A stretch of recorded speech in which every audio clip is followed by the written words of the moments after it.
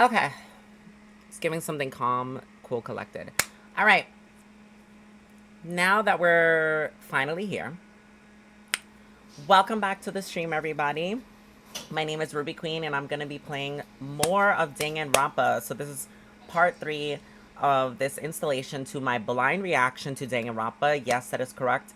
I literally have never played this game. I know nothing about the series. All I know is it's like a murder mystery-esque type like thing, and I've been enjoying it so far. So if you're interested in just watching a blind reaction, welcome. Make sure that you like and subscribe if you guys are watching from YouTube. And that being said, let's get into it. I'm super excited. The last session was crazy. Like, I did just chapter 1 so far, and they killed Sayaka. I forgot the name of the girl. Something with an F, but she's like the fashionista kind of girl. And then we found out that the murderer was this dude. Okay, this dude, baseball dude. Forgot his name too, but he's dead now. Danganropa. Why we always got Hifumi on the front cover? He's so ill. Okay.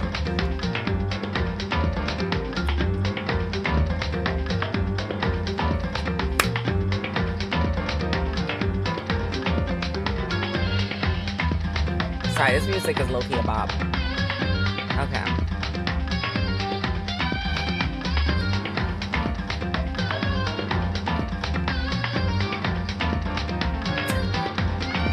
Okay, let's see. Hi, Millie Mill. Welcome back to the stream. Hello, hello, hello. We're continuing. This is our 3rd installation of the Danganropa series. Welcome. That reminds me, today I'm definitely going to be posting on YouTube part 2, so if you guys are interested in watching my blind reaction to everything, go ahead and watch it. Alright, and of course my trusty pink controller. I will one day find the cat pads that go on this, but it's alright. Yeah.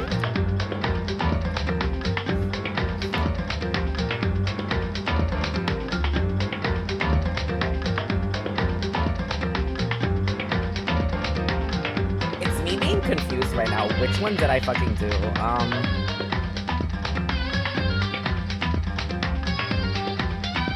I think this is the longer one. 20 hours, 18 minutes and 35 seconds.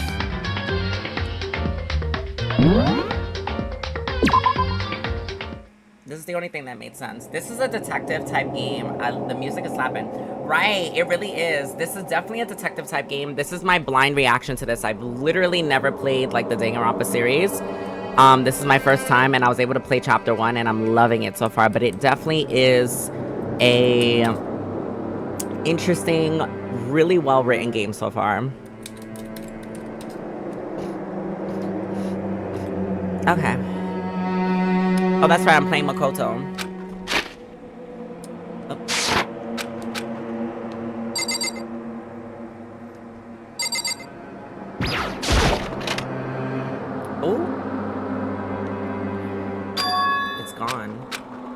She really is gone. That's crazy. Imagine like this girl that you're kind of digging on a little bit gets murdered in your fucking room. She tries to pin the shit on you, and now she's dead. The dude that killed her is dead, and they just cleaned up your room where she was murdered like nothing, and it's just like, okay, that's kind of traumatizing, okay. It's almost like there was never anything there to begin with. Every last sign of Sayaka's existence has disappeared without a trace. It's just like he said. After the class trial, before we took the elevator back up, Monokuma told us, oh, I almost forgot, since the class trial is over, I'll go ahead and dispose of all the corpses. What are you gonna do? It's okay, no need to thank me. Just seeing your delighted, smiling faces is thanks enough for me. After all, nobody wants to look at a rotting corpse every day. That can't be good for your health. He is so annoying and adorable at the same time. Like, I can't help but like Monokuma, to be honest. I didn't even have time to mourn Sayaka and Junko's deaths. That's her name, Junko. I liked her character. I think that she got done dirty. I'm sure that's exactly why he did it. It's a bad joke, a sickening dream, but I have to accept the reality of it all. I headed back to the dining hall to meet up with the others. Sorry, I'm late. So, Are you okay, Makoto? Listen to me! Oh, you sure took your sweet time. I was about to go get you and drag you back here. Sorry. It is wild, Millie. What happened? Was your room fixed up like he said? I imagine it'll be pretty hard to sleep with a rotting corpse in your bathroom. Bro, read the room. Like, honestly. Hey, come on. Yeah, that's fucked up, man. Why would you say something like that? My room was spotless. There wasn't anything in it. Like, the whole thing never happened. I see. It must be tough staying there, knowing what happened. Why don't you stay in Sayaka's room? Well, staying there with her scent still hanging in the air, that would hurt just as much. Plus, I've decided that I can't turn away from her death. Makoto. Hey, cheer up. Getting depressed isn't gonna help anything. Listen, ma'am, we already know this is a low-key sexist game. So, like, as you can see, females getting close to this main character is not a give. So, ma'am, you need to back the fuck up. Because they'll probably kill you next by default. I'm just saying, I'm giving you, like, a heads up. I like you, Hina. Like, I do. I feel for you. But read the room. If we all work together, I'm sure we'll find a way out of here. you got it! So everyone just try and cheer up and get back on track. Is that honestly supposed to make us feel better? We were already working together and yet someone was still murdered. Anyone could betray us at this point. Now that it's happened once, it's a question of when, not if, the next one takes place. Honestly, he's not wrong, but he's still an asshole. Yeah, because Sayaka made the first move. Well... But if we work together against the mastermind, nobody will have any reason to do something like that. Stop talking. Keep telling yourself that. I'll be over here in the real world. Working together, fighting a common enemy, like it or not, it's not that simple. What do you mean? Are you okay with The this? mastermind seems to be much more powerful than we expected. They took over Hope's Peak, which was supposed to be well defended, then modified it to fit their desire. They created Monokuma, which seems to be incredibly advanced, and they're providing it for our every need. And the cherry on top is the execution we witnessed. Honestly. Everything has been planned down to the last excruciating detail. This is not the work of your everyday psychopath. Defying them would be maybe too great a risk. So then. Yeah, she's not wrong. Then what are we supposed to do? Live there the rest of your life? The fuck are you talking about? Anyone who truly does want to escape will just have to follow the rules. In which case, the only option is to deceive those around you and win the game. I mean, but he also gave you the option. He said you could all opt out and live here the rest of your lives, and you'll live. Considering that he's a man of his word, I would just stay there the rest of my life. Fuck that. No. What? I can't take it. I don't want to live if it means killing someone else. Wait, I don't want to live if it means killing someone else to do it. I don't want to kill anyone else. Huh? Anyone else? What do you mean? It's because... Leon died because we all voted for him, right? It's no different from us killing him ourselves. But So, If we hadn't voted for him, then we all would have died instead, right? That isn't what you wanted, is it? She's not wrong, but I get it. So it would seem. She's right. If you heap that kind of blame on yourself, you'll turn into a full-fledged masochist. Chihiro, listen. You're not to blame, not you, not Leon, and not Sayaka. The mastermind is responsible for everything that's happened. We had no choice but to vote. I can't imagine what would have happened to us if we refused. And in the end, it was Monokuma who ultimately killed Leon. So don't waste your anger on him, on yourself. Instead, direct it at the mastermind. Ooh.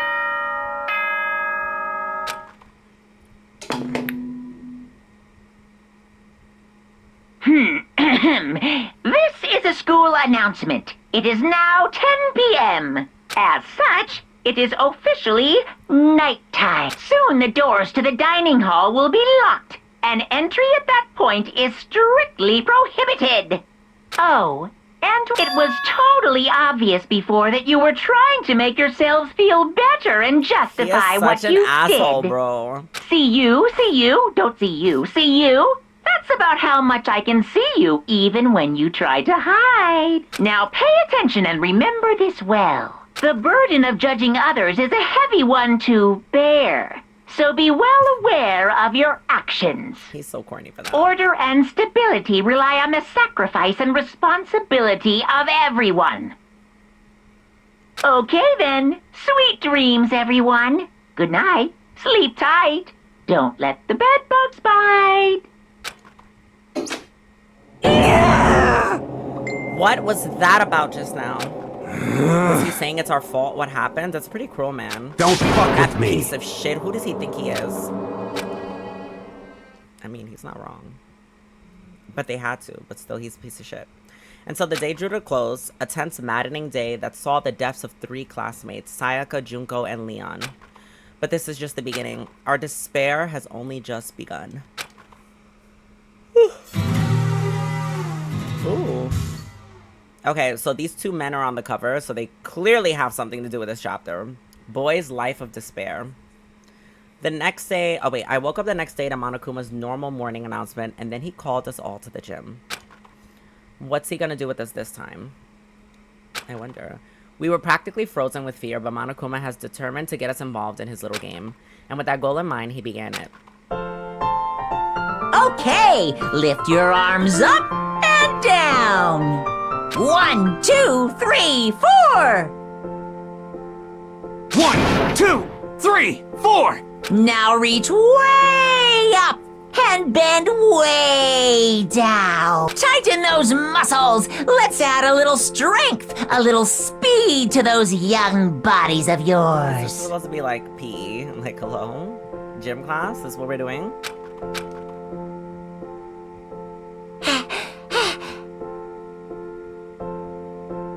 Doesn't it feel great? I was waiting for the voice. Doesn't it feel just great being stuck inside like this? You gotta make sure to stay healthy. You're the one keeping us stuck inside. Don't sweat the small stuff. That's my motto. Whoa, I sounded pretty cool just now, don't you think? Did you fall in love with me and am I just to die for? Am I just to die in writhing agony for? So why did... Oh, this is the first time I've seen her angry like that.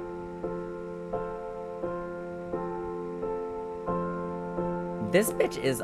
she's a menace. Like, she really could just beat the shit out of the whole cast. So why did you call us here? It certainly wasn't just to make us exercise. Just to make you exercise? Just to make you exercise. Hey! If exercise makes you laugh, exercise will make you cry. Now, if you keep doing these exercises, you will uncover the secret of the Assassin's Fist. Passed down from generation to generation in the Empire of Darkness, the power can be yours. That sounds like some kind of junk a middle schooler would come up with. It doesn't matter, just get to the point. Did you really call us down here just to exercise? Hey! Of course not. You think I'd have that kind of free time on my hands? Okay, so then, I'd like to make an announcement. Every time you overcome a class trial here at Hope's Peak, a whole new world will open up to you. What the heck? A whole new world. You guys! It'd really suck if you had to live here forever with nothing new to stimulate you. Besides, I know how you kids get these days with your ADD and ADHD. Fuck. I gotta keep you motivated. Very nice. So go ahead, look all around all you want. Enjoy the brave new post-trial world till you explode. I love how they never explain where he goes. Like, he just vanishes in thin air. He just runs out of the room. Like, can I get a picture of just where he goes? Because they just say he left. With that, Monokuma disappeared, leaving us even more confused than when he'd shown up. But a new world? Could it be? Is he talking about? Is he talking about a way to get outside? I wonder about that. That seems unlikely. Piece of shit! Well, we don't know till we look. Hey, Whatever he meant, it seems we have to search the school one more time. You hear me? Okay, then let's split up and start investigating. When you're done, everyone meet back up in the dining hall and we'll share what we found. You're basically a one-trick pony, you know that? Got it! More like a staple food source. Now let's get moving. Bro, he is so committed. Kiyotaka is low-key rubbing off on me. Like, I find him annoying as shit, but like, I admire his determination and his like willingness to stick to who he is. He's like, I don't give a fuck, okay? That's who I am. Stay mad. Seeing his words at their signal, everyone scattered and left the gym. Oh, that's it? Damn. It's giving they probably just opened up the second floor, if we're being honest. Like, what other new world are they gonna open up for me? Oh! Yasuhiro, you're a little too close. What the heck? Hey, Makoto, did you see what's inside the display case? Bad, this is super bad, man. What are you talking about? I didn't notice anything all that weird in there. Sure, to the untrained eye, it's nothing, but this is awful. A bad, awful, terrible trap. What do you mean, Delulu, Eddie? We're serious. That stuff you see lined up there, any god could come by and use it to send a message. I'm Delulu for liking him. That's crazy coming from a Toka lover, I'm just saying. But we'll leave it there. I've been struck with knowledge. It's an ill omen of total devastation and ruin. Let me out of here! What the fuck is he talking about? I have no idea what he's talking about, so maybe I'll just leave him alone. Bro, what's in this fucking display case? It's just the same shit from before. He's a weirdo. But he was on the cover of this chapter, you guys, so I'm kind of concerned.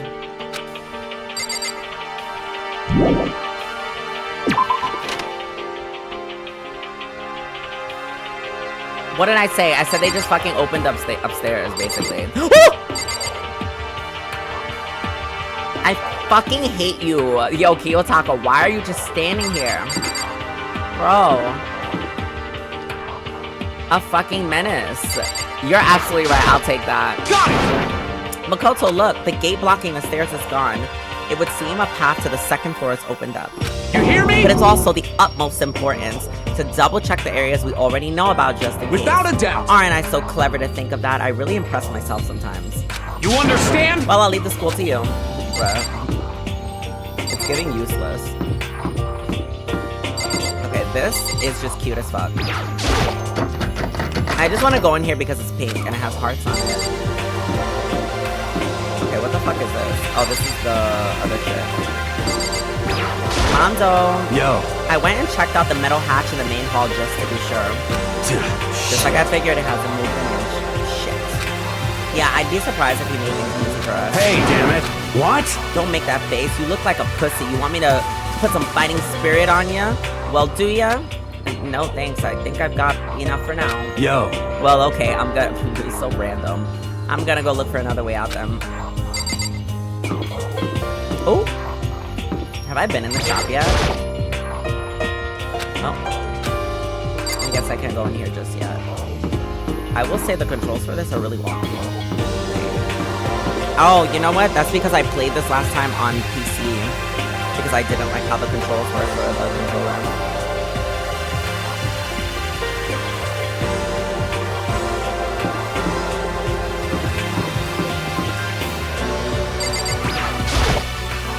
Alright, so we're gonna just open up all the classrooms. Let me open up the chat on my phone so I can see what you guys tell me.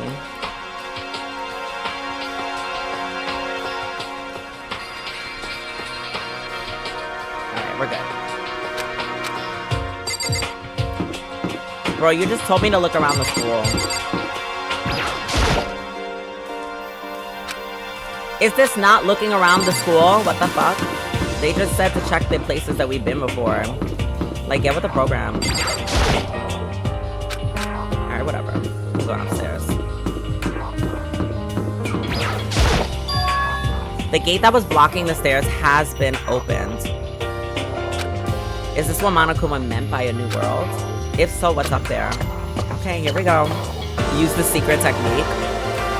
This is the second floor of the school. It looks like a replica of the first floor, just blue. Maybe there's some kind of clue here? Yeah, I'm sure, but there's gotta be something here. Oh, there's a pool. Okay, poolside.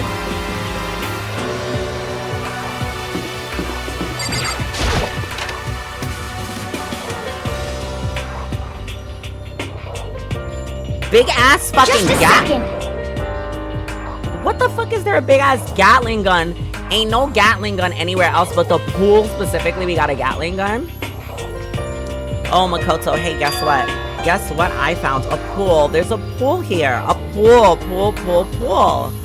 It's giving someone's getting drowned. You don't have to keep repeating it. Okay. And there's a ton of exercise equipment in the locker room. Sakura's gonna go nuts when she finds out.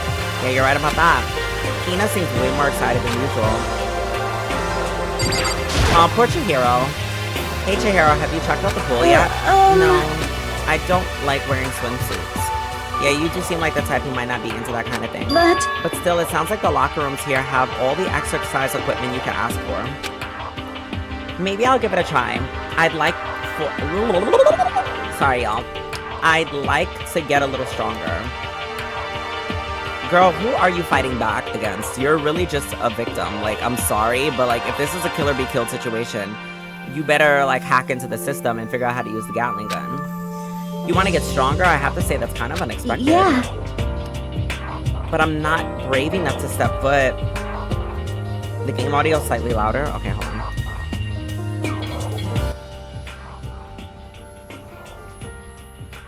Okay, how about now? How does that sound?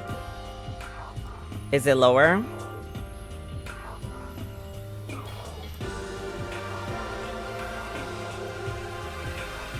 A little too far low? Okay, let's pick it up a little more. Okay, what is it giving now?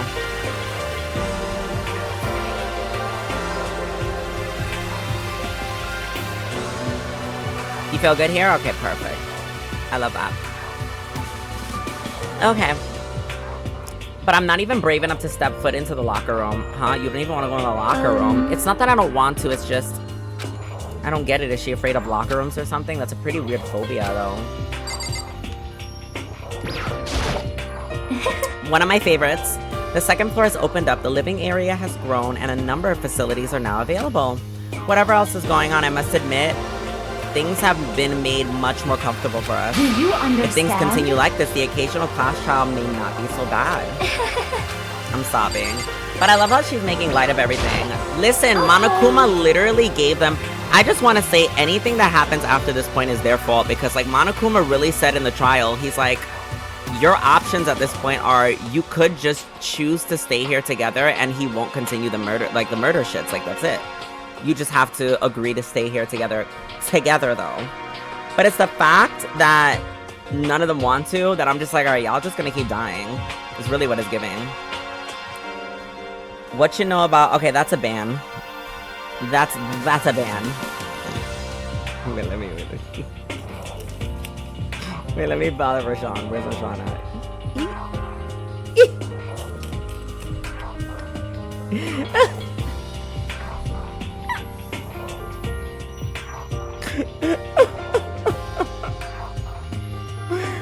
Rashawn! Okay, let me untime him. Okay, I untimed you, Rashawn.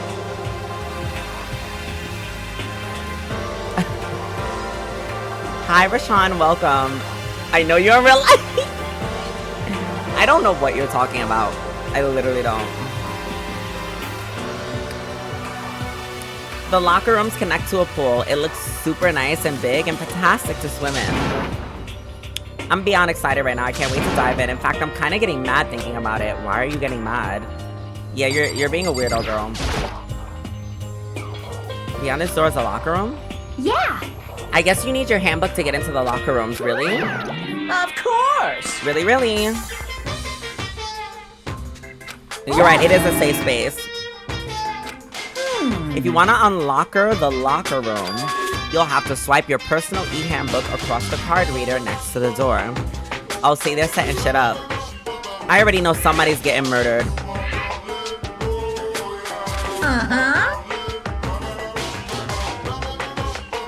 To ensure maximum security with each locker room, only a boys' handbook can open the boys' locker room, and the same goes for the girls.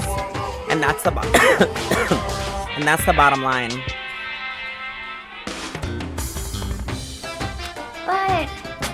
But what if someone opens the door and then someone else sneaks in? Anyone who commits such indecency will be punished without mercy for their scandalous sexual depravity. See, there's a Gatling gun mounted on the ceiling, right? And it'll be duka. He's so stupid. Just a second. Shut the fuck up, Rashawn.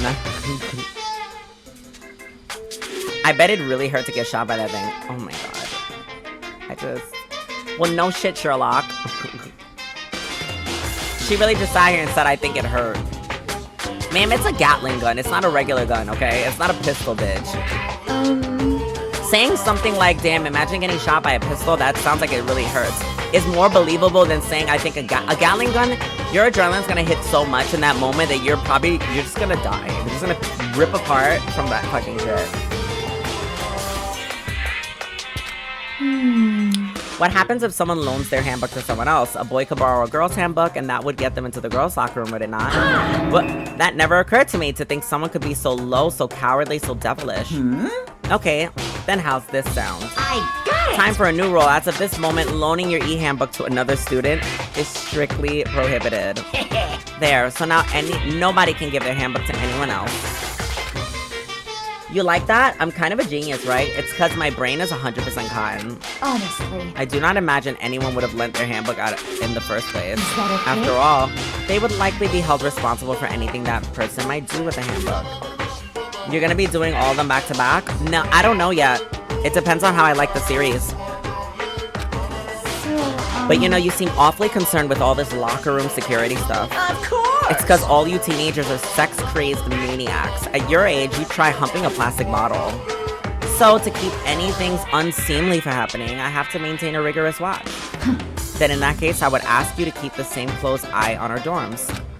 If some man or some woman decided to share a room, there would be nothing to stop them. All I care about is protecting the holy image of the school itself. Yes. I don't care what happens in your private dorms, by force or by cutting, do whatever you want.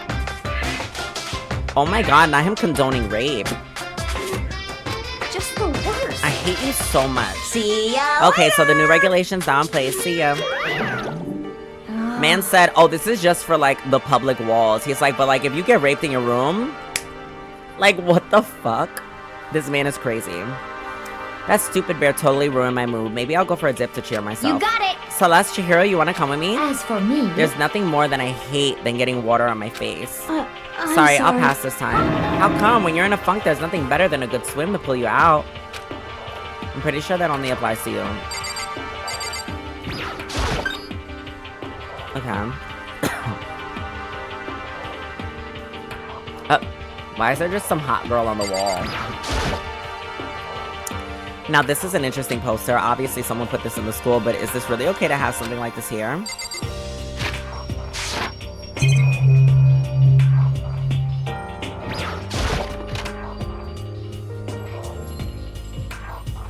Okay.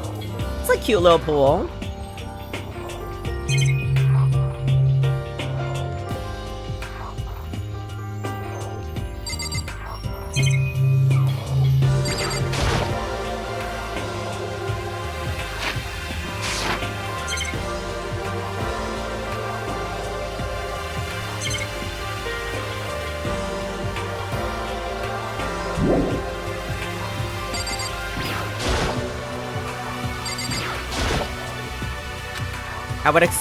I would expect to see that at any normal pool.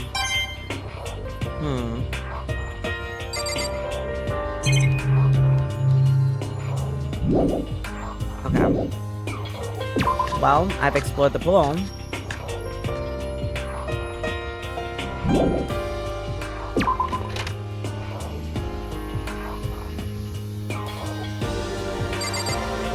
Alright, let's get the fuck out of here.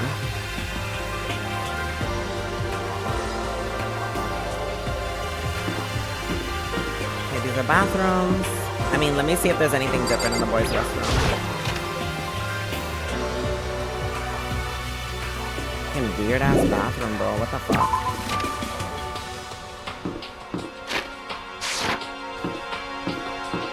Okay. So the third floor is locked.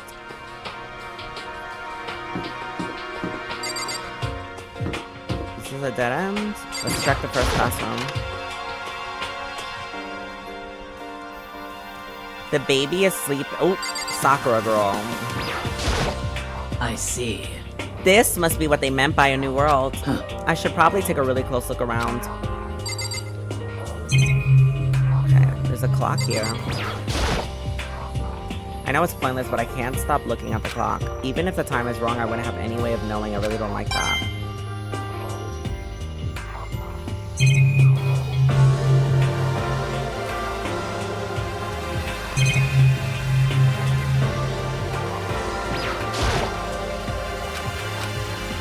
I just realized there's no like actual classes in classrooms. Like when was we have not been in a classroom this whole time, and this is supposed to be a school. Okay. This area is pink.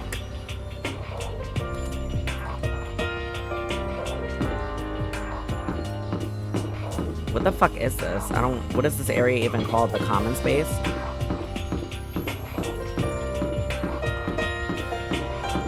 So there's a library here, and then something else down the hallway.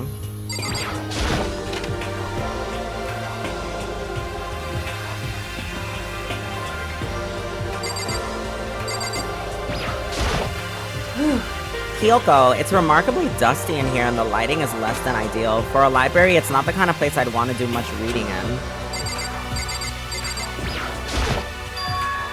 The shelf is covered in dust, but on the shelf is a letter. What's this? Hope's Peak Academy. Indeed. It was buried under a thick layer of dust. It must have been sitting here for a while. Shall we see what's inside? But we shouldn't read other people's mail without their permission. Girl. Is that right? What we shouldn't do is leave this here without finding out what's inside. He tried it. Makoto, after all the shit you've been through already, you know better than to say something like that. I unfolded and read what was written there. From the Hope's Peak Academy Executive Office.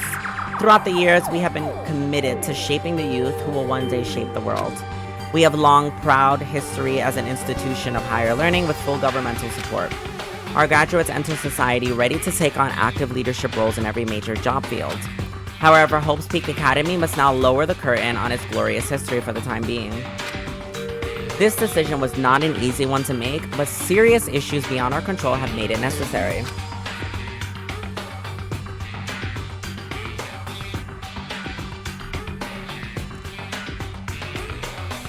This is reminding me of something. In the last chapter, Monokuma let something slip that stirred my thinking.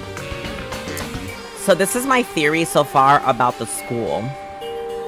I think, based on because he slipped up in the last chapter, I think my theory is these kids are brought here by whoever's in charge on this government end, and that this school is set up like this, and that like there's like rich people in like some like ring essentially that are kind of like betting on these kids and like watching what's unfolding on the cameras like it's a TV show basically, like some sort of Hunger Games-esque type shit, and like these rich people are just like watching them. Because I think it was Kyoko or someone else had pointed it out. They were like, what do you mean we were waiting for this, or we needed something this to happen? And he's like, don't worry about that. Anyway, let's enjoy the show, everyone. And then they were just all confused, like what the fuck? So I feel like they're definitely all being watched by people right now, like the kids that are in the school. And like this is some sick like Hunger Games type shit. That's my theory. But make no mistake, this is not the end for Hope's Peak Academy. We intend to reopen our doors as soon as the issues forcing our closure have been resolved. That being said, this is the end for now, and I would like to personally and sincerely thank everyone for your help and support over the years. For now, we are awaiting official governmental authorization to formally cease operations. What does this mean? The contents of this letter are quite interesting indeed. It would seem Hope's Peak Academy had stopped functioning as a school, which means they were fucking set up, like I had mentioned. Oh, that is a big-ass spider. Hold up.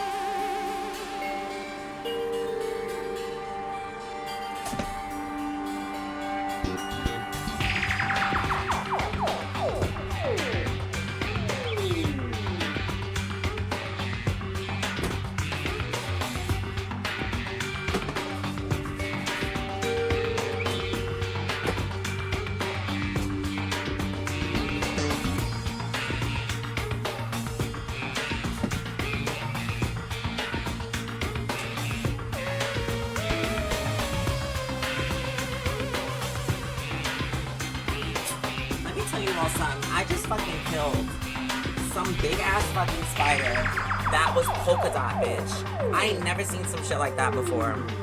That fucking spider was like this big, and it had white spots all over its fucking body, bitch. That shit, imagine if I just kept playing this game and I didn't kill that. Oh. You said move immediately? Like, girl. I need to start putting some coverings in my room from that backyard because that backyard is vicious.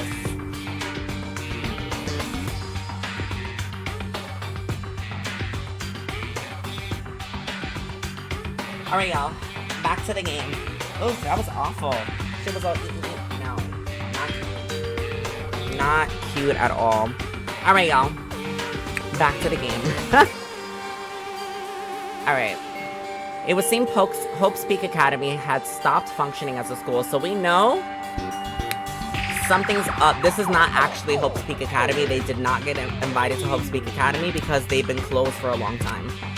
And judging by the amount of dust the letter had collected, it doesn't seem to have happened recently. If I had to guess, I'd say this letter could be at least a year old. So you're saying Hope's Peak closed down at least a year ago? Most likely. The mastermind took over the abandoned school in order to put this little performance. But that would mean it closed when I got here just a few days ago. But I didn't get that sense at all. Plus, if the school had shut down, don't you think it'd be all over the newspapers and stuff? I mean, you're saying it could have happened over a year ago. But before I got here, I looked stuff up online about the school and never saw anything about this. So, in other words... That must have all been a part of the mastermind's plan. They lured us all in here. Someone who could create a place to judge and execute people could potentially be capable of anything. Of course, that's assuming that this letter is real. However, if it is real, that does solve one mystery surrounding the school. The reason that there are no other students here could be because the school has already closed down. That would be a simple solution. It's true. But then, what about the other part? The decision was not an easy one to make, but serious issues beyond our control have made it necessary. But make no mistake, this is not the end for Hope's Peak Academy. We intend to reopen our doors as soon as the issues forcing our closure have been resolved. What do they mean by serious issues? That's apparently why the school had to close. Is there any connection between that and what's happening to us now? no. If the two events are in fact connected, uncovering the connection would be a useful clue on top of figuring out the mastermind's motive. Although I can't say any more until we find out more details. So in other words, only masterminds know the truth right now. If we can figure out why they would want to imprison us all here, will that be enough to get us out of here? Or, interesting. Oh shit, there's so much to look at. It looks like a laptop. The laptop is pretty old and it's all covered in dust. So, It's broken. I tried pressing the power button earlier, but nothing happened. It's broken, huh? Too bad. I was hoping I could use it to go online and see what's going on in the outside world. If it's broken, there's nothing I can really do about it. Anyway, I have a pretty good idea what's on the second floor, but I didn't see anything that might lead to an exit or anything. All I can do is hope someone else found something worthwhile. Okay, I'd better head back to the dining hall. That's one thing I do not like. I don't like... Listen to me! that I get forced out of locations constantly. Like, I didn't even get a chance to talk to everybody because I thought talking to people is how you, like, progress the story. I just looked at the laptop and they're like, okay, seen it all, fuck the story, fuck investing in characters. Like, come on, bro, stop forcing me. Okay, ladies and gentlemen, how did it go? Did anyone discover anything new? Yes, indeed. There's a library. Okay. And a pool, a freaking pool, and locker rooms filled with exercise equipment.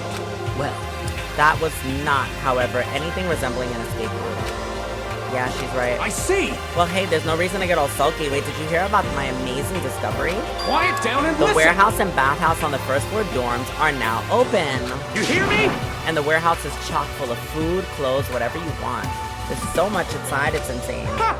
So go ahead and stuff yourself to your gills whenever you feel like. are you okay with Keep this? in mind, of course, that going out at nighttime is still prohibited. Please do not forget. Yo, Okay, what about a fucking way out of here? You find anything like that at all? Well, What? there wasn't anything in the warehouse we What? could use to get our asses out of here. Nothing? Unfortunately, no. Not that I saw. Hey, come on. You fucking people. What? Who gives a shit if we got a goddamn pool now, or a warehouse, or whatever the fuck? Stop We're fucking still around. trapped in this piece of shit school. We need to find a way out now. Now, there's no point in taking your anger out on us. Adaptation is the key, yes? For now, we must each find a way to enjoy our current situation. You piece of... Whatever you say, you fucking loon. For now, let's continue our investigation and let everyone know if you should discover something. So then, So, are we done for today? Yeah. Well, yeah, I guess so. The air suddenly seemed to grow heavy again. Was this the mastermind's plan to give us hope just to turn around and betray the hope? Damn. I kind of feel bad because you can't even grow to enjoy something because of this bullshit. I would just stay locked in my room. Like, if the tunnel theory is not a thing, I'm safe. Like, I'm not letting anybody into my fucking room. Once it hits 10 o'clock and it's soundproof, I'm not gonna hear you screaming anyway. Bye, good night. I'm going the fuck to sleep. Like, we're done here.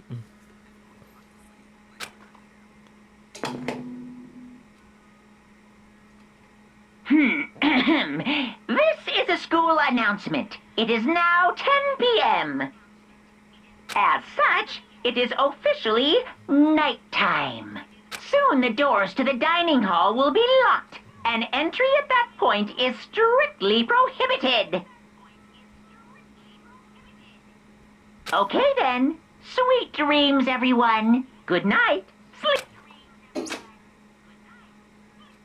We all promised not to leave our rooms during nighttime. There's not much else to do. I guess I'll just go to bed.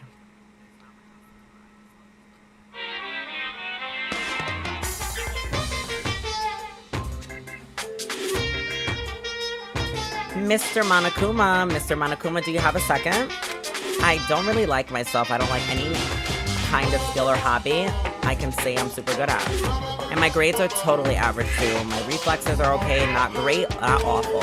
I could get into a decent college where I'd make a few friends, maybe even find a normal girlfriend. Which is exactly why I don't like who I am. I understand that now. My life is just one giant copy-paste. I don't have any imagination. I'm perfectly average cardboard cutout. You see what I mean, right, Mr. Monokuma? Ooh.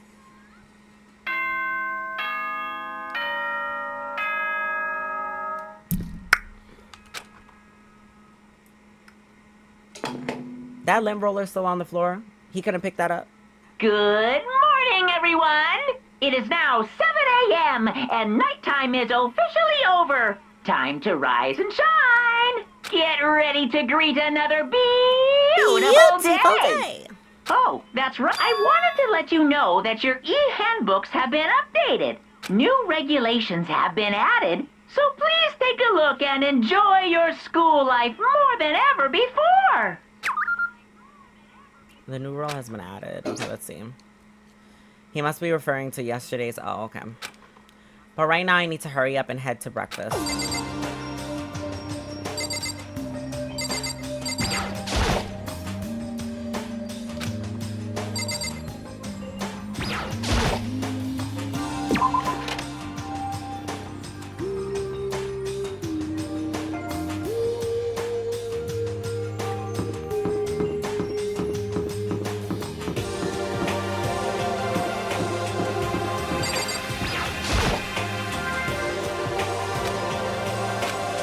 See if I can explore a little bit. You know what this game is giving? It's giving very linear. It's not very open world-esque. Like, it's open world within limits or in situations. Morning, Makoto. Good morning. Is everyone here already? Yo, yo, Nope. yo! Still waiting on Byakuya and Taka. Byakuya, no surprise, but a strange Taka's not here yet. Knowing Taka, imagine he is trying to get the king of tardiness up and out of bed. I'm sure they'll be here soon enough, just be patient. let's see. I don't mind waiting for them, but there is one problem, which is I'm thirsty. Hey, come How the on! hell is that a problem? Hifumi, would you make me some tea? Milk tea, if you please. Well, Why me? Let's see. Your roundish figure reminds me of the owner of a coffee shop I used to frequent. That's your reason? This is I fine. can feel my throat drying out. Quickly, please. Oh. Okay. Apparently unable to refuse Celeste's order, Hifumi, of course he's a simp. Hifumi skulked his way into the kitchen. A few minutes later, thank you for waiting. Hifumi reappeared with a tray in hand, the gentle aroma growing stronger as he approached. Finally, you could have made some for the rest of us, you know. There's no way to think about this in a empathetically common decline. You are sense kind not of my way. type at all. Damn. Really, I never thought of it that way. It's such a big open school prison with no roadblocks. The reason why I say that is because every time so far I've had an opportunity to walk in the hallway, I literally can't go into, like, anything. Like, I can't walk into any room. I can't check anything. They were just like, nope. Because Makoto is like, we need to do this right now. We need to do this. So it's very, like, linear in the sense of, like, you can explore within the limits of what they want you to explore right then and there. And it's gonna be very, like, this is the focal point of what's happening. So, like, just now, they gave me the option of walking to the kitchen area. But earlier, they just TP'd me there. They just said, okay, we walked over there. So my thing is if I just have to go directly here, why not just do what you did earlier and just say that Makoto went to the kitchen versus giving me the option to walk in the hallways when knowing I'd want to explore, but you're not letting me go into any areas, basically. That's why I'm kind of like, okay. I guess that's what I meant by that. I empathetically decline. You're not my type at all. It's all about the law of causality, basic instinct, act, and react. Well then, if you don't mind, a small smile played across her lips as she held the teacup delicately in her hand. They really better not kill her second. Like, all I'm asking is, if you're gonna kill her, like, she needs to be later in the series for me because I love her character. Like, if I don't see her, what is my drawing point at this point in this game? Like, you already took Sayaka and the fashion bitch. Oh, Like, I have to find new favorites. Wait, she cocked her head to the side and threw the cup as hard as she could at the wall. what? What the? Hey, what are you doing, my little white rabbit?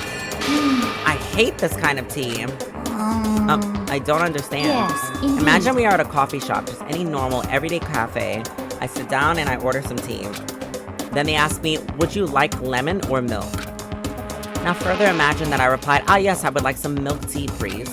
In this case, along with my tea, they may bring me a small container of milk, yes? But this is not for me. I am among those who prefer the milk to be a part of the process from the outset. The fragrance is just so overwhelmingly sweet that way.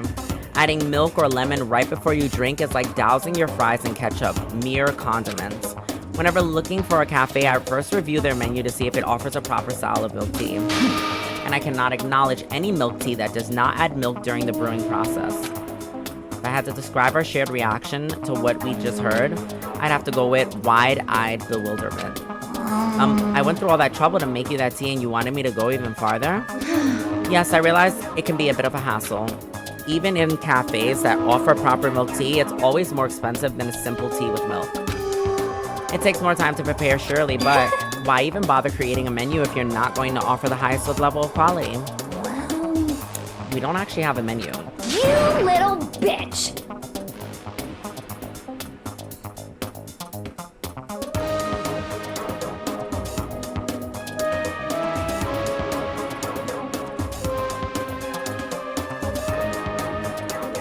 I was not expecting that.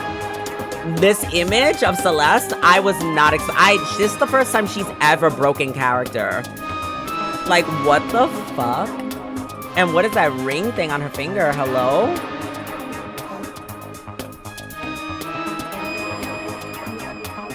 I'm honestly gagged right now. Like, I was not expecting that. I still love her, though. That does not matter. Hurry up and bring me what I asked for, swine. Like, what the fuck? Say what? Okay, your little Higgy will bring it out right now. You're such a fucking simp, bro. I do love coercion. Huh? You were like a totally different person just now. Yeah, shit, you really went psycho there. I knew there was more to her when I first met her. I'd hate to have her as an enemy. Seriously, man, she's one scary chick. The dining hall doors flew open and one of the late arrivals came storming in. But, bad news, everyone. There's a mystery afoot. Huh? What happened? It would seem Byakuya refuses to leave his room. I stood there pressing his doorbell over and over, but he never showed himself. Maybe he just wasn't there. I think I'd like to maybe- think so, but I'm worried something might have happened to him. Ooh! Is that why he was on the cover of Chapter 2? They getting crazy in this shit. These motherfuckers took his ass out. What he meant by that, he didn't have to say anything else. Everyone understood exactly what he might have meant. It might be a good idea if we all split up and go look for him. Listen to me! I was just about to suggest the same thing. What's your Stop trying problem? to one-up everyone. Um. Okay, I'll go check his room one more time. I'm gonna just keep hammering that button until I get a response. Well, Very well, then the rest of us can go check the rest of the building. Yeah, before it's too late, you know. Anyway, we just have to do our best to find Byakuya. So where might Byakuya have gone? Maybe he went to check out the second floor school again? Okay, so it's giving that I have to go check out the second floor. But baby girl is here. Celeste, aren't you gonna help look for Byakuya? I have not had my tea yet. Ooh. As for me, Until my thirst is satisfied, I have no urge to do anything. If you're in a hurry, feel free to motivate Hifumi to work faster. Okay, but aren't you being kind of selfish? I mean, but we love that about her, low-key.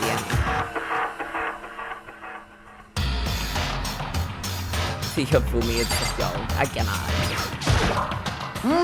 Mr. Negi, what's going on? Well, nobody has seen Byakuya this morning, so we've all decided to go looking for him. What? That's not good at all. However- this little piggy needs to. I have a holy edict to deliver proper milk tea to my master.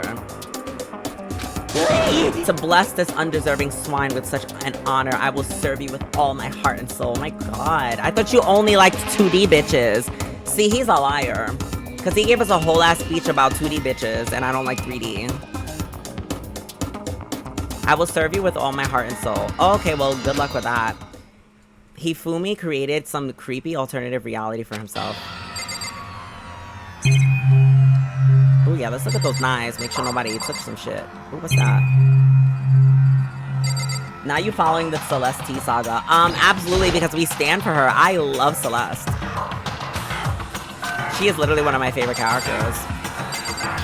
And I want to make sure that she gets her tea and that he doesn't try to poison her, because then we're literally going to execute him on the spot.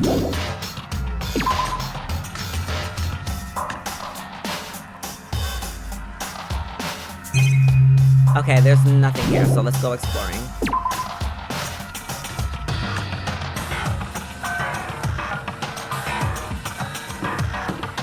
What is... Oh, that's to the academy.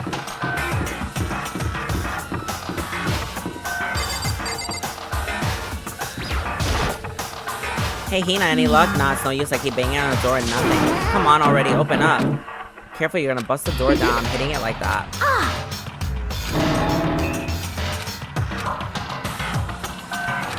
I might have been knocking long enough. I think I can say for sure he's not here. I think you're right. I'm gonna go look around for him.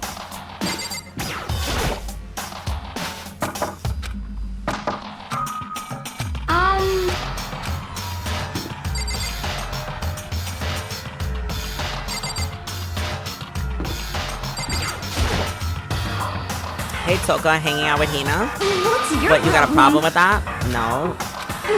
Something might have happened. Being alone right now, it might not be safe.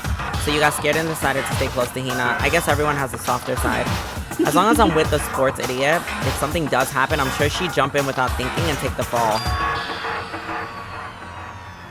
Wow, Toka really is not fucking shit. Scum of the fucking earth. And yet at the same time, on the devil's advocate side, she is so smart. What, were you eavesdropping? Awful, you're just awful. Get lost, you stray cat. Oh my god, if they murder her, I hope that it's like ruthless. Sorry. Sorry, not sorry.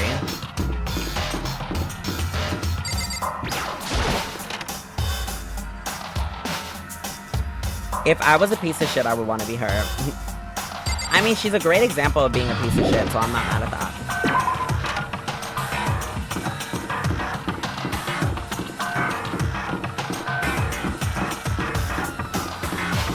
Let's check the bathhouse. I want to see. Oh, this is cute.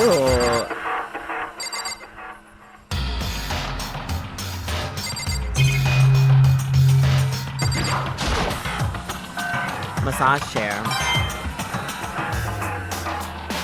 Alright, Mondo, what's going on? Yo. How's it going? You find him? No. Hey, come Shit. on. Man, where the hell'd he go? He's gotta have his head so stuck so far up his ass. Who knows what's going on with him? I figured maybe he was taking a bath or something. By the way. So what about you? You a morning bath kind of guy? Hell yeah. After spending all night riding your hog wind in your face, there's nothing better than a morning dip. The hot water loosens you up and the heat of your soul gets to your heart and body pumping. Sure thing, I'll have to take your word for it, all that. What? You don't know what I'm talking about, you fucking nerd? Wow. Hell yeah. Guys gotta expose themselves to each other, you know? Come with me next time, you'll see. I'll think about it. But I mean, it's not like you've been riding your hog here in the school, right? I don't know if he wants the answer to that question. Ooh. Lockers. One of them is unlocked, but I don't see anything inside. Ooh. Okay. Somebody was here before.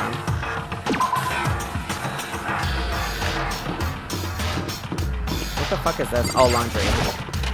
I didn't even notice this door. Okay. Now it's allowing me to explore a lot and I'm happy, so there you go. It's a bunch of magazines. One's called The Lovely Ladies of Earth. It's filled with what they refer to as world-class beauties. Not Junko on the cover.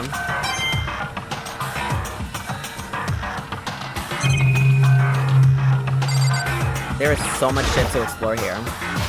That swimsuit is still hanging out to dry. I'm surprised Hifumi hasn't come by and stolen it or something. That's crazy.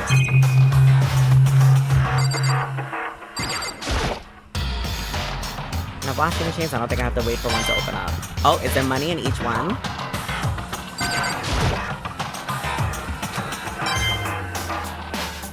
And that's gonna give me an extra, what, $5 more.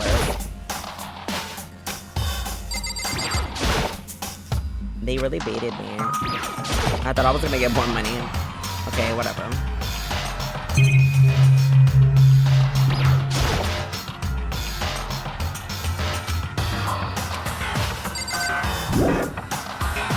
Okay. A little calm laundry mat. Alright, I'm pretty sure I explored everything, right?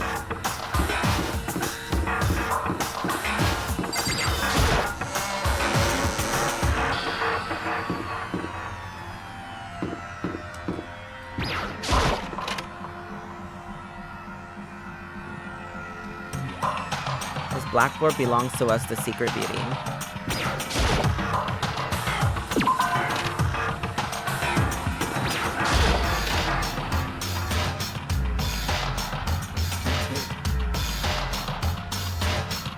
This is the room I woke up in because the piece of paper was still in there.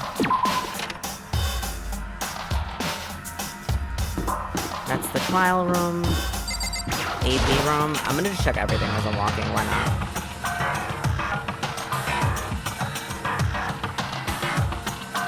I don't know what's in here. I still haven't gone to the store, so let's check it out. See what the fuck we got going on. Who runs the fucking shop?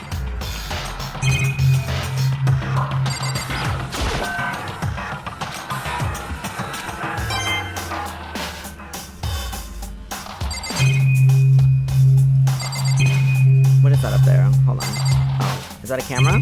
Okay.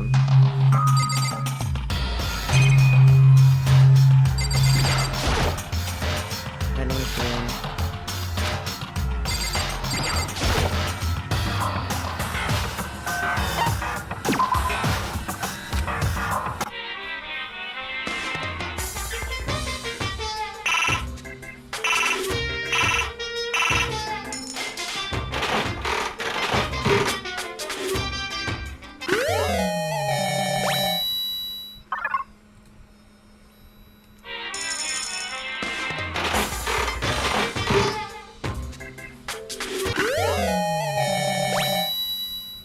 These items look so disgusting.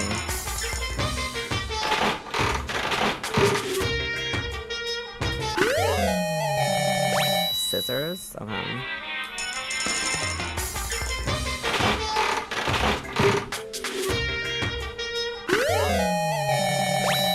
Not there just being a skull in here.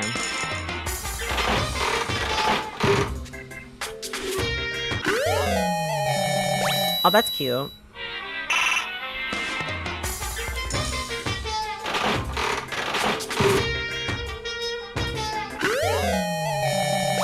I have a 5% chance of repeating the same item, and I get that.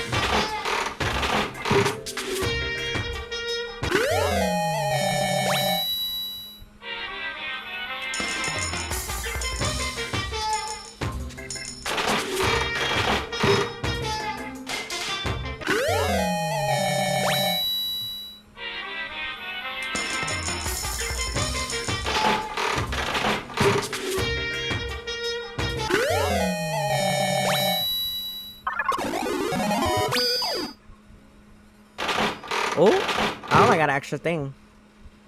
Alright, I got enough stuff.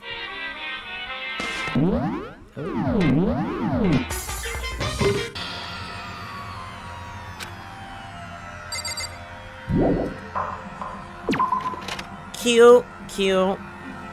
I guess that's the only purpose of that place is like to buy things for like gifts to give people.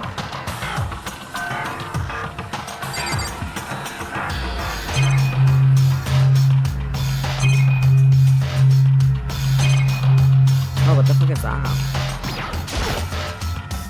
Mailbox. Okay.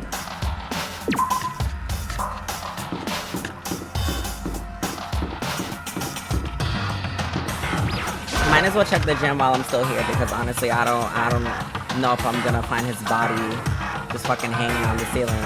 Then again, I highly doubt they kill people twice in the same room. Not in this big ass school with their budget. Oh, no one's here. That's actually kind of surprising. I think there was 15 people that we started with and 3 are dead, so there's 12 students left in the school.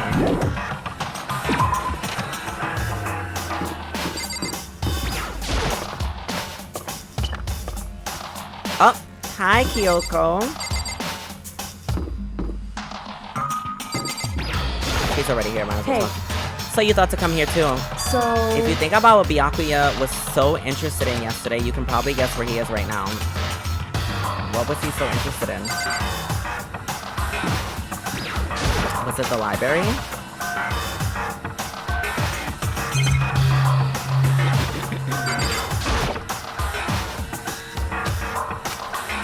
Okay, he's down in the bathroom. I would assume that he was interested in the pool or the library, I guess, because I don't know what the fuck else.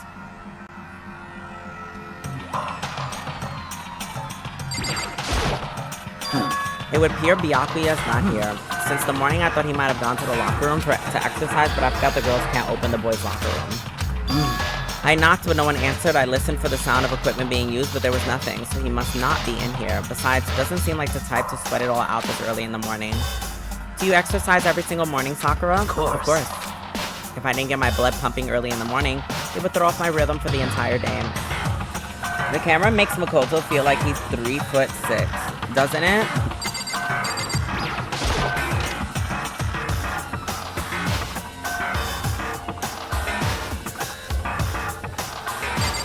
I just want to check the pool.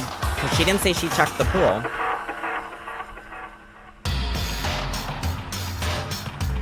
Okay, he's not here.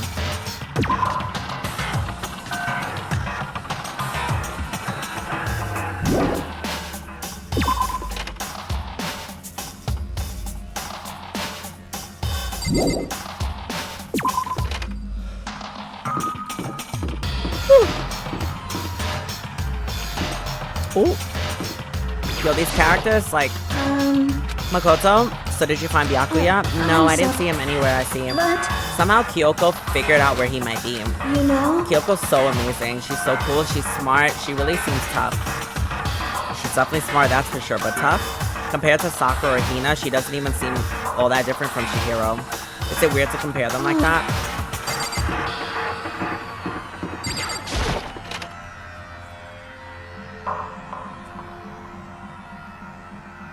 Okay, nothing. Also, I'm not gonna lie, like, the children's, like, pictures and shit on the fucking thing is alarming as well. Before I go to the library, I just want to take a little sneak peek. Let's look at the last classroom here. What is it giving? Reality is not everything. Oh, he made an actual bear, but it has Monokuma's shit on it. That's funny. It's giving. You know what, guys? I think I'd love a Monokuma plushie donation. That's what I would love. After I beat the game. It's my gift. When I opened the door to the library and looked inside...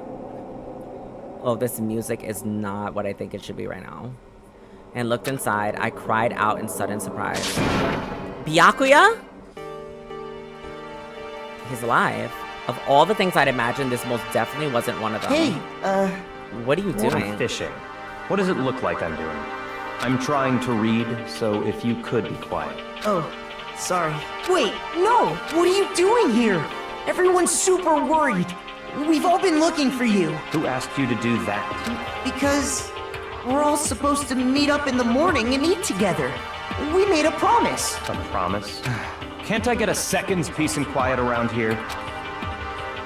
Snapped his book shut and suddenly stood up smooth and silent as a shadow. Meanwhile, the others must have heard me yell and started showing up one after the other. So this is where you've been hiding. The heck are you doing here, man? We were very concerned. You had no reason to be. I was just reading.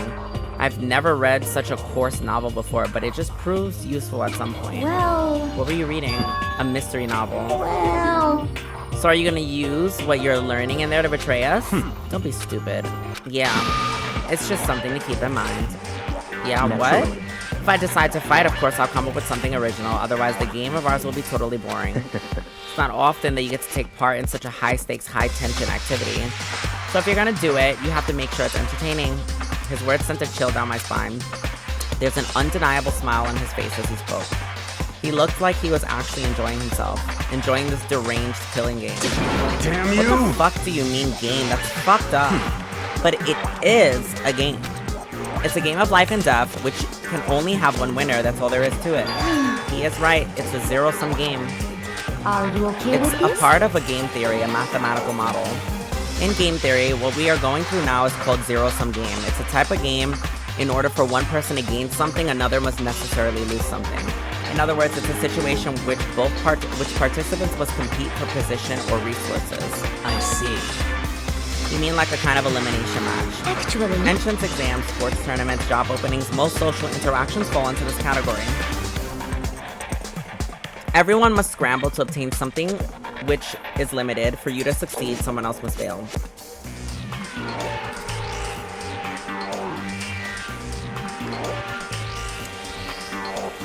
This also applies to the school life we have been subjected to here. In this that case, okay? our limited resource is that only one of us can successfully become the Blackened. So in other words, So this game was designed from the beginning to force one of us to try and defeat all others. That can't be what they had in mind. This is why adaptation is so crucial. If those who want to escape were to disappear, there would be no reason to continue playing the game. what? But why would I want to stop playing? It's so much fun. He smiled again as he spoke. His smile was filled with evil intent. It twisted his face into something not human. It sounds as if you do not acknowledge even the possibility that you might lose, am I right? Naturally. Of course. You do not speak like the others. Exactly what I would expect from a Togami heir apparent. It's just normal arrogance, isn't it? just a second. You talk like that, but what if you end up dead? Not possible. I won't. It simply isn't possible. You son of a Who the bitch! fuck do you think you are? You know, I still just can't believe it. What? Believe what? That an uneducated, brain-dead, useless piece of garbage like you has survived this long. Piece of shit! I'm gonna fucking kill you. Don't make me Like I repeat said, I won't die. He's saying that, but do not bother arguing with him. For him, the concept of losing simply doesn't exist. He is the ultimate affluent progeny. After all, a boy who was raised to succeed from day he was born. He considers victory his destiny and has lived his life accordingly. Tests and challenges are merely ways for him to stand victorious, even if it is life or death situations. Is that not so, Byakuya?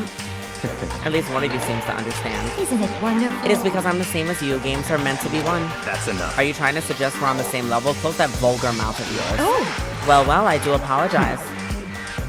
Anyway, let me say all of this to you. You all need to try harder. If an opponent isn't going to give their best, what fun is it for me? no. That's a terrible way to look at it. What? It's because... This isn't a game. Our lives are on the line, you know. To kill your own friends is... That's horrific. It's horrific. Friends? Who decided that? We're not friends. No, quite the opposite. We're in a competition. We're enemies. But... You know... What? Stop trying to force your contradictions on me and just accept what I'm telling you. Come on. Yes, if you have something to say, say it. Otherwise, keep your mouth closed. I'm Sorry. Stop fucking You around. shithead, you get off on bullying people that can't fight back? You want to try that on me? So if you're back to pretending to be friends, huh? And how long do you think that's gonna last? Piece of shit! Fuck you. What? Is that all you can say? It's unfortunate you'd waste your breath on such empty gibberish. You son of a That's bitch! it, you're fucking dead. Just a second. Hold on, just calm down. of I shit. am calm. How is this calm? Anyway, I don't have the intention of working with the rest of you any longer. To cooperate during an elimination game is, well, frankly, it's a waste of time and I hate wasting my time. Waste of Not time. possible. Engaging in a friendly group meals is out of the question. Someone could easily poison our food. And I'd rather not become part of the Last Supper just yet. Quit talking like you're a fucking movie or something. All I'm saying is, ultimately, you're all free to do whatever you want on your own. Goodbye. Without a second glance, Byakuya left. There wasn't anything we could keep him from going. His way of thinking was just beyond anything the rest of us could even comprehend. But Was he serious about all that? He was, without a doubt. don't fuck Well, with fuck me. him then. But what he Maybe. said, he might not necessarily be wrong. I mean, you can say for sure someone won't poison our food. Hey, come on, you too, Toko? Anyway... Well, it's not like anyone would even care if I was gone, right? Actually, I bet you all want me gone. You all think I'm disgusting. None of us think that. You just think you don't think that. I know some people like to play the victim, but this is just totally out there. You think I don't know, but I do. You want me gone. And I'm sure the rest of you want the same thing, don't you? Hey, Toko, wait.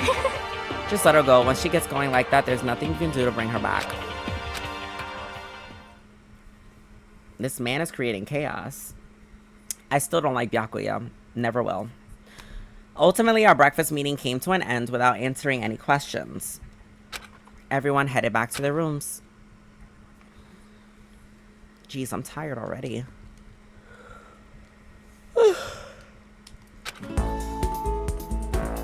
But I don't have time to take even one day off. I need to get myself going.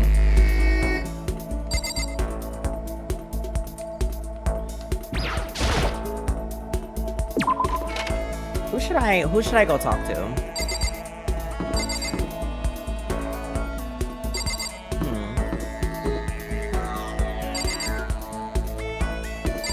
I'm sorry, I really don't care about Toko, guys. I do feel bad for Chihiro, but I also really like Sakura. And I also like Celeste. And, Hina. Leon's dead. Yasuhiro's okay. He's cool. Hifumi is never getting a conversation from me. It's just not gonna happen. I spoke to Sakura twice already.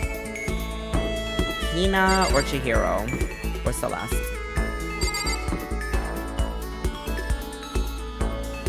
I'll do Celeste.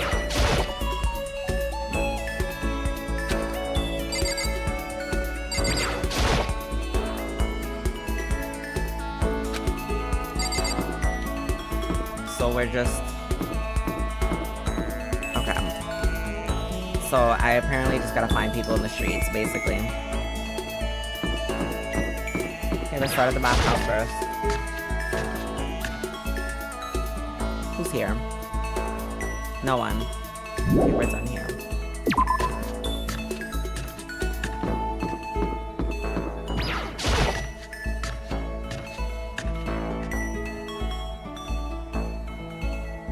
Oh, speak of Celeste. Did you need something? Well, if it isn't the D rank of Makoto, is there something the matter? Should I hang out with Celeste? Yes. This is fine. Well then, shall we have a bit of a conversation? But don't misunderstand, I have no affection for you on a personal level. Period, bitch. Let him know. I spent some time with Celeste. Celeste and I grew a little closer today. Would you like to give her a present? Sure.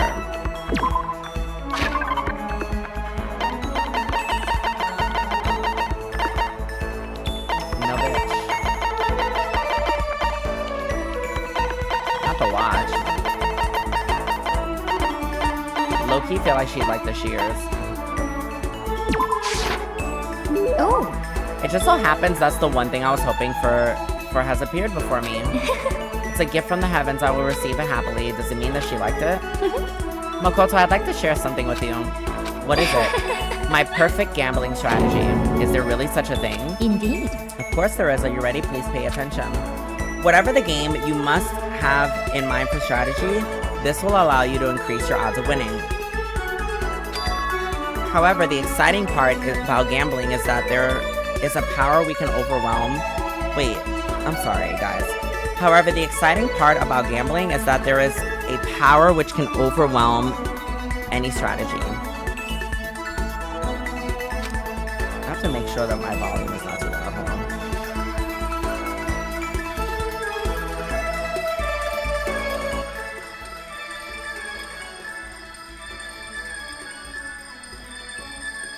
Okay, I had to lower it. Because that shit was doing too much just now. Indeed. That power is luck. Oh, she's just saying you're unlucky.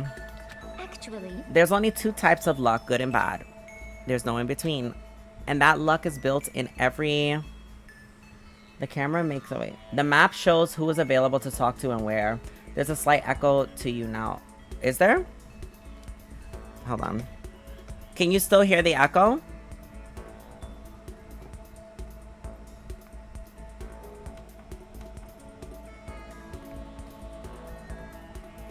I think it should have disappeared now.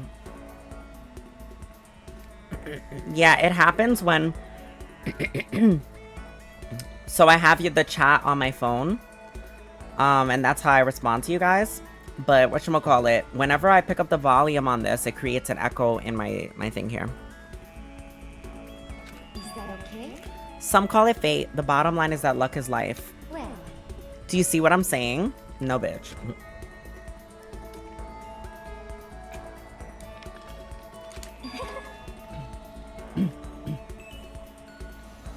You see, I was programmed to have good luck when it comes to gambling. This is why I've never lost. So that's all there is to it?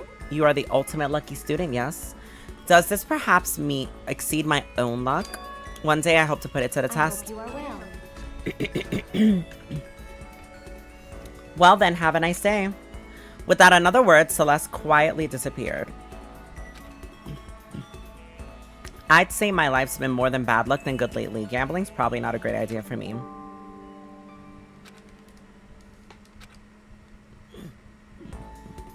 After parting ways with Celeste, I went back to my room.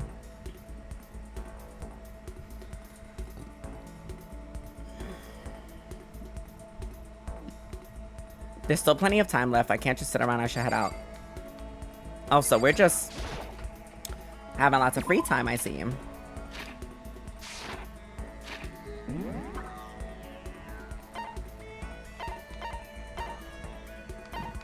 Kyoko, I forgot about her.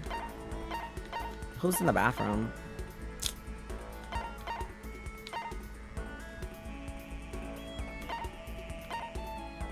Who do I want to talk to? Let's go talk to Kyoko. She's nice. I guess I should press the doorbell. What's the matter? Are you keeping an eye on me? Don't worry, I'm not gonna kill anyone. Should I talk to Kyoko? Yeah. It's true. I was just about to head to the dining hall to get something to drink. Did you want to come with me?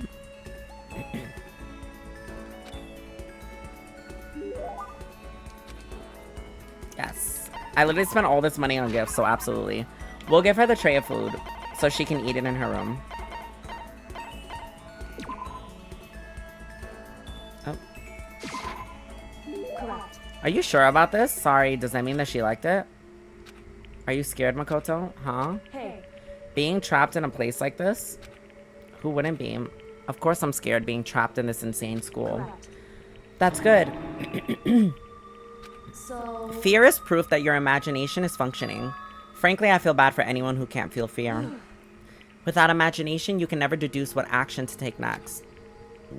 What about you? You seem totally calm. You don't act afraid at all. wrong. I'm scared too, of course. I simply hide my emotions. There's no advantage to be gained from letting your others see how you feel. You hide? Huh? What I mean is, I'm not foolishly open as you are. Listen. Also, the fear I experience is a little different from yours, I imagine. What do you mean? So- You're afraid of what you might lose, right? Correct. But I'm afraid of what I've already lost. I'm sorry, I don't understand. I know. She didn't bother answering any further. She just turned and... Goodbye. With that, she was gone. Well, we're still getting to know each other. Maybe we'll talk more next time. I don't think I understand her at all yet. That was pretty interesting. I want to talk to her again and learn her plot.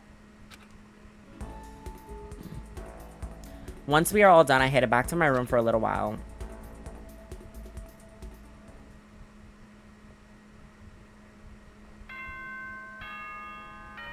Nighttime, finally. Oh my god, doesn't the moon remind you of Soul Eater's moon? Slightly, like really, really slightly. I bet you do because she gives. She definitely does give. We love Kyoko. All the girls in this give energy except for Toko. This is a school announcement. It is now 10 p.m. I also kind of like Mondo. As such, it is officially nighttime. Soon the doors to the dining hall will be locked, and entry at that point is strictly prohibited. Okay then. Sweet dreams, everyone. Good night. Sleep tight. Toko is medium, okay? Bye. This is what I will say about Toko.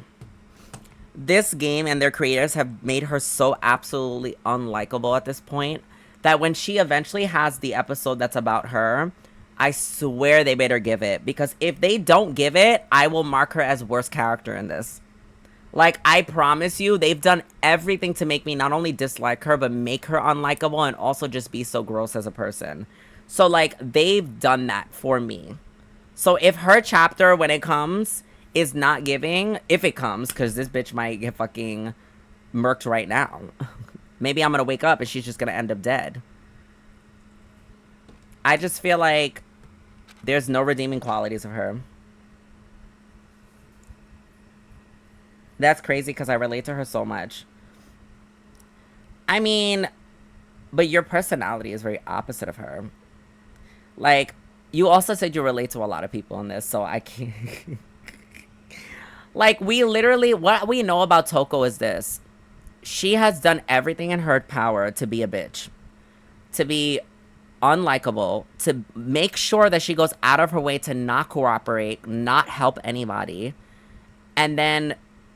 after she's done that, she also is just like, okay, now that I've treated everyone like shit, and I've also made sure I don't help you, I just want to make sure you guys know that I know you hate me now as a result, and that you all want me dead. I'm just like, you just don't make sense. Like, I don't get you as a character. Like, it's one thing to be afraid. Like, Chihiro's afraid, I get it. But, like, you don't even, like... You don't make sense as a character. You're just like, you're a bitch with, like, you're a bitch baiting people into, like, hating. Like, it's like some sort of kink almost. Like, I just feel like she's a kink fucking, like, baiter at this point. But even though today is over, I feel like I'm her long-lost twin and that gives cunt. I'm actually crying. I love this rant. Because I need to vent about her. The game definitely isn't. How long is this going to keep going? Until there's one person left or the police randomly show up, which will not happen, obviously. All the stress and anxiety keep me from falling asleep until late in the night. Whew. Whew. Don't tell me. But another theory I have, I gave you guys my theory about, you know, the rich people watching them on the video cameras and stuff. But another thing I have been thinking about this whole time is, I would be so depressed if the main entrance opened up and they were like underwater or just some place that was inescapable. I would literally feel so sad. Whenever I spot a cute girl, I have a tendency to stare. I can't help it, I just gaze with intensity. The other day I rode my bike to the train station. I was in the bathroom.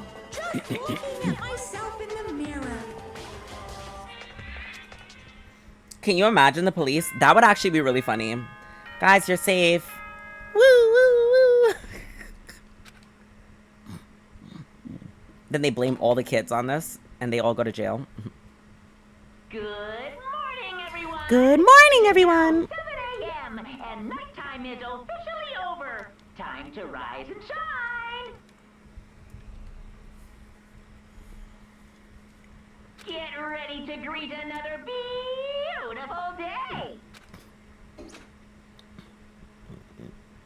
Well, I guess I'd better head to the dining hall before anything else.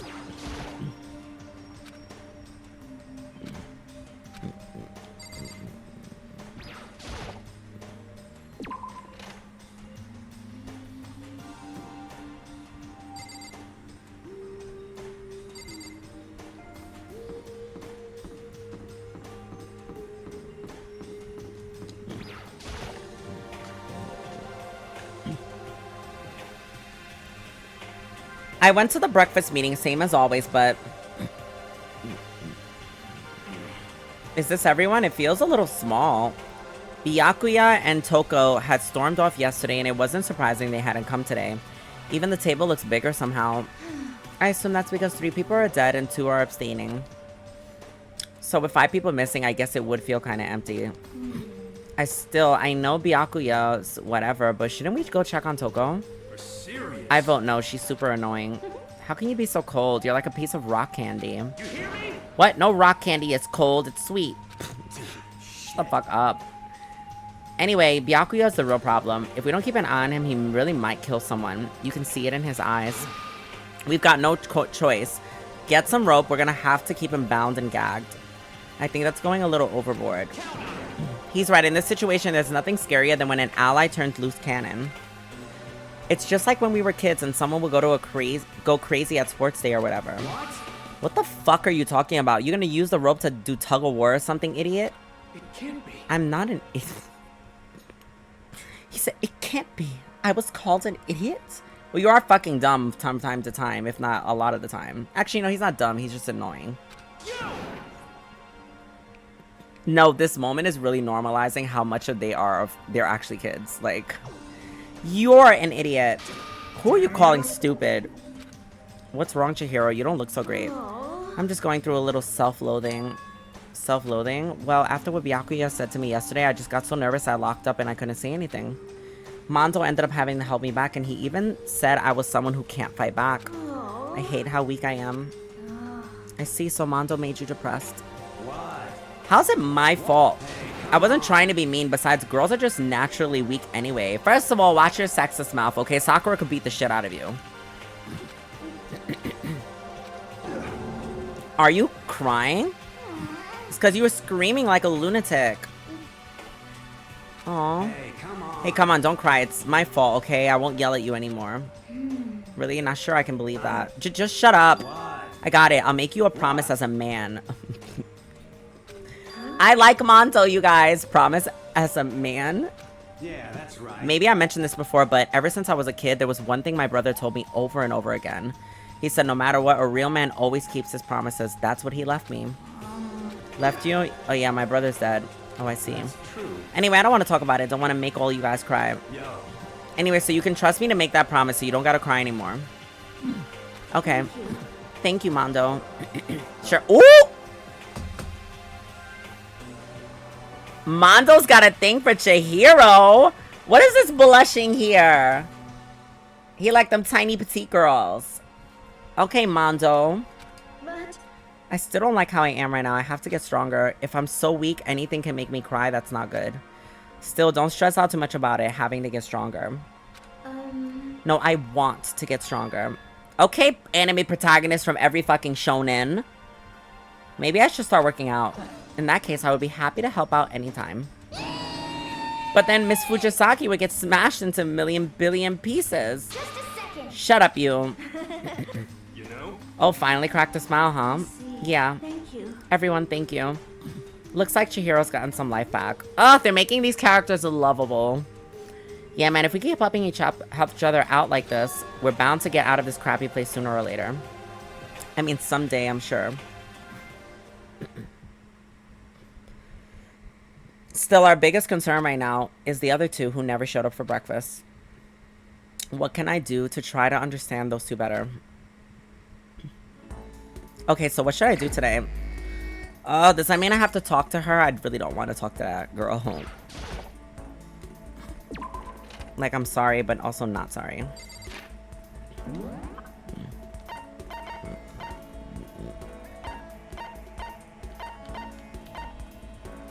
Okay, I'll talk to her because I don't feel like walking around. Did I just say I'm lazy? Abso-fucking-lutely, y'all. Ugh, ew, Toko.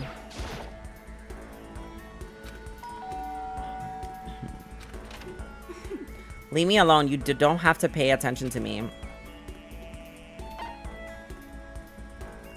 You guys, I really don't want to talk to her. If they aren't real, then why do I feel this way? Like, I really don't want to waste my free time on this girl. But it's because they were like, how do I understand them better? That I feel like plot-wise, it might help me. Just do whatever you want. This bitch might randomly, like, scream rape on you. Like, I don't even think you should honestly go.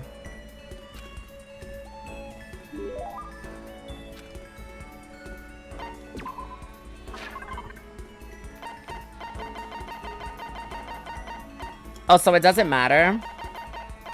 Because honestly, I really did not want to okay, I really didn't want to hang out with her. Like, at all. Like, I promise y'all, I really didn't. She is the last person that I should give shears to. I'll give her a tumbleweed.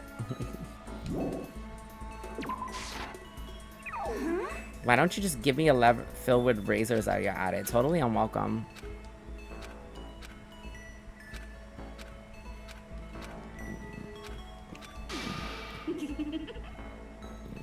Oh, she likes me. I gave her the wrong idea.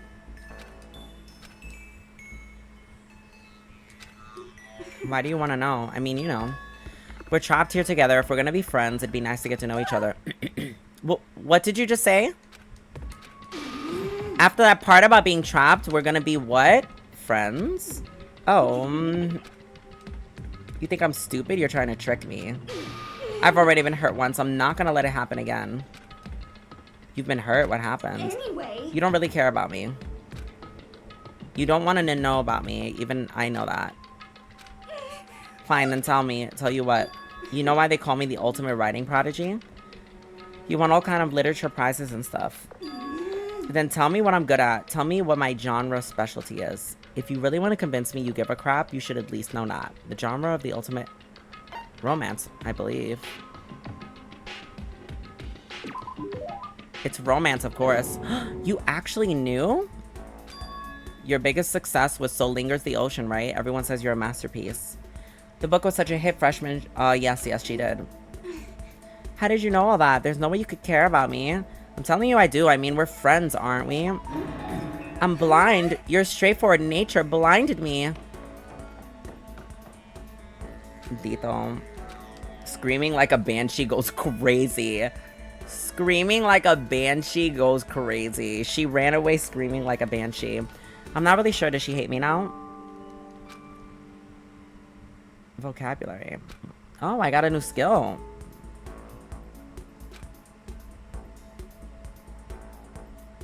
I absolutely don't. That was the last time y'all are getting plot from me from her. I'm sorry.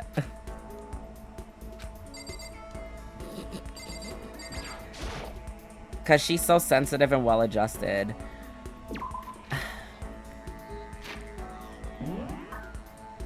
Oh, everyone's up here now. I kind of want to talk to Kyoko again. Why is he always in the bathroom, bro? You weirdo.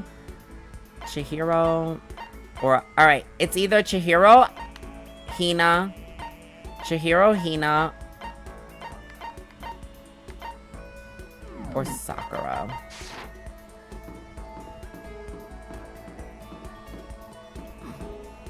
Let's talk to Hina. I don't think I've spent any time with Hina. But I feel like Hina's gonna give me the typical anime protagonist bitch, like basic ass plot. And I'm just not gonna give a fuck. Chihiro or Hina? Alright, we'll do Hina. Yeah.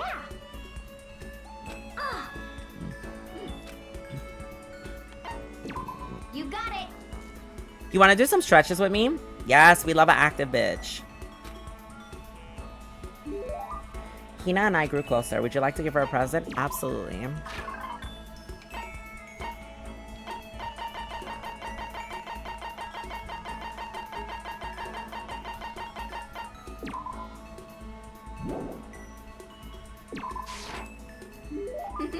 It's like you read my mind. She liked it.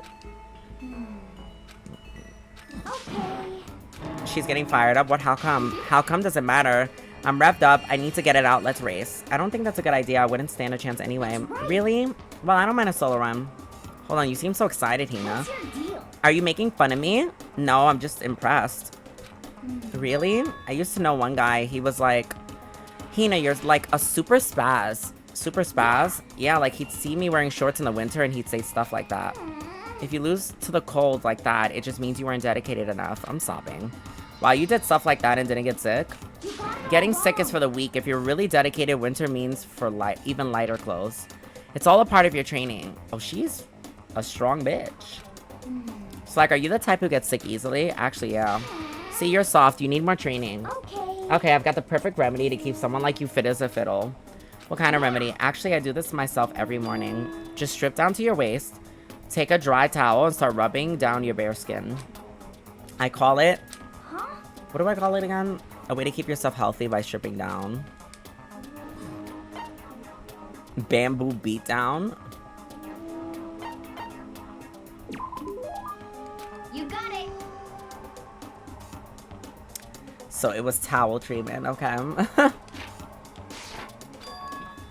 I love going out of my apartment balcony, stripping down, feeling the wind on my skin. God, it feels so amazing. I never let a morning pass without getting a good rub down. Wait, so you went onto your balcony and stripped down? And you're okay with that? You should give it a try. If you haven't got your health, you ain't got nothing. I definitely paraphrased that shit. I'd hate to see you catch a cold or something. I feel like I lost my voice partially while doing this.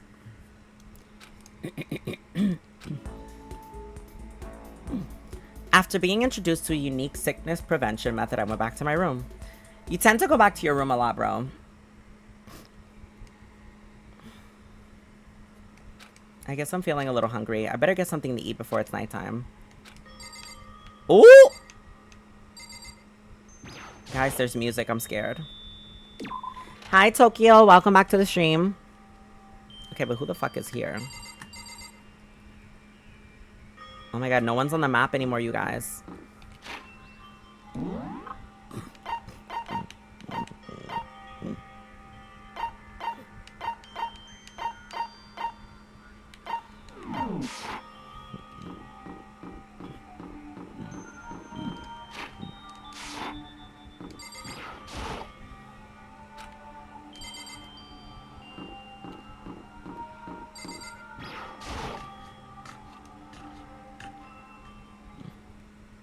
I just wanted to get something to eat, and now I'm about to get roped into something like this. Actually, no, I'm already roped in. Hey, Makoto, perfect timing. What's going on? I have a favor to ask. A favor? I have a bad feeling about this. Oh, God. Hey, damn it. Come on, Makoto, you've got to be our witness. Witness to what? This guy's been talking shit about me since day one, calling me a coward and shit like this. You're corrupt. You are a coward. That's why you turn to violence to solve your problems. That's why you can't do what society asks of you. Why you walk around dressed like that. The fuck you say? You don't know shit. You hear me? You've already lost to yourself, but you're such a coward you don't even realize it. So what you're saying... So you're saying you're not a coward? You think you're tougher than me? I know I am. Okay, then let's throw down. Prove what you got and I don't. I accept your challenge. So that's what's happening with Koto. You gotta be our witness. You're gonna throw down. You're gonna, like, punch each other. There's a bathhouse on the first floor of the dorm, right? With a sauna inside. I didn't even know that. A simple endurance test contest. It is. We're gonna see who can stay in the sauna the longest. Am I right? Piece of shit. Okay. I wanted them to fight, to be honest. Oh my god, I've never been in here. Are you guys really gonna go through with this? Shit, yeah. He'll be done in a matter of minutes anyway. People like him are without exception all talk. I wanted them to fight. I did, low-key. Bring it on. Let's make things interesting. Wouldn't want to win without a challenge, right? You son of a bitch. We're gonna battle with all our clothes on. Ridiculous. That's idiotic. Suicidal. You wanna What, fight? you afraid? You're gonna regret this. Stop fucking around. Shut up and let's do this. Hey, Mondo. He didn't keep his clothes on. He's a cheater. What, asshole? You can take off your uniform, you know? And you can shut the fuck up and mind your own business. I mean, look at you. First of all, why does he have a towel on his hair? Your face is all red. This is kind of gay. It kind of is. I'm not gonna lie. Spring monkeys? Just so happens, I was born with a red face.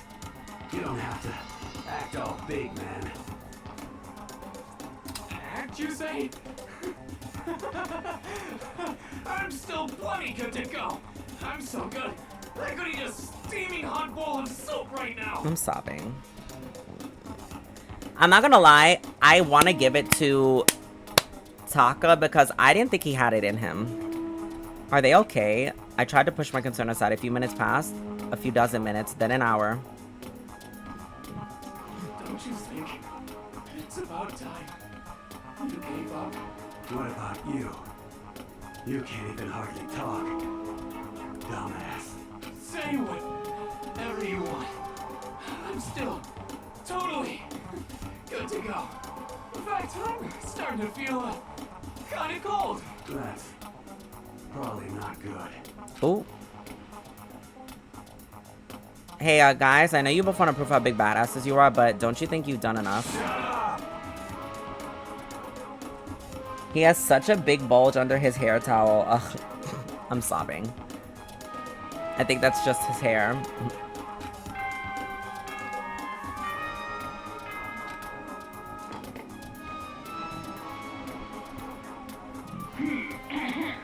This is a school announcement. It is now 10 p.m. As such, it is officially night. Soon the doors to the dining. Okay then. Right, y'all better get out. Hey, did you hear that? It's nighttime. How about we call it a time? In a true competition, there's no such thing as a tie.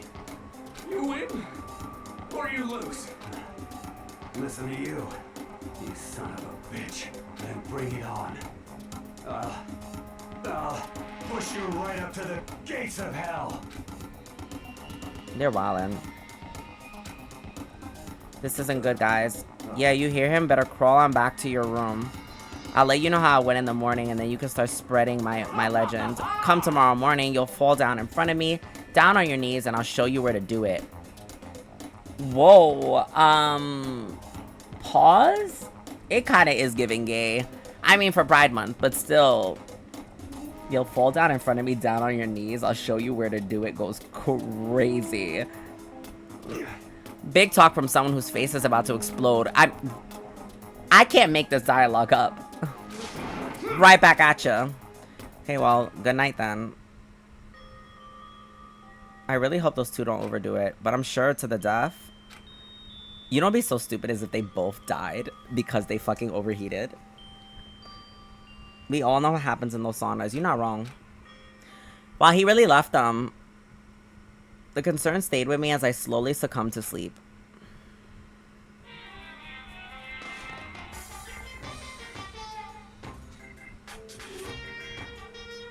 If fate does exist, does that mean your future is decided the moment you're born?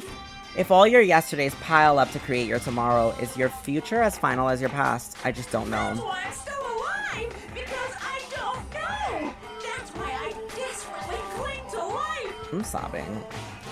Okay, Monokuma.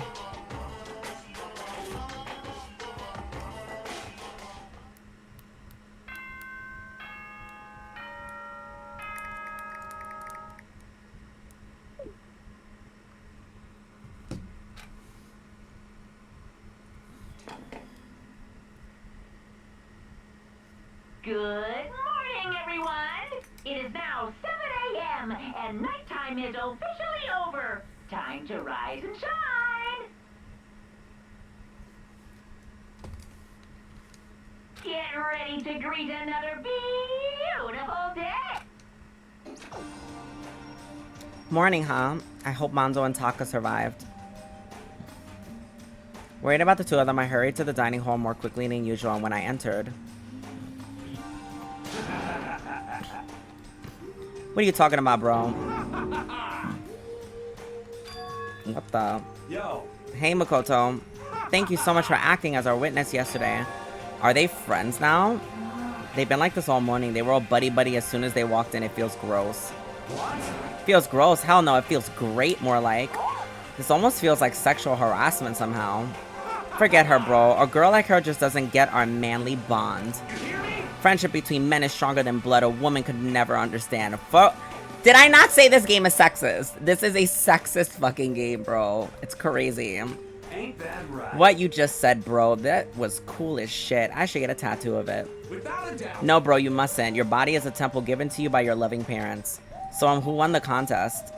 Piece of Who shit. gives a shit? Got it. Yeah, don't ask stupid questions. What matters is that we both took part in it together. That's a completely different from what you guys were saying last night. I see. Friendship between men seems very simplistic. Nothing like I'm used to with girls. Yeah, for real. Oh, fuck yeah, I love manly love. I'm sobbing. We do, though. All throughout breakfast that morning, the room was dominated by Mondo and Taka's overpowering brotherhood. All in all, it's a pretty unfortunate experience.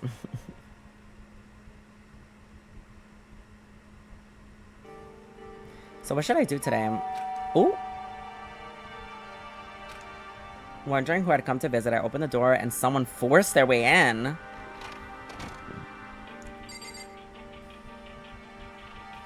I told you this bitch was a op.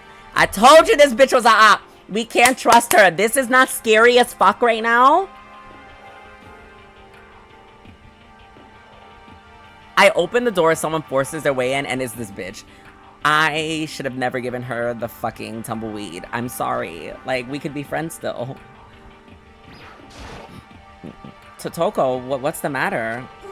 Why are you so surprised? Am I really that annoying? Well, I already know I'm annoying. I came here knowing that, so that makes it okay. It's because you altered the story with her free time. You told me that I can't. You said it doesn't affect the story. You lied to me. I would have never chose her. You lied to me. Eddie, I trusted you. I'm broken. Oh, okay. Teehee. Never mind. No, you're not annoying. I just wondered what was going on. I have a favor to ask. I want you to go somewhere with me. Oh, God.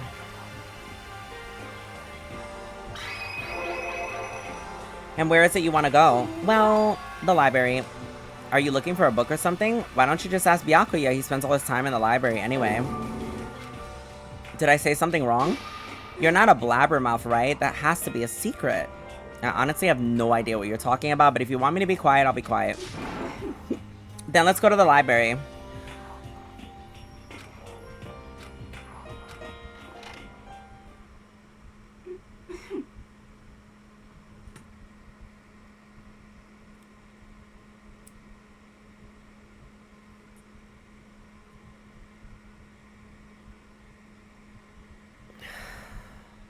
I held my breath because I started getting hiccups, so I was hoping that it would stop the hiccups. Quiet. Be quiet when you go in. Don't let him see you. She actually was starting to get annoying, but I did what she said and gently crept into the library. Unsurprisingly, Byakuya was there by himself, absorbed in a book. He's here. He's really here. Okay, Makoto, go talk to him. What? Stop being so loud. Just hurry up and go talk to him. You go talk to him if you want to so bad. I can't. I don't want to interrupt him. That's kind of crazy.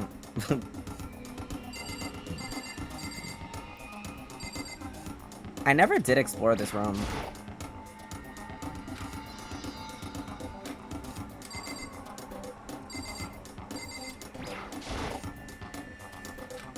Okay, I just noticed that down there and it's not giving me... There we go.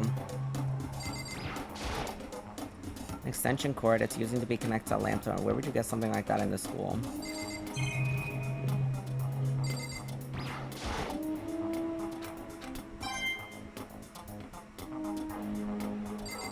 Alright, let's talk. Seems really focused on that book. It doesn't seem like the best time to talk to him. Hey you, what are you doing back there? I hate even having to look at you. So you noticed me, huh? Of course. Now hurry up and leave. And take her with you. Byakuya, remember how you said don't be a woman who dominates weak men? Be a woman dominated by a strong man? I never said that. Well, actually, I just thought it sounded like something you might say. Get out. And go take a bath, you smell. Don't make me say it again. Go now before your stench latches onto the entire room. Okay. He really dug into us there. Maybe he's in a bad mood. She seems super depressed that he really upset her that much. Byakuya, to go that far.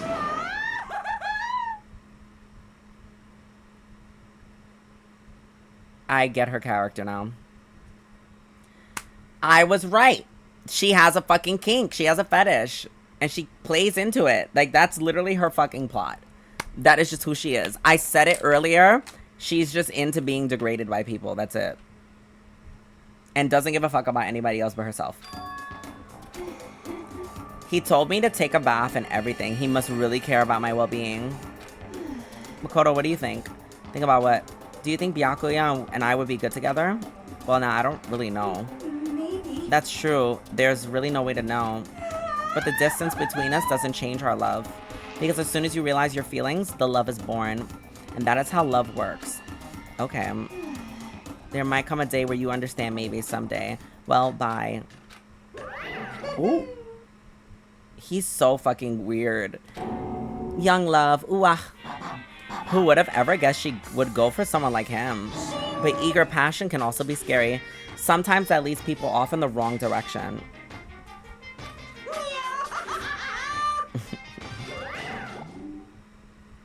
They may not be good together, but they may deserve each other. I agree. They probably would make a great couple. All of a sudden, I feel exhausted. Maybe I'll head back to my room.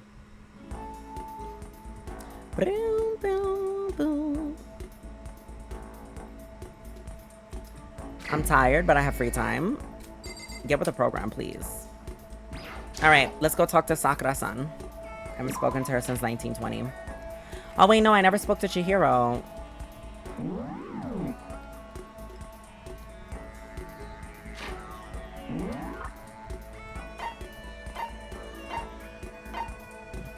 Chihiro's in the warehouse. And who the fuck is this?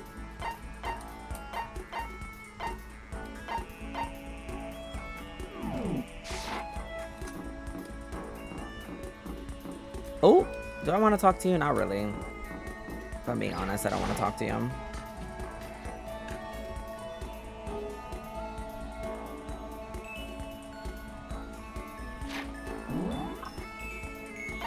Oh, she was in the warehouse. I went to the wrong place.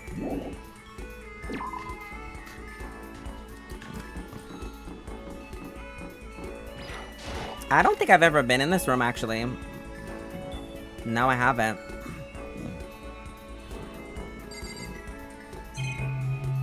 There's so much shit in here.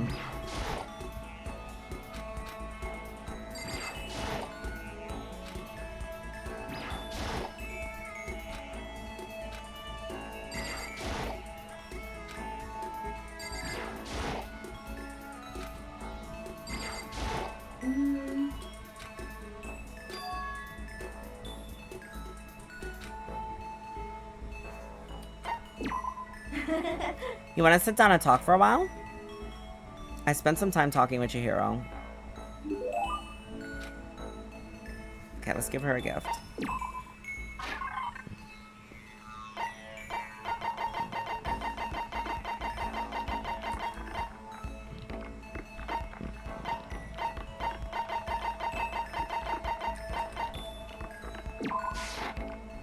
Huh? I can have this? Thank you. This has made me feel a little bit better. No. What's wrong, Chihiro? It hurts. Did you get hurt, Chihiro? No. Well, not really. I just got bit by a mosquito last night. A mosquito? Mosquito? I figured something serious had happened since you were saying how it hurt. Huh? Oh, did I give you the wrong impression? You don't have to apologize. It was my own fault. You said it hurts. Did it really bite you that hard? Yeah, see, look. And there was a huge red bump stood out clearly on against her pale skin. What should I do? Why is it so big? Did it bite you while you were sleeping? You're wrong. I was awake. No, I noticed, but You know? I felt it bite me and I looked down, but I didn't do anything. I just sat there and watched it suck my blood. You just watched. Why didn't you smack it? Huh? Because that would have killed it, right? Yeah, but You know? it must have been really hungry to suck that much blood. If it was that hungry, it would have been really sad not to let it have anything. It's just a mosquito. Mosquitoes are living things too, though. It might have had its own mosquito family. Does she not know that they die? I know that's dumb. No, really, you don't have to apologize, but don't go scratching it, okay? That'll make it worse. But what if it gets so itchy I can't take it? Well, in that case, then take the tip of your fingernail and push it into the bump. That'll help. Huh? Wow, I had no idea. You're so smart, Makoto. If so, that's a whole nother level of scary. But anyway, don't you think it's kind of strange? What is? No. Well, the school is completely sealed off, right? So how did mosquito get in? Maybe there's somewhere in here in the school where bugs can live and grow. Some kind of nature-y spot. That makes sense. I was thinking that too. Well, I can't say for sure there's not. Or maybe there's a secret passage somewhere that leads out of the school. Well, even if there is, I'm not sure we'll get out of here somehow. But as long as we work together, I'm sure we'll be out of here in no time. Working together is super important. I love how they're like digging into me, this like cute narrative and this like school time. Everyone's bonding just before they kill somebody. But I don't know how I can be useful. I'll probably just weigh you all down. That's not true. It makes me feel way better knowing you're here to help. Huh? It does? Really? Yep, let's all do our best, okay? Thank you. Thank you, Makoto. Once we were all done, I headed to my room. Nighttime.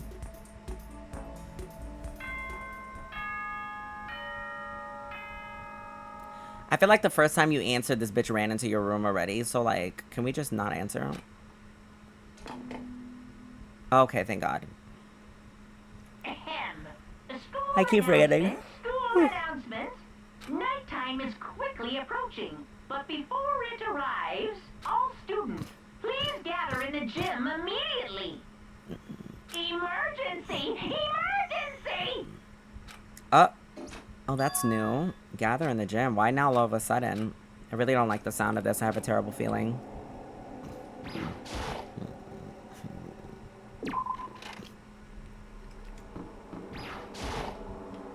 Oh, Kyoko, did you hear that announcement? Yeah. I don't want to go, but we don't have any other choice, right? Goodbye.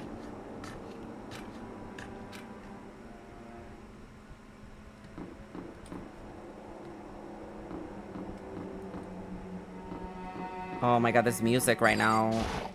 Yo. You about to head in? Yeah, has everyone gone ahead?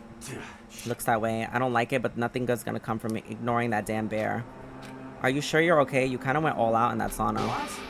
Who went all out? That shit doesn't even faze me. Yo. But you know, they're at the edge of hell. A promise between a man was waiting, and I never saw it coming. Yo. Anyway, let's get our asses to the gym. The unique thing that happened was they hooked the fuck up. I'm telling you that they're gay. Bro. Like, that's just what happened. He gave him a quickie. They kept alluding to it the whole time. This is not the gym. This is the exit.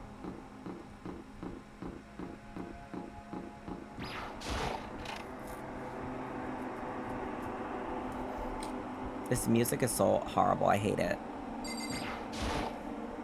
Hey, Hifumi, how come you haven't gone in yet? Why is that? Mr. Negi, don't scare me like that.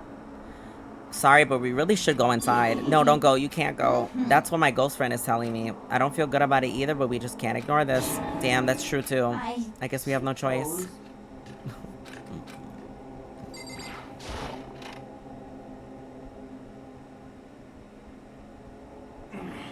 Asking us to gather all of a sudden like this, what could he possibly want? Well, Indeed, what might await us this time? He keeps things interesting, that's for certain. How is that funny? Can't you smile like a normal person for once? Like how the housewife on a classic TV show smiles at the end of an episode? what the heck? There's something totally messed up with you if you can laugh at a time like this. Which of us is actually messed up, What's that supposed to mean? Nothing in particular, just admiring, that's all. I don't want to kill anyone, but I also don't want to stay here living in blind denial day after day. I was just admiring how you could live like that and keep your sanity. What is this? I'm not in denial. That reminds me, remember how you kept talking about how the police or whoever would come help us? How'd that turn out? It seems like there's no sign whatsoever of possible rescue. Well, That's just... I wonder what actually happened. certainly. It's strange, that's true. There's no way the police wouldn't know about it. We're right in the middle of a major urban area. The police suck. On the contrary, the mastermind may be just that powerful to take control even of the police. Could it be? Oh, this might not be related, but then don't say it. Nope, gonna say it. It's not like some It's about last night. I was near the main hall, just staring off into space, when all of a sudden I heard it. You heard what? A sound? I don't really know what it was. What kind of sound? Well, like I said, I don't really know. But if I had to describe it, it was like a construction site, I guess. A construction site? I mean, I could be just making that up. I only just barely heard anything. Then you definitely made it up. Must have been the sound of the ocean in that head of yours. Say what? What you talking about, Toko?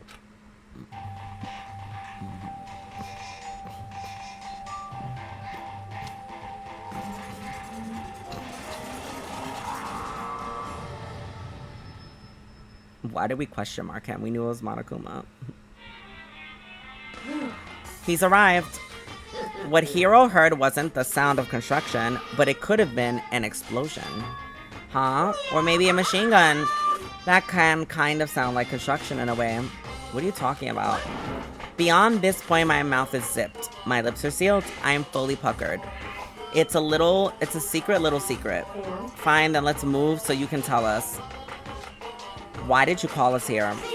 You don't beat around the old bush, do you? Ready for me to get to the point, huh? But before that, you mind if I vent a little? I'm low on energy these days. My stitching's even losing its shine and luster. I'm thinking it's probably become of this ho-hum, boring old everyday life. I'm looking for something with a little more stimulation, something rife with danger and intrigue. Listen, can I just be frank? The next Blackened hasn't shown up yet, and I'm getting bored. So I've decided to come up with a new way to motivate you. I hate you, Monokuma. Motivate? Is it another set of videos or something? Are you gonna show us something demented to try to drive us all to murder? Drive you to murder? What a mean thing to say, just awful. I don't know what you've got planned, but we're not gonna kill each other anymore. No matter what you do, I swear to God we won't. God forgive that man, because you know that's not gonna happen. That's a very big talk. Do your very best to back it up, okay? Now then, with your permission, let me begin. So this time it's embarrassing memories and secrets. As long as you're alive, it's given that there's things you don't want other people to know about you. So I did a little investigating of my own, and I dug up some of your darkest secrets. Ooh.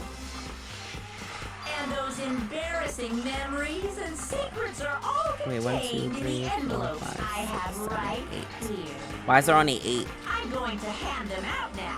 So take a second to take a peek. As Monokuma spoke, he tossed the envelopes at our feet.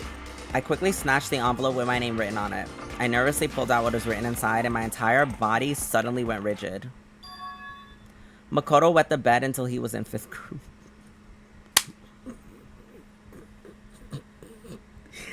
Oh my god, this game is pure jokes. This game is just fucking jokes, bro. What? How? How'd you find out about this? Everyone started talking at once. You have 24 hours. If someone doesn't become blackened by then, all your deepest, darkest, most embarrassingest secrets will be exposed to the world.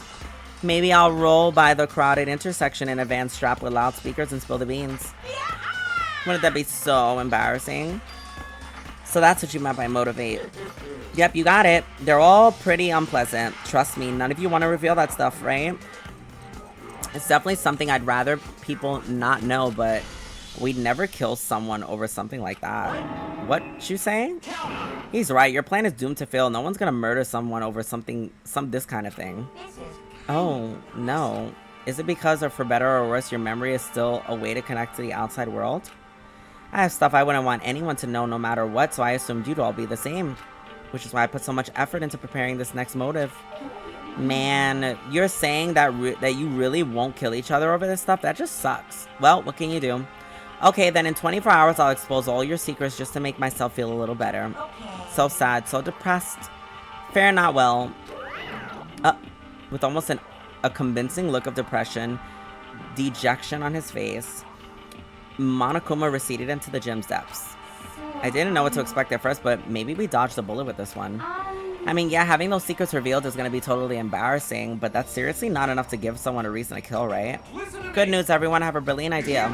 Why don't we all just confess the secrets in those envelopes right here and now? Without a doubt. If we do that and all motive for murder will vanish. Pretty smart, right? Quiet down and Okay, listen. so my embarrassing thing is, I don't want to hear your stupid story. What? Besides, I don't want to talk about it. I don't care what anyone says, I don't want to talk about mine. As for me, Neither do I. Not because it is unpleasant, but because it is impossible. Oh? Well, it's just human nature to want to hear it when you say it's impossible. Come on, it'll be good for you. Absolutely not. It's okay, just a little bit. Come on. honestly, As I said. Here we go. Oh, she gonna yell at you. I said I don't want to talk about it, you human bag of lard. I agree with them. There's no need to discuss it. What do you think, Chihiro? I'm sorry. Sorry, but I don't really want to talk about it right now. But I also don't want to leave things the way they are, so maybe we can talk about it later. After I try my best to become strong, then I can tell everyone. So, If you don't want to talk about it, you don't have to. I'm not super excited to talk about it either. That's true. If everyone's that much against it, even if my bro's the one that suggested it, I gotta say no. Well, that's okay then. Either way, if it's just a few secrets, I'm sure nobody's about to kill anybody over it. I hope you're right. A secret's so bad you killed someone to keep it? Nobody's got something like that, right? Okay, I'll stop with all the secret talk, but each of us has 24 hours to get ready. Having our secrets exposed isn't gonna be fun, but it's not like we're gonna die because of it. You'd be surprised. So, you know, don't do anything hasty. The way you keep repeating it kind of makes me worry even more. Okay, sorry. I know it's gonna be tough, but...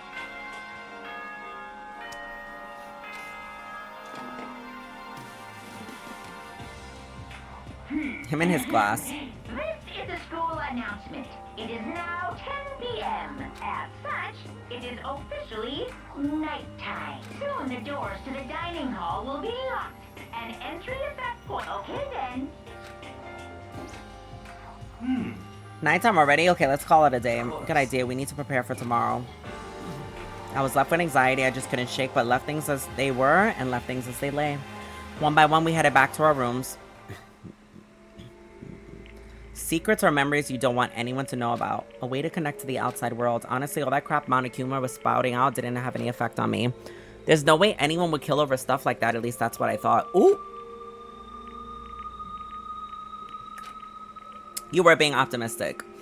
Which is probably why without too much of a struggle. Jeez, I'm more tired than usual. Super tired today. I fell asleep. But what I didn't know is that even then a tragedy was taking place. Oh no.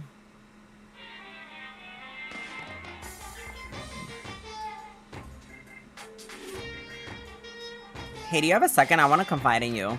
It's about the prevailing world attitude right now. The difference between massive and active, I mean. For example, it's the difference between like, oops, I killed him, and yeah, that's right, I killed him. Amazingly, there's tons of people who don't understand the difference. Can you believe it? But there's a huge difference between oops and that's right. You know what I'm saying? Anyone can kill someone in the heat of the moment, but surprisingly few people can do it with calculated intent. To make that choice, then put it into action, it's way harder than letting your emotions lead you. It's all about preparation, resolve. So maybe you're wondering what's the point I'm trying to make? Well, I'm not totally sure myself. Maybe you should try reading between the lines. Ooh, calculated intent is what you're saying. Someone calculated this next murder. God, who is it? I like everyone. Morning. Good morning. Good. Oh my god, that's terrifying. Why the fuck are you in my room, bro? Honestly, I'm not gonna lie. A life-size Monokuma, like a big, like, let's say he's like, I don't know, 5 feet, 6 feet, is actually really fucking terrifying. Like, if the bear was really this size in real life, like in the game, I would be fucking scared. Yeah, I screamed too. Nice reaction. I'm glad to see you didn't disappoint. What are you doing in here? Yeah. I just wanted to spice things up, so instead of a school announcement, I decided to wake you up in person. What the hell for? Because it's fun. As long as I'm here, I figured I'd let you hear it right from the bear's mouth. Hear what? Are you sure you should be acting this laid back? I mean, even though something happened to one of your buddy classmates? What? Your face is all blue like someone is on the verge of death. What happened? What are you talking about? That's for me to know and you to find out. Good luck. Something happened to someone. Was it? No, it can't be. There's no way someone would. But what if? No, what ifs are pointless, especially now when the dining hall. I have to get to the dining hall. Who's alive? Who's alive? Who's alive? Oh, thank God, Hina's alive and Sakura. Oh my God, it's Chihiro. Fuck! Who is it? No! Oh my God, you guys. Okay, wait, who's alive right now? Hina's alive and Sakura, the baddest of bitches. Are you okay? Why the fuck are you alive, bro? I'm sorry, that's so fucked up. But like, I just wanted Chihiro to be in here and Kyoko, and I would have been happy for the rest of my career in this game. Hey. Did Monokuma talk to you? Hiro, Hina, Sakura, and Byakuya. You're the ones here, where's everyone else? Either they're already off trying to verify what Monokuma said, or they've fallen victim to something that Monokuma said. The something? It can't be. Has it happened again? Murder. After hearing what Monokuma had to say, the worst possibility forced itself into my mind. Oh my God, I'm scared. It took everything I had to drive that thought away. So if something really did happen, does that mean someone did it because of what happened yesterday? It can't be. That stuff was just a bunch of old memories. Just old memories. Don't be so sure about that. Clearly someone felt it was more important than that. To judge someone else's values based on your own outlook, do you realize how dangerous that is? What the heck? Why didn't you say something yesterday? Naturally. Did you forget? This isn't a co-op game. It's every man for himself. What good does it do me to go out of my way to help you? Just the worst. Stop saying that already.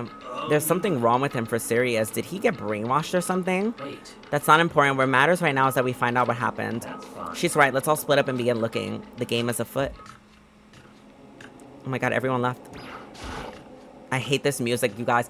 This music right now, this like airy, like I'm going into the North Crater in Final Fantasy VII is like, it's giving horror. I hate it.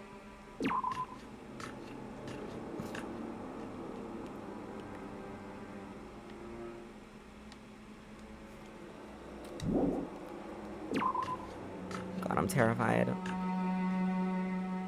Okay, Hina.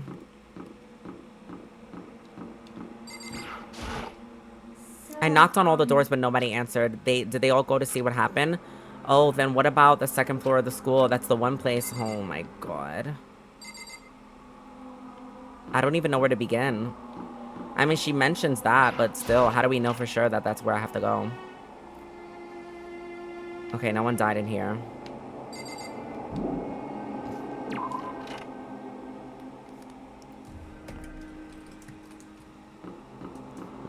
Okay, they already checked the doors. Let's check the laundromat.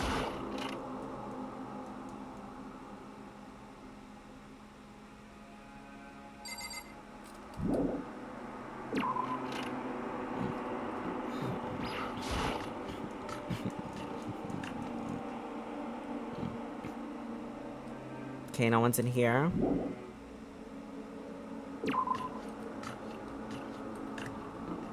Shit, maybe I really do gotta go to the second floor.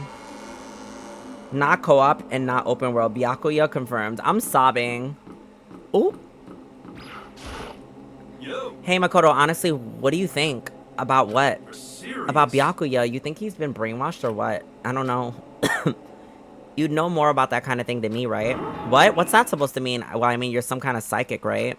Hey, Listen, Makoto, I think you completely misunderstood what it is I do. Listen, fortune telling it's totally different from brainwashing or hypnosis or any type of pseudoscientific crap. Bullcrap. I need you to understand that. So what you expect me to think is fortune telling isn't pseudoscience. Sorry, but I don't want to get yelled at.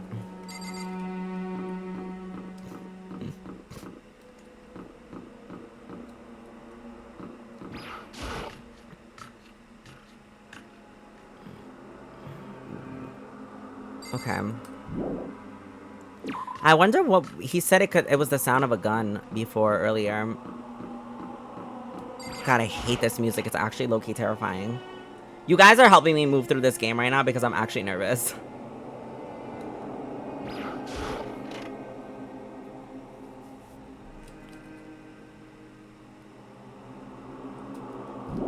What a weird angle.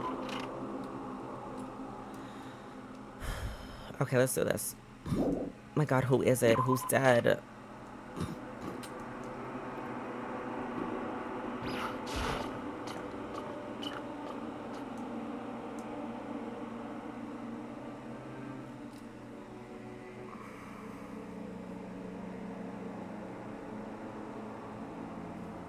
I know it's gotta be in here. I'm literally so scared right now. Oh my god.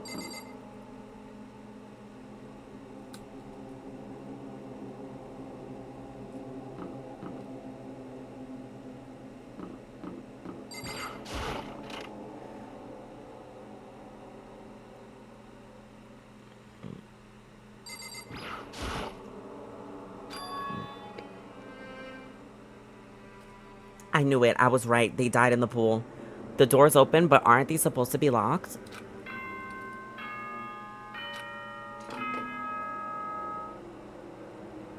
For this investigation, I have unlocked the doors.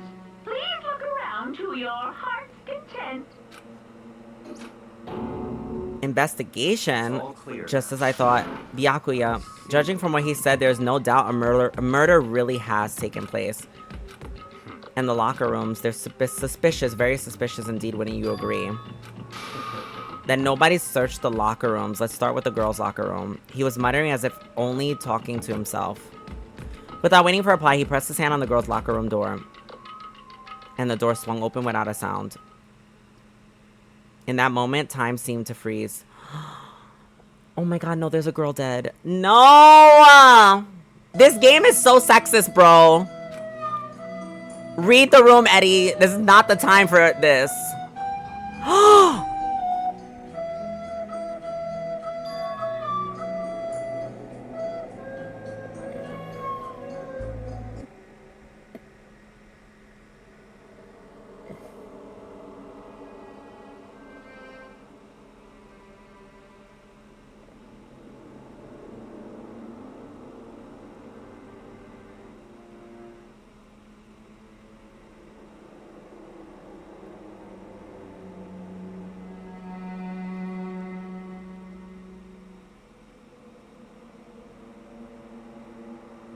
This is fucking demented.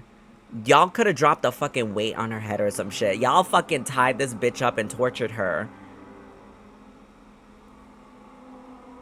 No. I literally said it was gonna be Chihiro too. That was Connie, not me. Because Conrad likes to dumb down moments and make them less emotional. No. I'm trying not to laugh, Conrad. Not you fucking playing the Titanic flute. What the fuck? Why Chihiro? They couldn't kill fucking Toka, bro. Like, come the fuck on. No, this is really fucking shocking. Chihiro was so adorable. Why her brain, though? Why the fuck did they kill her like this? How did she even die? I don't know how long it took for me to fully comprehend the reality of what I was looking at. But as soon as I did, a wild, almost primeval scream escaped from my mouth.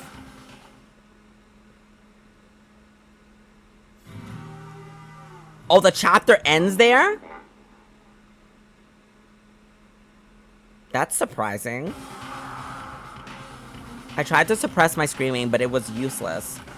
It surged out of me like water from a spring gushing out of the ground. Byakuya, on the other hand, Very strange. most unusual, don't you think? He was totally calm, almost like he was watching this all unfold on the front of a TV screen. Look, Chihiro's corpse has been suspended somehow. And something's written on the wall in blood. Bloodlust. A brutal way to kill someone. No, this is beyond brutal. Wouldn't you agree? They killed her. How could it not be brutal? This murder is far too bizarre for any everyday amateur to have committed it. Unlike with Sayaka, this murder was not a crime of passion or necessity. It's almost as if whoever did it for fun. You see what I mean, don't you? My head was swimming. I was still reeling confused to understand what he was trying to say. And before I could begin to clear my head... What the heck? Hey, I heard screaming. Did something?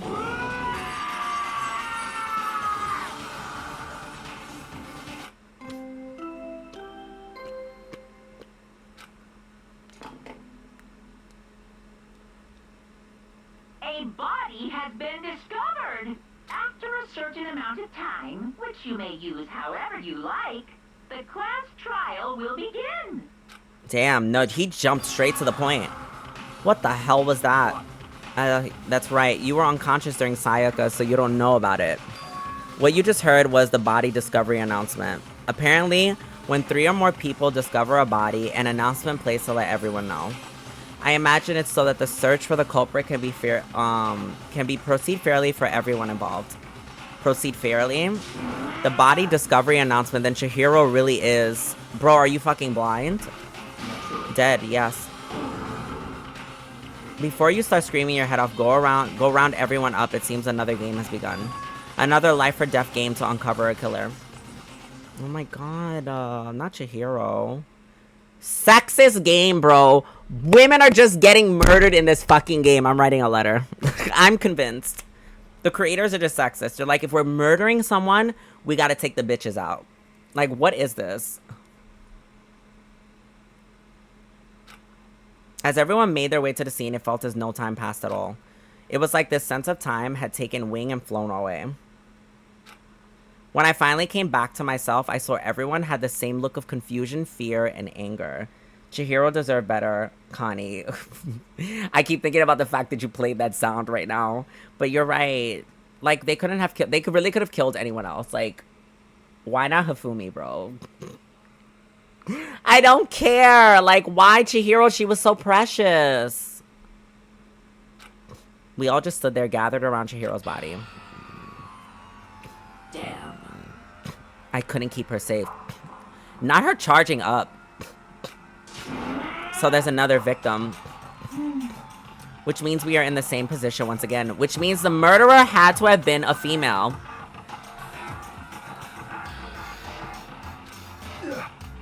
Because there's no way for them to get in. I gotta figure this shit out. Or it could be made... No, because they addressed... Celeste addressed that earlier. Like, what if a guy tries to go in... or set it up or steal it? Man said, I'm gonna Gatling gun them into this fucking room. So that just clears out all the men. What the fuck is this? It's a dream. This is a dream. It's all just a dream. In fact, I haven't even been born yet. I don't even have any memory of ever being alive. Shut up.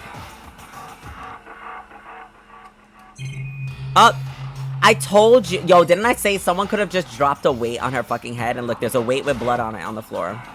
No, there are more things to worry about than a dumbbell. Bitch, we're supposed to be investigating unless you want to die. For not pay attention to the wall. Huh? I said it once already. There's a word written there on the wall. Oh, I can't talk to anyone. The word bloodlust is written into the wall of blood, in blood. So...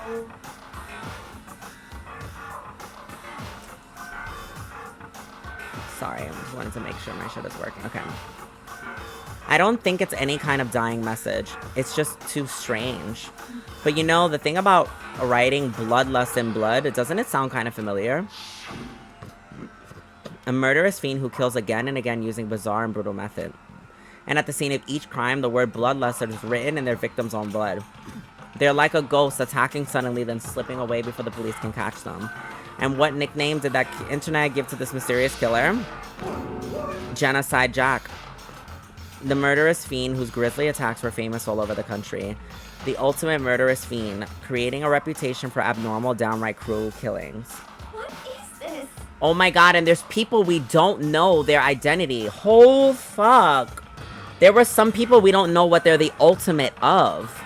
Which means one of the people here is the ultimate killer. Oh, fuck. I never thought about that. Then this is some kind of copycat killer trying to imitate. But then why would anyone do that? Perhaps it's the work of the real Genocide Jack. The real? Wait, are you saying Genocide Jack is here in the school? There's no way. But going as far as to write bloodlust at the scene, I'm surprised at their stupidity. I can't imagine a worse situation than dealing with a stupid murderer. What is it now? Toko! Hina was pointing at the entrance to the girls' locker room. Toko was the last to arrive, and now she was just standing there.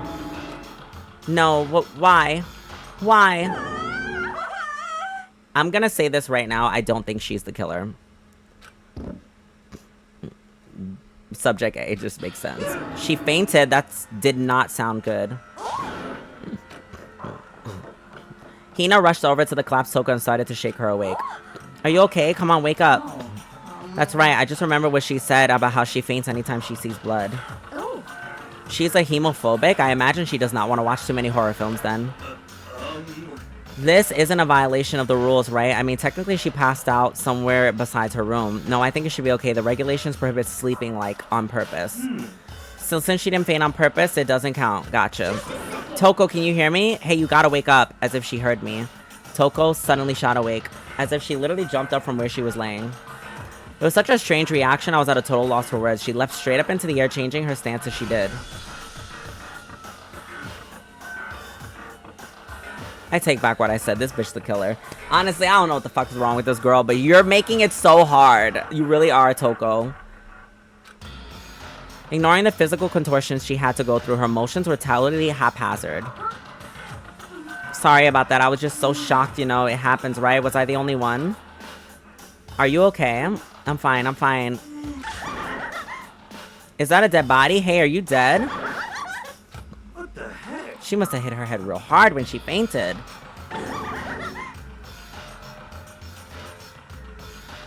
This bitch is crazy. I'm sorry, y'all. The world has a front and a back, a top inning and a bottom, a sea of truth and a web of lies. This is quite concerning. I mean, she sounds completely different. Everything's fine. At least the stutter's all gone. That's a good thing, right? It's clear to me that everything is not fine. Your eyes seem strangely vacant. It might be best to take her back to her room for the time being. I don't mind taking her, but could someone help me? If you need help, I don't mind. Taka, could you help me? She totally ignored me. Very well, you take care of the girl and the rest of us can begin the investigation right away.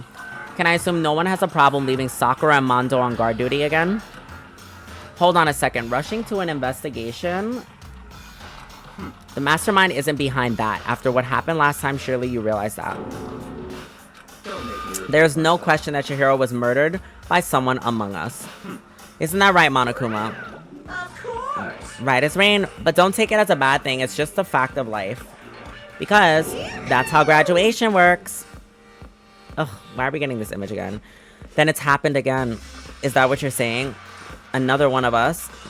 Alright, honestly, I think this cast is just stupid as fuck. Because there's no way that we're in disbelief about this.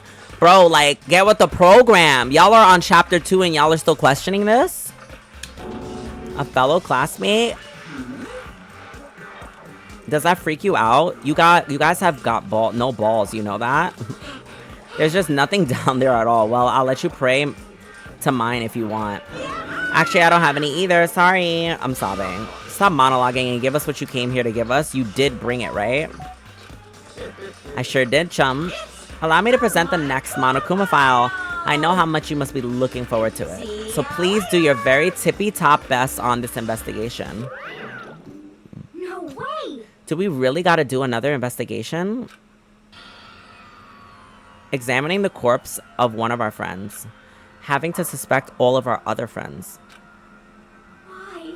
I hate this. I can't take it anymore. Oh no! Help me!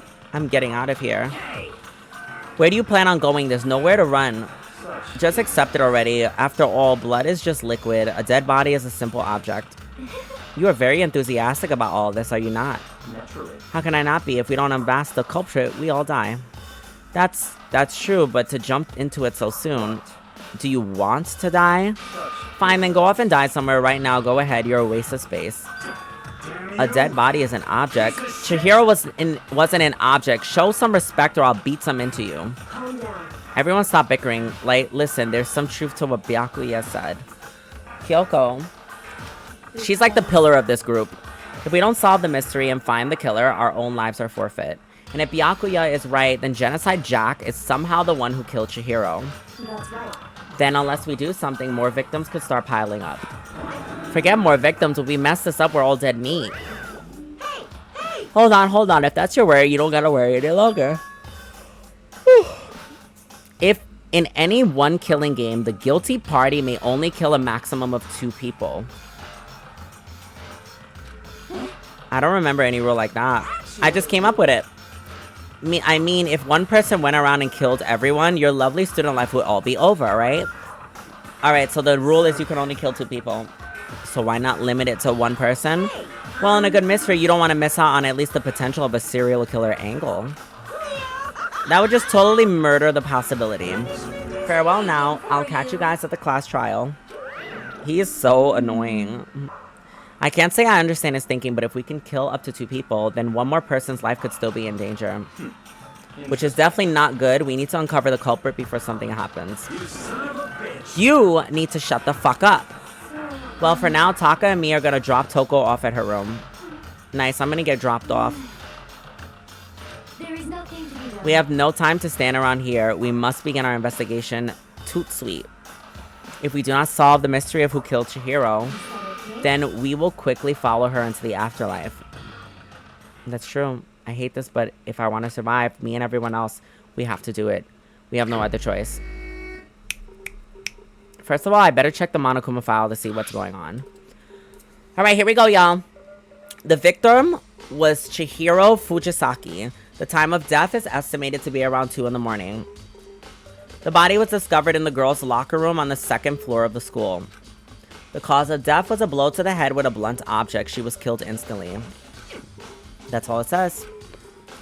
Well, it's not like there's any point in complaining about it. No matter what, I gotta do what I gotta do. Also, at least she died instantly and she didn't suffer. Hey, Makoto, do you have a second? What? Did you need something from me? Naturally. Of course. Life without purpose is quite dull, you know. So what did you need? I'm gonna let you cooperate with me during my investigation. I'm purchasing your talent, the same talent which allowed you to solve Sayaka's case. Solve? No, you seem to have limited use, which is why I've chosen you. You have the honor of contributing to my investigation, so you're inviting me to come with you. You're doing it in the most arrogant way possible. Let's go. Now then, shall we get started? But we need to get moving. There's no time to be standing around. I don't really know what just happened, but it looks like I'll be working with Byakuya. There's a dumbbell on the floor, and there's a blood stain. There's a blood stain on the dumbbell. The Monokuma file said it was a blow to the head with a blunt object is what killed her. Does that mean this dumbbell was actually the murder weapon? That's right. I don't imagine it could have been anything else.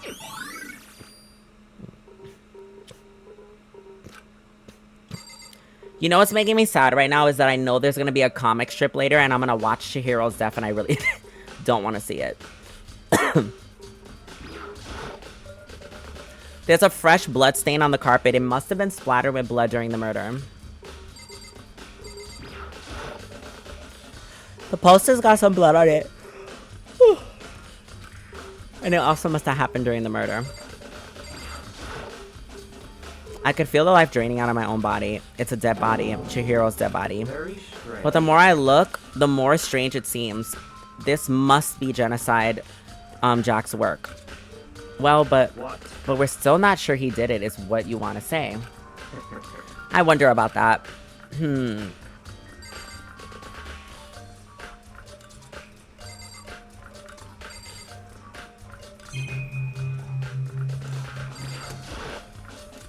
The word bloodlust is written on the wall. She took her time examining Chihiro's corpse. She poked and prodded, going over every inch of the lifeless body. You're a very strange woman, you know, being able to touch a dead body with absolutely no trouble. She's concentrating pretty hard. It's like she can't even hear us. I use this locker room all the time. Now it's become the site of Chihiro's death. But why was she killed in the locker room? Actually, if you think about it, she could have been killed somewhere else and then carried here. She was very light, that is true. It wouldn't be hard for someone to carry her, but still, I still think she came here on her own by choice. She did say she was trying to get stronger. What makes you say that? she'd been talking a lot lately about how she wanted to get stronger. So you're saying she came here to exercise? But according to the Monokuma file, apparently she was killed around 2 in the morning. Would she really have been exercising that late? Hina or myself are usually in the locker room during the day, so she was probably avoiding it then. Avoiding it. Although we invited her to join us more than once, she never showed up. I could only assume she was trying to avoid us, and instead she came to exercise in the middle of the night. However, Perhaps, but it's difficult for me to imagine she would have come alone. She did want to start exercising, but she specifically mentioned she couldn't do it by herself. She needed support from others.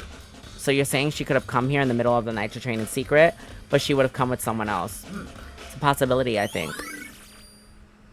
That's crazy. So whoever she asked for her to help, whoever asked for her help, you know what I'm trying to say. She asked somebody for help and that person happened to be the killer. Talk about unlucky. Dude had a real complex about the being weak. You heard Chihiro talk about it, right? All I need to do is get stronger. Yeah, I do remember she said that more than once. Sure did, which is why I guess which I guess it explains the trip down here. But did she really need to get stronger that badly? You already mentioned it, but she was a girl after all. Most girls aren't that strong.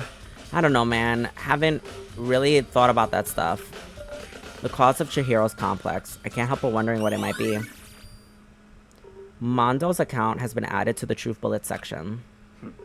Nah, I believe it's about time for us to move on. Already? New clues won't magically appear by standing around here. We need to check every aspect of this case. That's true, but if you're satisfied, let's hurry up and proceed. He's so pushy. I got caught up with the wrong person.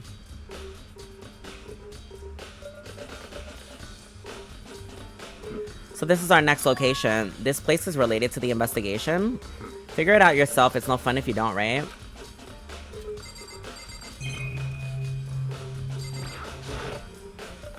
It's a bunch of different pool-related items on the shelf which have nothing to do with the case. Oh, okay.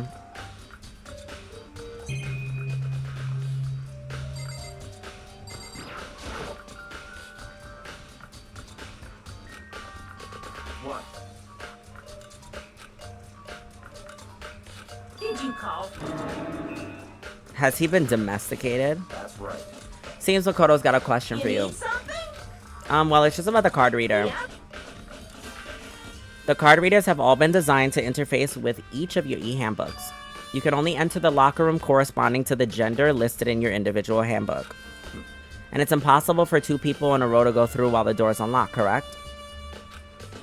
If there was some sort of erotic terrorist on the prowl, the ceiling-mounted Gatling gun would initiate a Swiss cheese slaughter.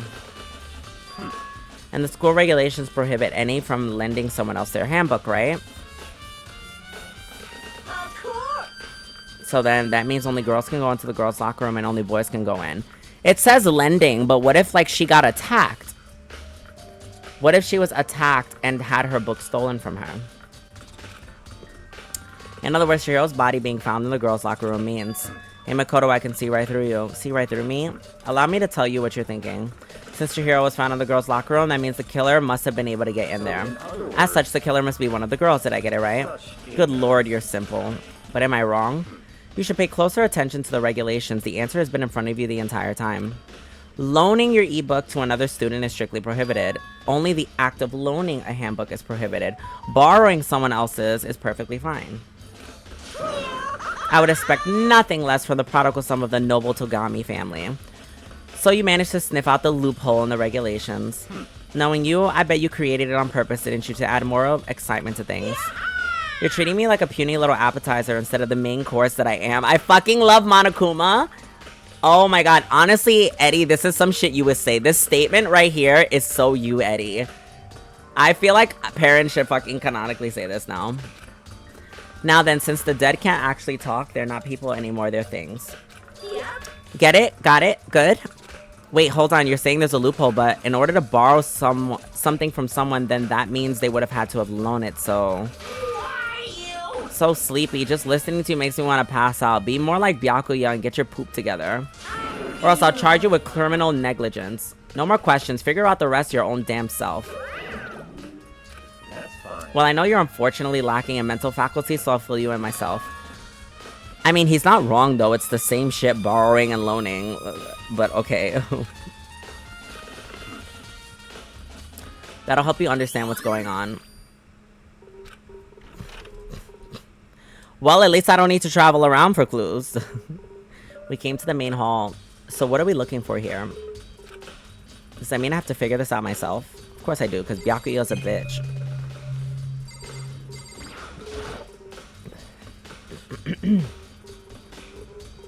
Ooh.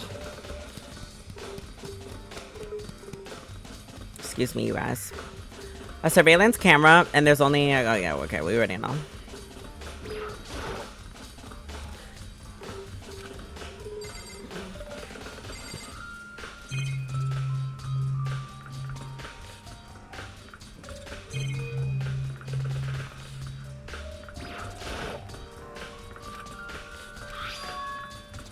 It's an e-handbook? No, there's 3 of them, but what are they doing here? So you finally found them. Did you know that these were here, Byakuya? I happened to find them by chance myself the other day. It seems there's a system in place where the handbooks of dead students get delivered to this mailbox.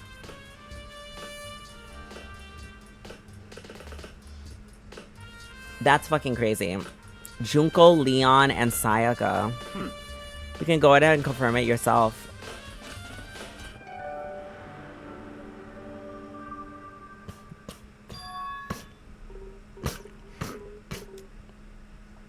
This is the key to the loophole. This makes sense now. So no one loaned anything. That's what he meant by borrowing. You should pay closer attention to the regulations.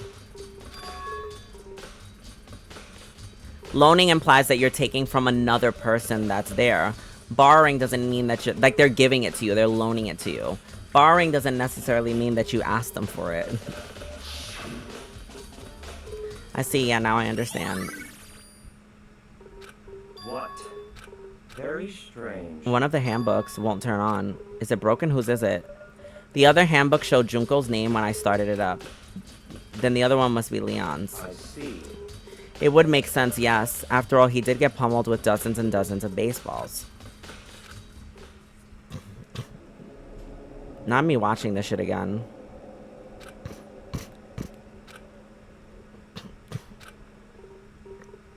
You're right. It wouldn't be surprising for the handbook to break in that kind of assault. Hey, hey. What? That e-handbook is essential to student life here. Crucial, integral, instrumental, and a super big deal. There's no way it would break that easily, but it did.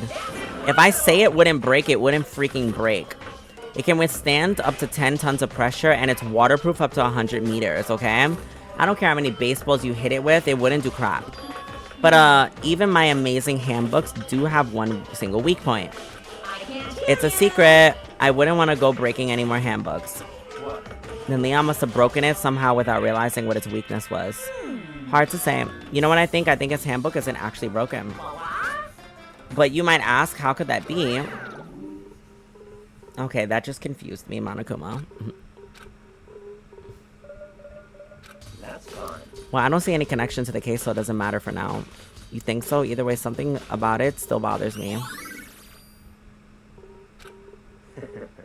This should be enough to get things rolling. Let's begin our investigation in earnest and track down the true culprit. We need to find out who killed Chihiro. To be exact, not quite. Not quite.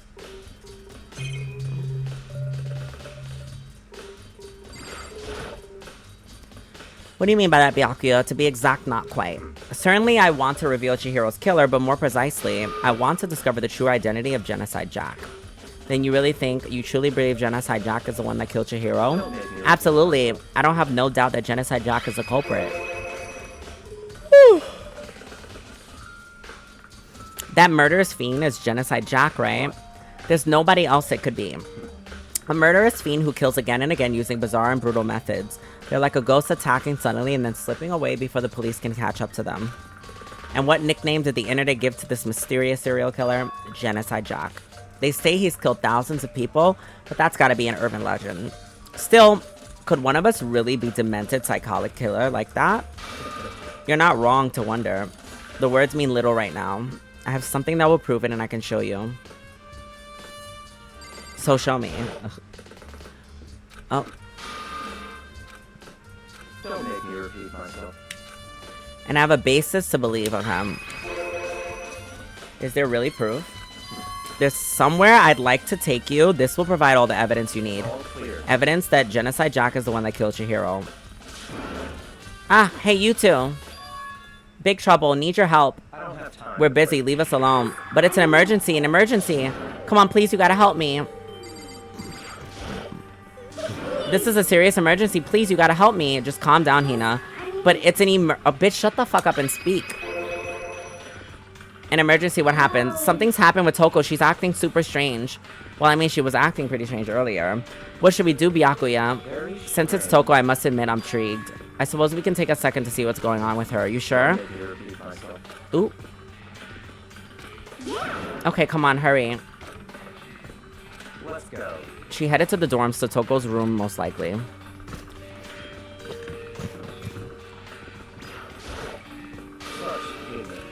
Oh. Well, excuse me. Oh.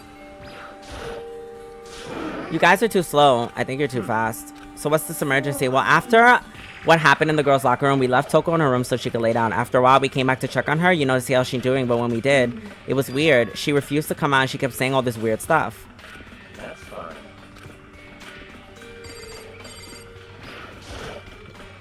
I may as well give it a shot.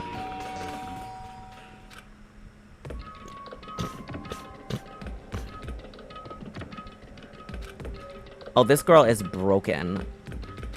An aura of negativity flowed from behind the door, forcing a gasp out of me. What? Oh, nothing. It's just that Hina was really worried about you pulling yourself up in your room. Leave me alone. Yeah, sure thing. But could you open up just for a second? Won't allow it. Huh? Won't let Genocide Jack have control. So she's the fucking killer?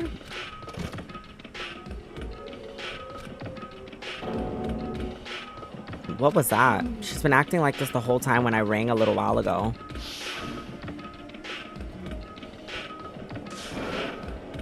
I'll drive out the killer, drive out the murderous fiend. Doesn't make any sense, right? I was afraid to leave her alone, so I tried to bust her down her door. But it felt like something was holding it shut on the other side. I couldn't even budge it. Does she think the same of Byakuya? Does she think the serial killer Genocide Jack really murdered Chihiro? But Yeah, Byakuya.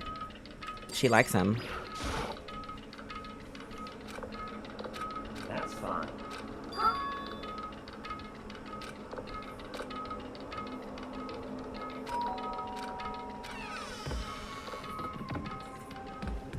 what do you want?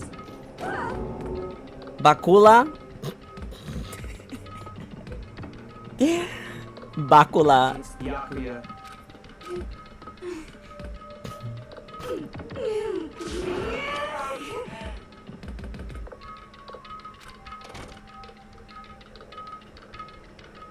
Okay, this bitch is making her incriminating herself low-key.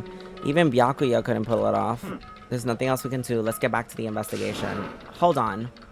What was Toka talking about just now? Something about a promise? What? I have no idea. Another one of her delusions, I'm sure.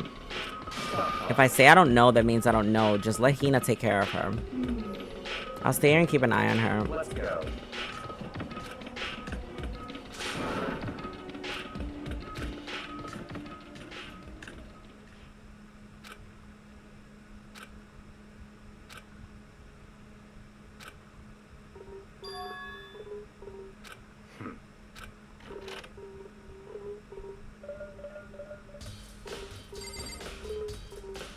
Alright, I'm suspecting Toka is the killer, you guys, because she's having a whole breakdown. Maybe. She probably isn't. Is the evidence that proves it was Genocide Jack really in the library? She did want to come into the library earlier in the season. Okay, he's an asshole. We knew this already, though. Oh, the cord. No, look, the light cord is cut. It's not even unplugged.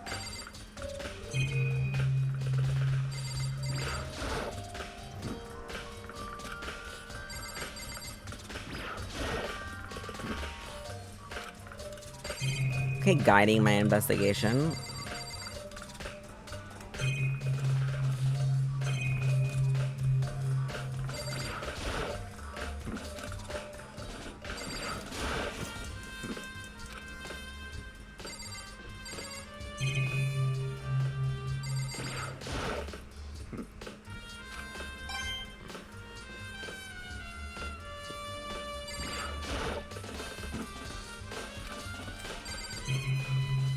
Maybe I have to talk to him.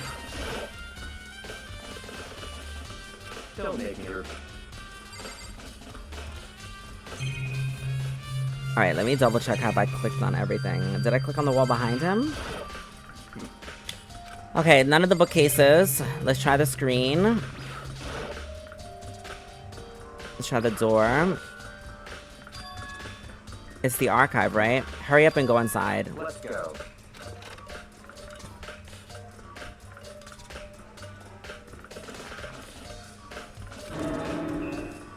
So in other words, I would say there's enough value in this place to endure the dust.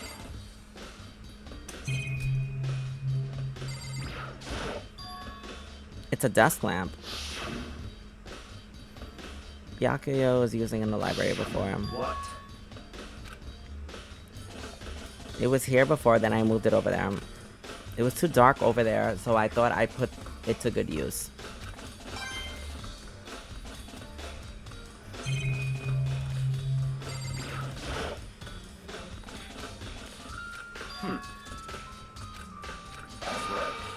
In the presidential assassination, the original kept by the National Library.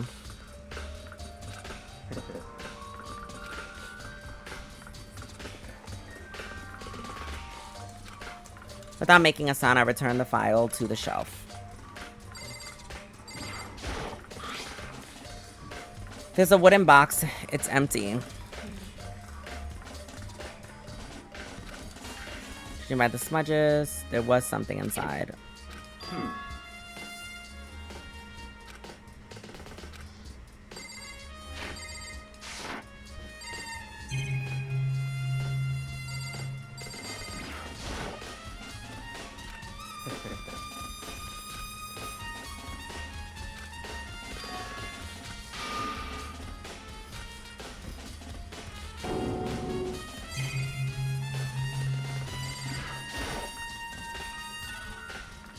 That's enough.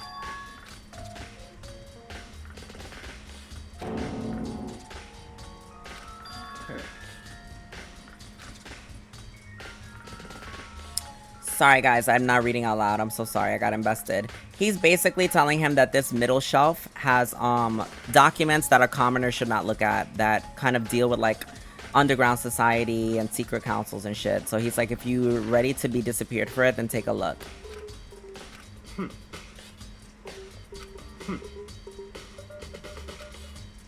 The entire reason I was interested in this library is because of this room right here. It's home to classified government documents, police records, things no ordinary person would ever see.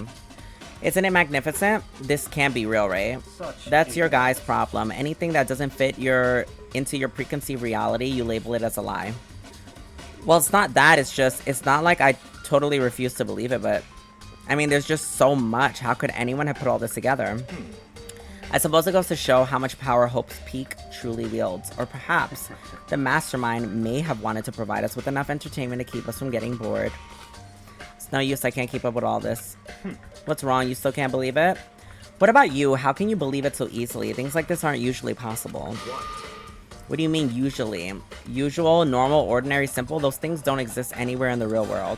If you don't understand what they actually represent, you don't understand the nature of anything. Besides, what do you consider usual is based on common sense, right? But what makes you think your own common sense applies to me at all? The documents gathered here are all genuine. I have reviewed them multiple times. Okay. Hold on a second. You're saying you've read these documents and more than once? But all this has to be like top secret confidential stuff, so why? My family has a reading room just like this at our home. Ours is bigger, of course, and not as dusty. Members of the Togami family have access to a variety of government-related documents. That includes foreign powers as well as domestic. How's that possible? In other words, I already told you there's a secret council that controls the world from the shadows. My family is a member of that council, and I have within me the bloodline that would allow me to one day bend the world to my will. But to become such a ruler, I must know all levels of this world backwards and forwards. So whenever I have time, I like to review whatever documents and materials that interest me. Which is why I can proclaim, without a doubt, that the materials gathered here are the real thing. This is beyond believing or not believing. Byakuya is actually starting to scare me more than the actual mastermind. And what always interested me in the world most is that the cold case police investigation reports. Reading through those reports have always been a hobby of mine ever since I was little. It's an excellent mental exercise. I've solved more than a few of those cases just by reviewing the reports. And among all the reports, one of my recent favorites is the Genocide Jack case. As he talked, Byakuya grabbed a specific file from the shelf. That's right. This is the complete case file. Every single report surrounding the Genocide Jack cases has been compiled in here. Because there are so many, allow me to quickly summarize the main points. To begin, there are two notable characteristics in every Genocide Jack murder. The first characteristic is that every crime scene, the word bloodlust is written in the victim's own blood. The second is that when the victims are murdered, their bodies are suspended in a certain way. Bloodlust is written in blood, and the victim's body suspended. Save your surprise, the best part is yet to come.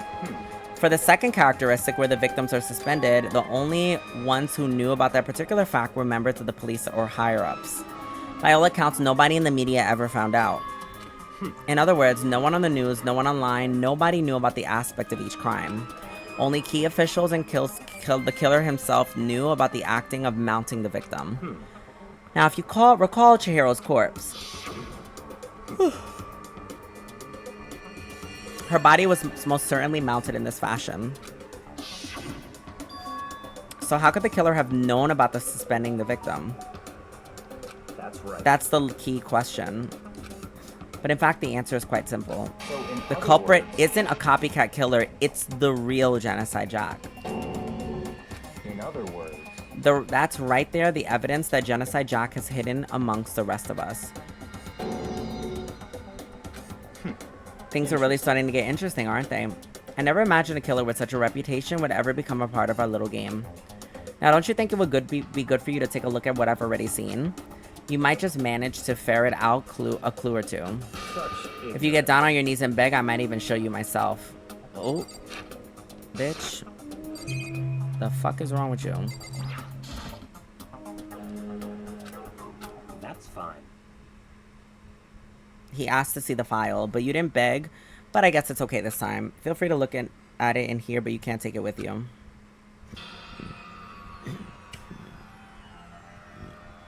Byakuya handed me the file and I flipped through with nervous, tense fingers. Suddenly my hand stopped. I had reached the page where photos of the scene of each crime had been collected.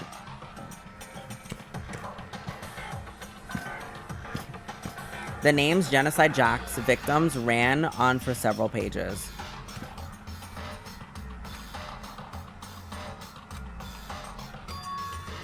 All the killer's countless victims were killed and suspended in the same way, with bloodlust written.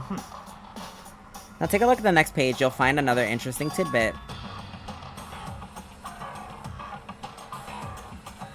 Profiling results.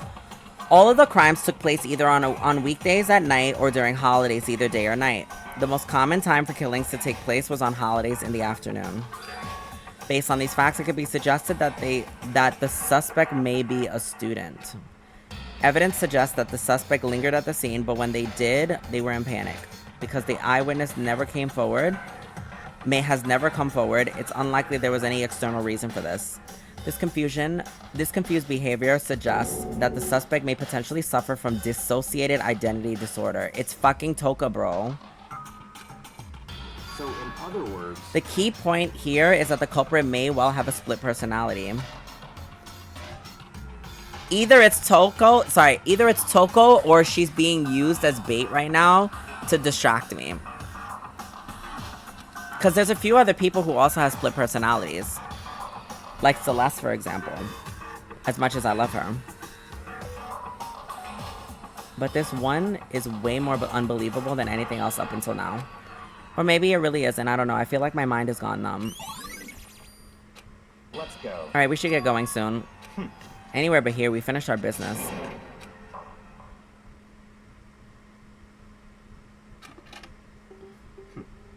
Well, this is where we part ways. I have some things I need to clear before the class trial. Come on, enough of your annoying misapprehensions. Did you really think we'd be working together the whole time? Take responsibility for yourself and do something useful. Move the investigation forward on your own. Goodbye. Damn.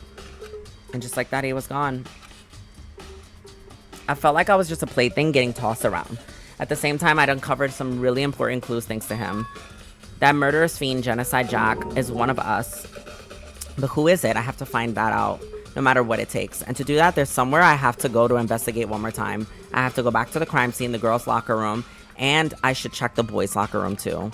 The others might come up with some useful info while I'm at it. I need to find out everything that I can. Okay.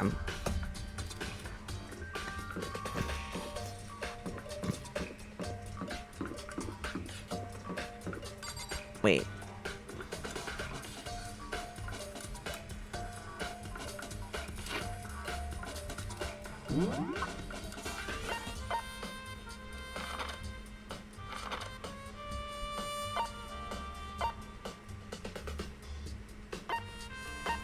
So there's a few people in the pool.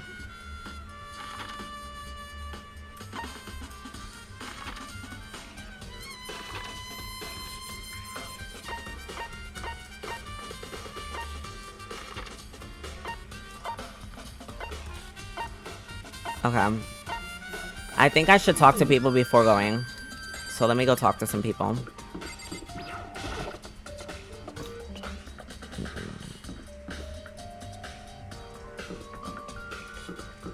Wait, where the fuck is he? I thought he was on the first floor.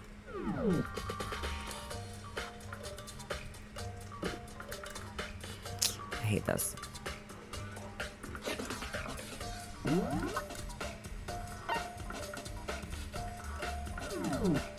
This man just disappeared like a fart in the wind.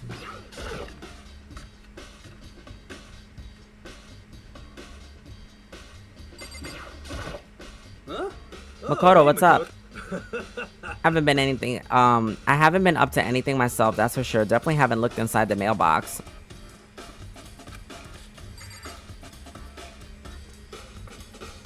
Yasuhiro, you being a little suspect. Being a little suspicious. I already know this information. Yeah, I'm throwing him on the list too, just because he was on the cover of the chapter. Why not? Why not be petty like that, you know? Maybe we should have confessed our embarrassing secrets after all.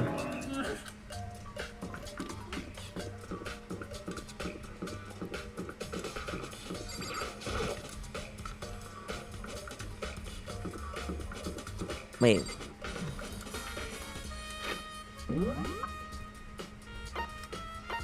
Okay. Hina's in here. Let's go check on her.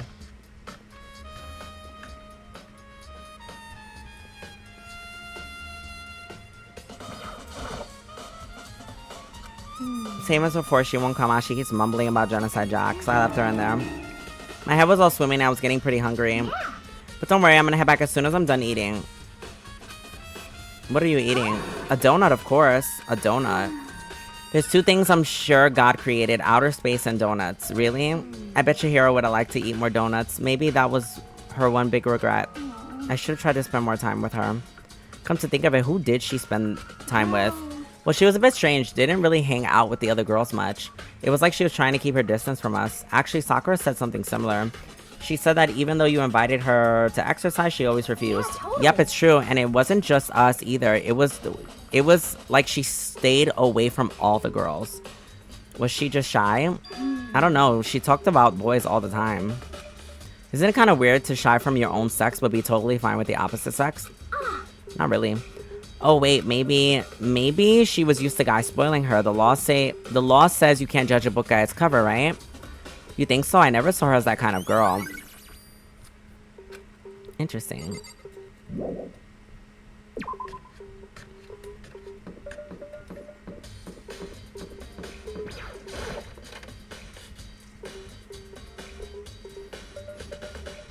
What you doing in here, ho? Celeste, what are you doing in here? This warehouse is amazing. It has absolutely everything one might need to live a full life. From food to clothes to towels, there's an endless supply to choose from. I see that, but have you found anything related to the case? I knew you were going to ask me that. I thought you were talking about the warehouse itself might misdirect you, but I see it was pointless. Then did you find something? Very well, I'll tell you and only you. Last night I saw her here. Chihiro was in the warehouse. What? Really? That's right. This was right before nighttime. What are you doing out this late? Oh, I was just... Are you planning to go exercise, perhaps? What? How did you know?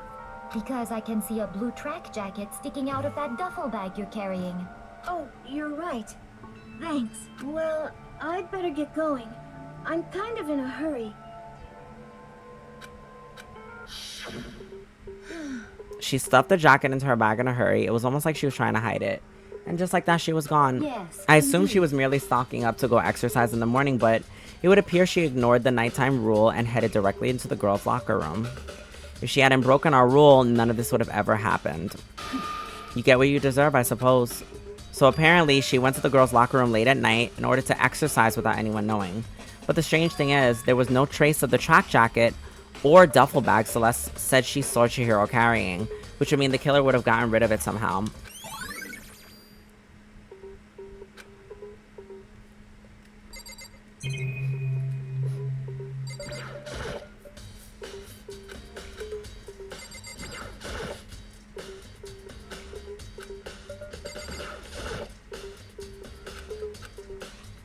Alright, let me get out of here.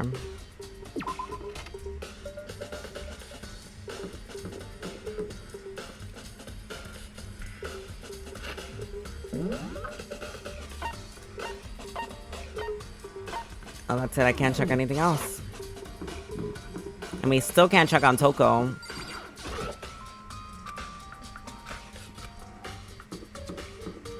And I don't think anyone would throw something out in the disposal thingy again. I don't think it'd be in round 2.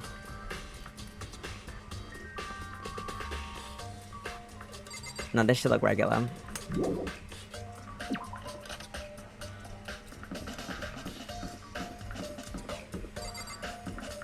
Let's check the bathrooms.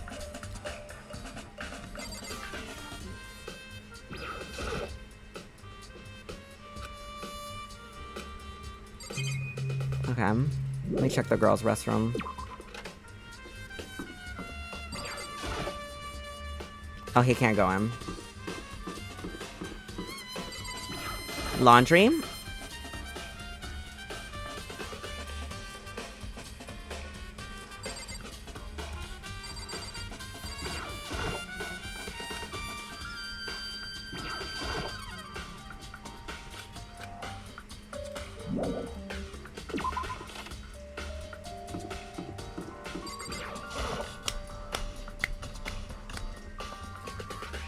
Okay, if nothing's in here,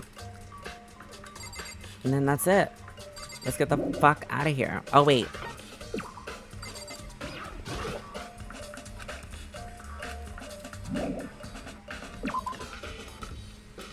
Okay, did I talk to everyone up here? I spoke to her, I spoke to her. I spoke to him and the other dude. And I believe everyone else is... Okay. So we know where everyone else is.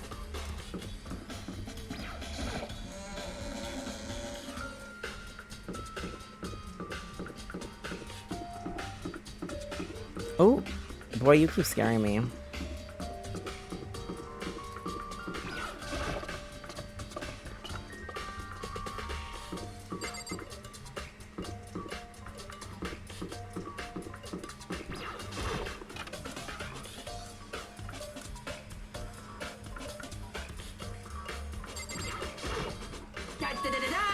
Hifumi has discovered evidence revealing the identity of the culprit. Another stat increase for me. In evidence, what did you find? I cannot reveal that just yet, but I guarantee that what I find will steal the killer's breath from his lungs. You sure about that? Oh, God.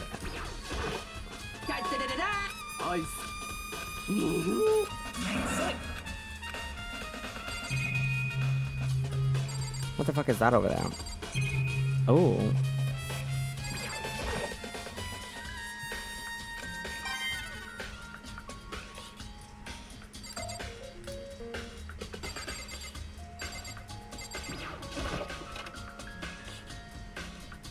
I want to possibly check the pool. See if I'm allowed to check the pool.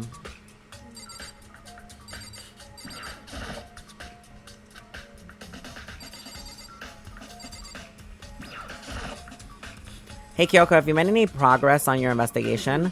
Generally speaking, but I have to get going. I have something unrelated to take care of. What is it? Nothing you need to worry about. Just concentrate on the murder. But before I go, let me give you one piece of advice. You should examine Chihiro's body one time thoroughly. Also, her handbook is missing. You might want to determine its whereabouts. Goodbye. What a useless fucking cast of characters. I just want to say that. Like, imagine being like, hey, like, we're all gonna fucking die if we don't solve this murder together. So let me do everything in my power to not work together, to make sure you gotta figure shit out on your fucking own. And I hope that you're successful or I die with you. Like, bro, what? These characters just, like, lack logic on, like, so many levels. With that, Kyoko turned and left the girls' locker room to go do some unrelated shit, as she said. I guess I'll take another look at the body then.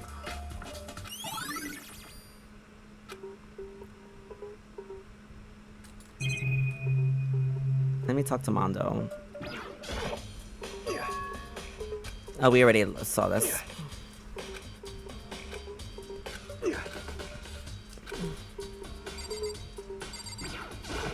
Did I?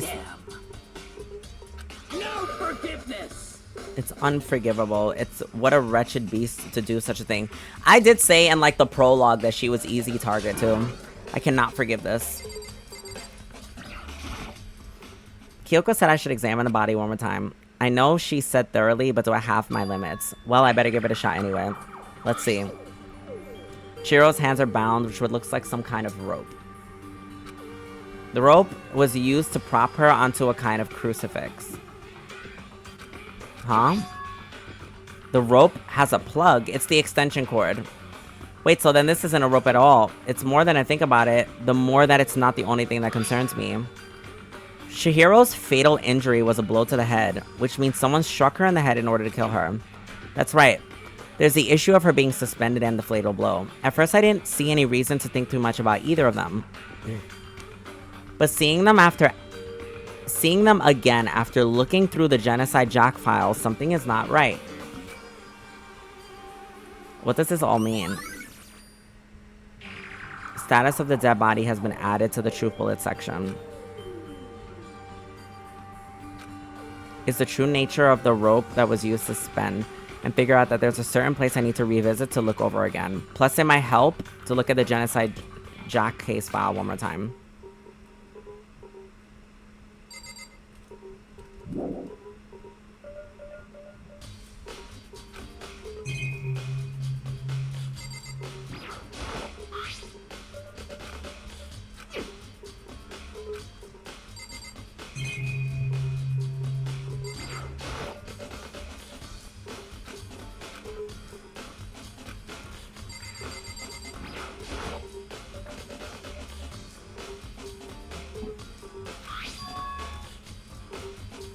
The big-breasted swimsuit model is pretty noticeable too. A girl's locker room doesn't seem like the kind of place you'd find something like this. So then...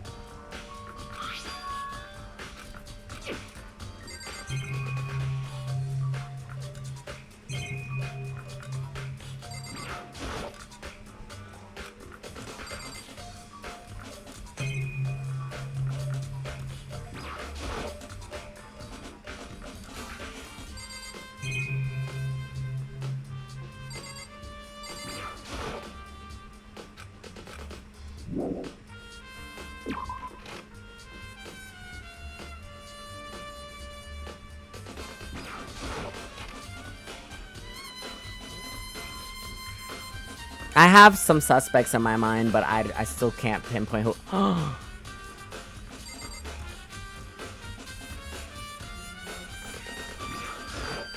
They're changed. The poster, it's a popular boy band called Tornado. Somehow it doesn't quite fit in the boys' locker room. Wait, that reminds me, the poster in the other locker room that's right, there's definitely something strange about it. In the boys' locker room, there's a poster of the popular boy band. In the girls' locker room, there's a poster of the big-breasted swimsuit model.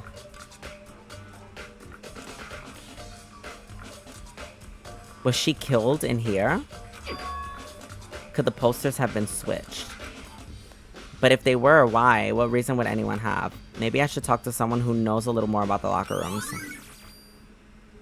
2 locker room posters have been added. She might have been killed in this room.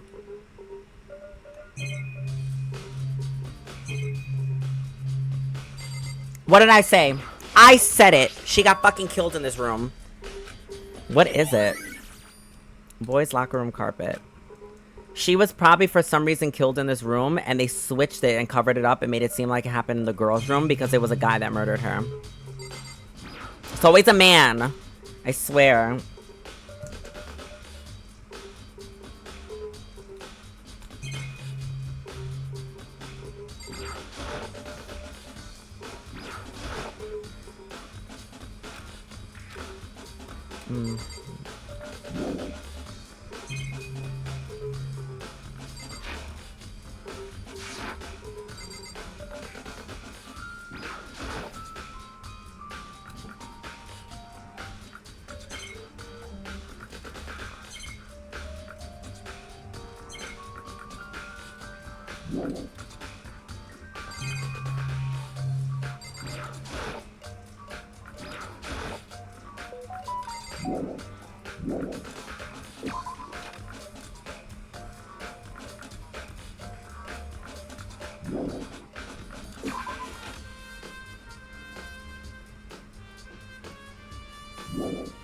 I have to go back to the library.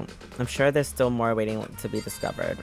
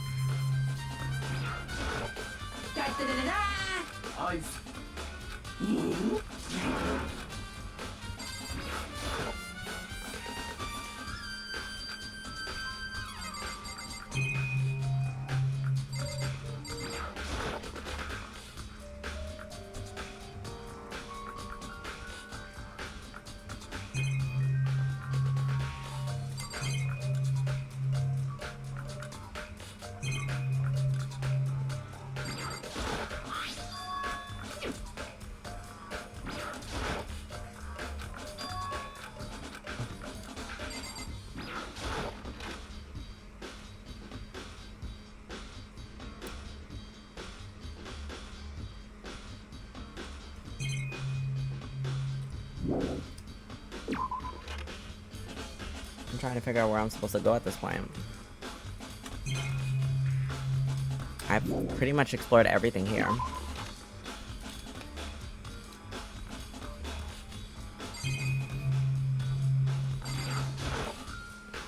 Is that a real gun?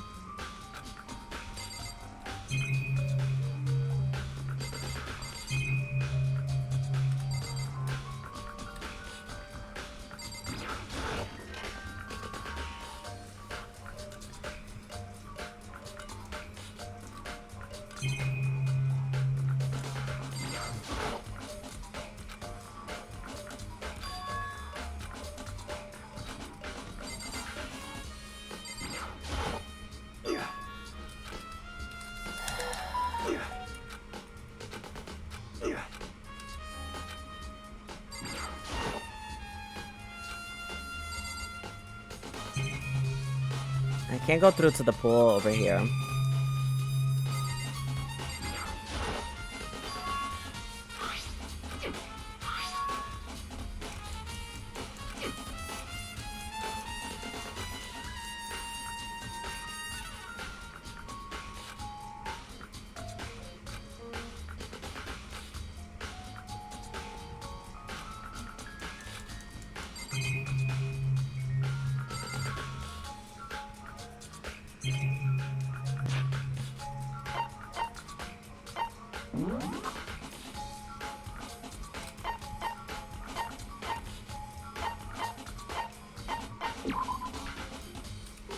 Victims of murder. They were killed in the same way and mounted.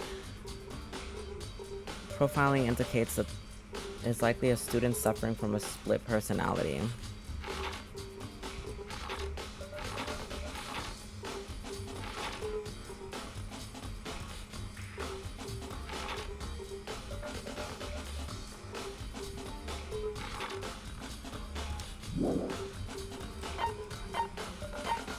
Card reader.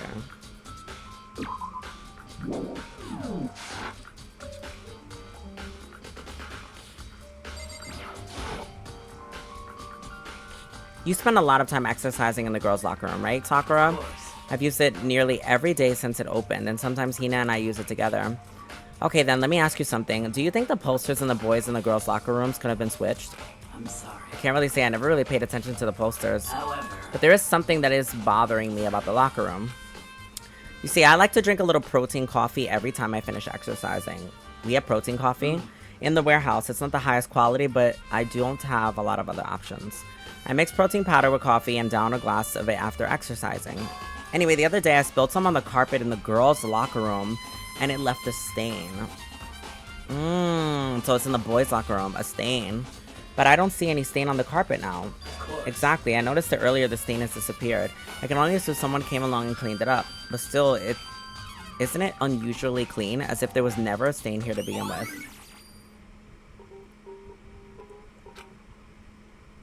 Interesting.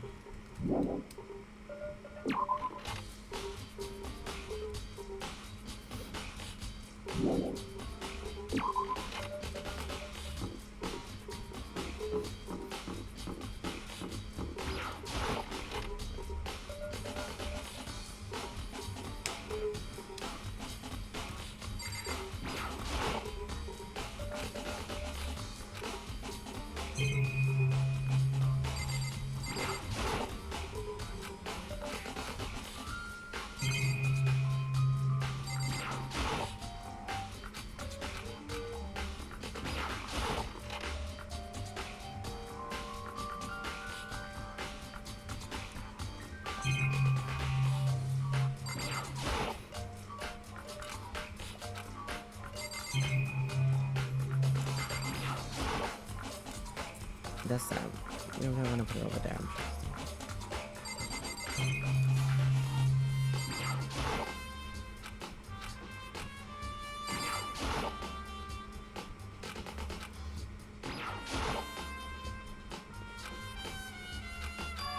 It's gone. Did someone take it out of the archive? But the only one who would have done something like that, I can't think of anyone but Byakuya.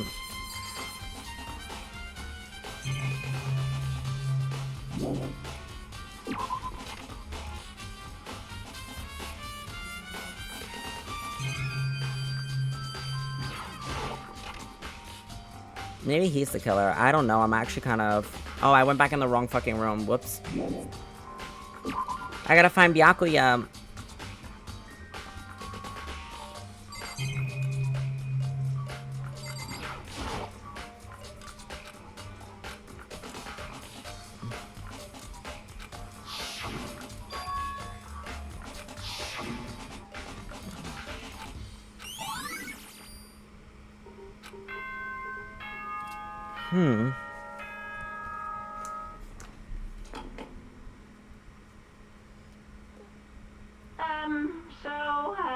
I'm getting tired of waiting. I'm Shall we sobbing. just plunge right in? It's the moment you've all been waiting for. No, The class trial. I'm not ready, You remember Monokuma. where to meet, right? Please go through the red door on the first floor of the school. Okay, these are my suspects. See you soon. My suspects for this murder are as so. It's either Toko, but I really think she's an obvious choice, but I'm keeping my guard because this game has fucking loopholes and shit. So I'm gonna say maybe they're throwing a curveball by using her as like a way to make me like, you know, get off track. But she's definitely like #1 suspect right now because of the dual personality shit. Second suspect is gonna be Byakuya. I think he just gets off at the idea of this shit, and I think he's twisted and demented enough to have fun with killing Chihiro and suspending her up the way that he did. And then my last guess would be, what's the name? I always forget his name, the psychic dude. He's my third guess. Only because of the suspicious shit that he was doing before. Why is this grayed out? I don't like this. This is grayed out. So those are my 3 guesses of who the murderers are. Oh shit. Let's pull up. The fuck? So is everyone ready to what? Am I blind or are we missing someone? Yo. Toko's not here. And Toko is... You really don't remember? Kidding. I'm just kidding. How could I forget the little nut job? She's a crucial part of this class trial this time. Ooh! What are you gonna do? I'll go ahead and drag her out, kicking and screaming. Just a moment, please. And just like that, a few minutes later, he reappeared dragging Toko behind him. I told him I didn't want to, but he forced me. I can't believe he would drag a girl around. Terrible. You're terrible. So now everyone's here, right? Okay, then hustle onto the elevator and let's get the show on the road. I'll see you guys down there. Let's go. So shall we get going? It's time to find out who killed Chihiro. So gentle, so calm and meek. Nobody had any problems with her. Someone made the choice to kill a girl like that. A criminal. And that murderer is one of us. Someone standing right here. So yes, my suspects are Yasuhiro. Well, my number 1 suspect is definitely Toko. Where the fuck is this bitch? Oh, there she is. This bitch. She's my number 1 suspect. Byakuya second. And my last is Yasuhiro. I want to say, though, Byakuya seems really more realistic as the killer for this one. And I feel like he might be trying to throw us off track by trying to make us think it's Toko. So I think it's Byakuya. I really do think that he's the killer. But it obviously the evidence is pointing more to this crazy bitch. So I don't know, guys. I don't know.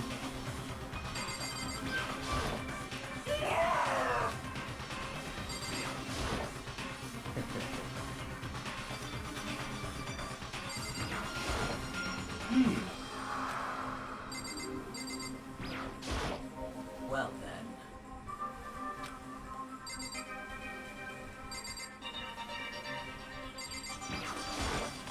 Shall we go? It's true.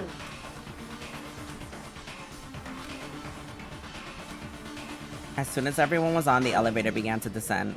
I couldn't get a handle on my emotions, couldn't stop speculating. Alright guys, this is it. Second class trial, here we go. The steel box sank with heavy clunking sounds, deeper and deeper into the ground, and as we went deeper, the uneasiness in my heart grew bigger and bigger. The elevator was unaffected, however, and continued to descend without hesitation.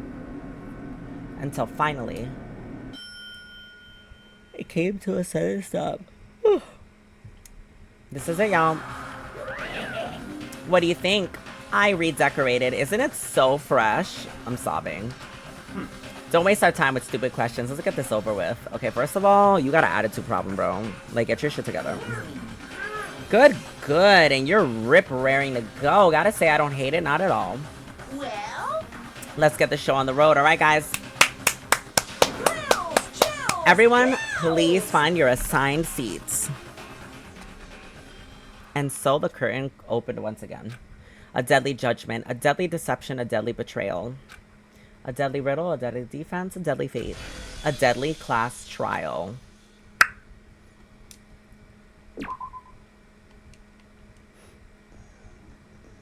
Okay, I'm scared, y'all. It's the final battle. Pick up the volume a little bit. Alright, let's go over all the shit real quick. So this is what we know from the Monokuma file. The victim was Chihiro. She died at 2 in the morning. She was discovered in the girls' locker room. And the cause of death was a blow to the head with a blunt object that we believe to be the weight. Okay. Sakura says although she wanted to get stronger, Chihiro declined several invitations from Sakura and Hina, and may have used the locker room late at night to avoid them. Despite this, Chihiro had stated that she desired to help with her efforts. She may have been meeting someone in the locker room the night she was murdered. The dumbbell was the thing that killed her. Now, Mundo says Chihiro had told anyone willing to listen that she wanted to get stronger. Some assume that due to her inferiority complex about being weak, she admired strength more than anything else. To unlock the locker room door, you have to swipe your e-handbook over the card reader. You need a male student's handbook to go to the boys' locker room and a female student's for the girls. It is not possible for two people to enter at the same time. Additionally, lending someone, yes. The handbook of each has died. It was in the main hall, right? One of the handbooks found in the main hall had been broken, which is apparently a rare occurrence. Junko and Sayaka's handbooks both seem to still work, so it's assumed that the broken handbook is Leon's. However, Monokuma claims it's very unlikely that Leon's handbook would have been broken, which leads us to believe that that broken handbook there is really Chihiro's. I don't know how, but her handbook is missing and we never got evidence other than that to claim that, so it only makes sense that if he's saying that baseballs wouldn't have broken Leon's, then somebody replaced Leon's and used that shit. Okay, suspected genocide Jack victims include Ken Harada. Okay, and countless others. They were killed in the same way and mounted to a nearby wall. The word bloodlust found at the scene of each crime written in blood. Profiling indicates the killer is likely a student suffering from a split personality. Chihiro seems to have consciously kept her distance from the other girls at the school, even from the beginning. Meanwhile, it had been noticed that she got along remarkably well with her male classmates. Byakuya, I'm telling you, I think it's Byakuya. Because while Toko is a crazy-ass bitch, she's scared as shit. And one thing I will say about Toka is that this bitch lost her fucking mind when she saw her dead. She can't handle blood. Her killing her, she would have passed out on scene as well. We've known about this since episode 1 that she's the hemo, whatever the fuck. I think Byakuya is the killer. That's my guess. I'm sticking to it. My guns are saying my first number one guess I'll go for is Byakuya. I think he is the killer. My second choice would be, what's his name? Fucking hair dude. I keep forgetting his hero. I don't know why. I'm only throwing him in here. Fine, I'll make Toka my second best. That's more realistic. My third guess is Hero, only because of that weird shit. No, but he was moving funny, though. Sweating and shit. You know what? I'm gonna make him my second choice. Okay, so my guesses are Byakuya's number 1 suspect. Number 2, Hero. Number 3, Toka. The end. Following guest paying with debit or credit. Okay. The carpet in the boys' locker room was found with a blackish stain on it. Blood was found on the poster in the girls' locker room. The poster featured a big-breasted supermodel popular among young boys.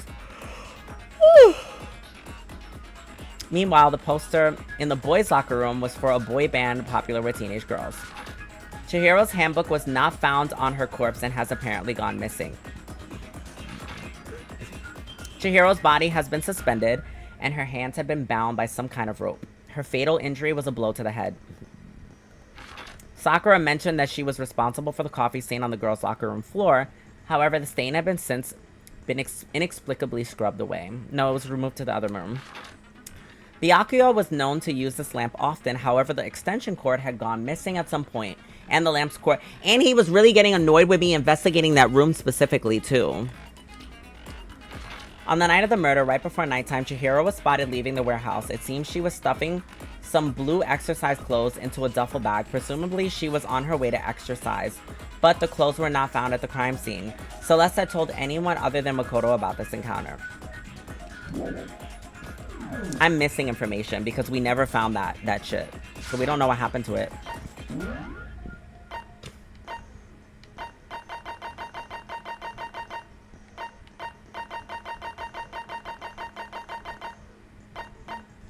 Increases damage to an opponent when a statement is destroyed. Increases bullet capacity. Yeah, fuck it. Alright guys, this is it. We're going. Class trial. Let's begin with a basic explanation of the class trial. So, your votes will determine the results. If you can figure out who done it, then only they will receive punishment. But if you pick the wrong one, And I'll punish everyone besides the blackened, and the one that deceived everyone else will graduate. Okay then. So, first off, let's talk about the murder weapon!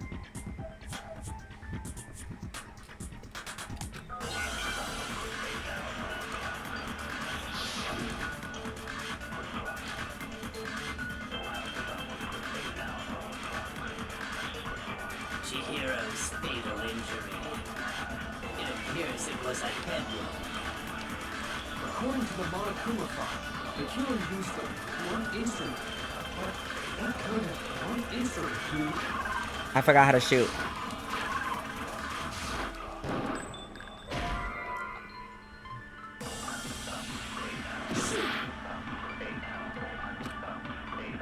Chihiro's fatal injury. What the fuck? That was not correct? It appears it was a head wound. Okay.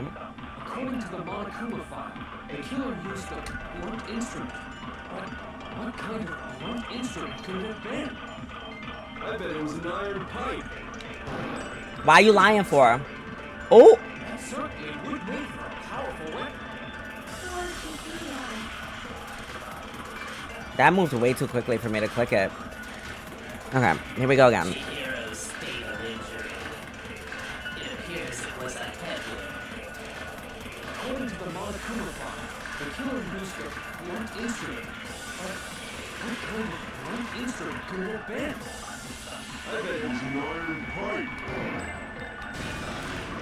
No, it's wrong. No, that's wrong. Yes, fuck it up, The Makoto. object that dealt the fatal blow was the dumbbell found at the scene of the crime. It was covered in blood, and there was nothing else at the scene that could have caused that kind of injury. And the wound on the victim's head is consistent with the shape of the dumbbell. As far as I'm concerned, there's no mistake and no room for doubt on this one. You looked at her head wound? Yes! That's so creepy! If you don't mind, I will proceed from here. Let's move on to discussion of the culprit. No, you're evil. Although, I believe the criminal behind this heinous act is already quite clear. What? For real? Chihiro's killer is the fiendish serial killer, Genocide Jack. No. Oh. Lines of white noise will appear to disrupt your reactions. Your truth bullets will disappear if they hit these lines, so think of them as obstacles in your debate. There's a way to keep this white noise from getting in your way. Press the right mouse button to attach the silencer, which you can use to shoot down the white noise. If you shoot an actual remark with a silencer instead of the white noise, the time limit will decrease. So take careful aim when you have your silencer out.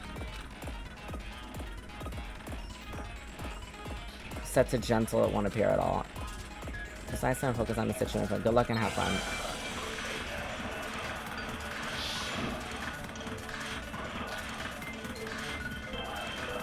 The culprit is Genocide Jack. I'm sure. Case closed, as far as I'm concerned. But that's impossible! What? What makes it impossible? Well, I mean, come on! There's just no proof for it. Hey, so, speaking of genocide, Was that not it? I don't know who that is!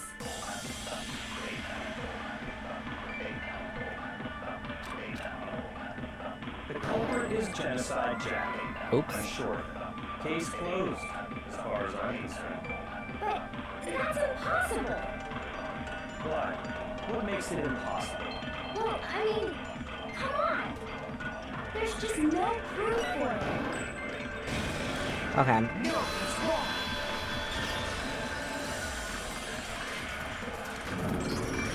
I might know one reason he could be involved. What? I found this file while I was looking around the archive in the library. I guess it's some kind of confidential file the police put together about the Genocide Jack case. That's kind of weird as shit, isn't it? What was something like that doing in the library? The why of it is probably more trouble than it's worth. So let's forget about that for now.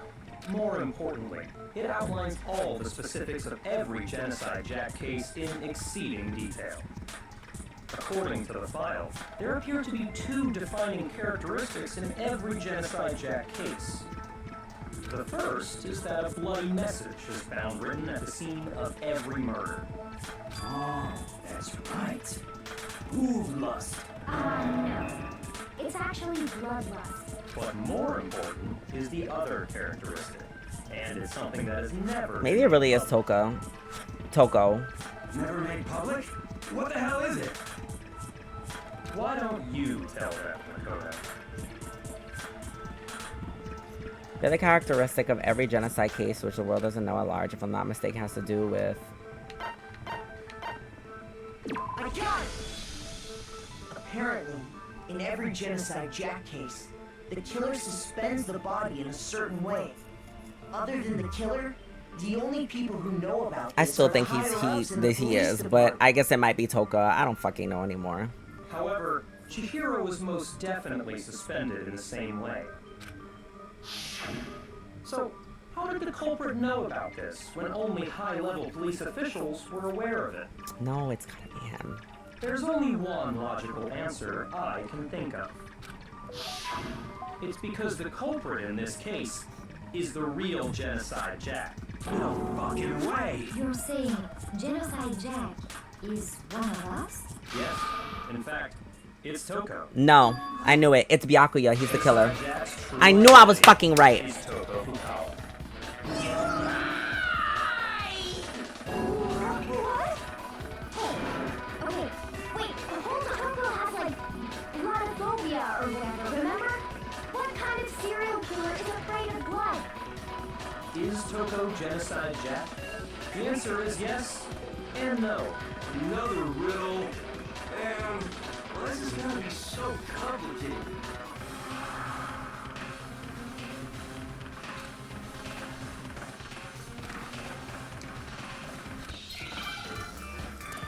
So we really are going for Toko.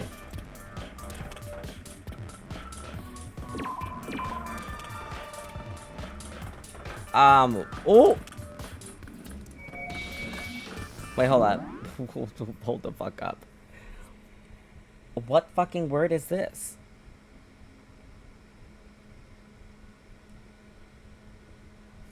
Child, I don't fucking know.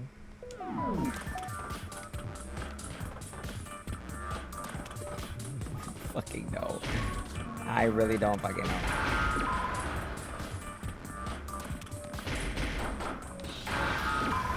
No.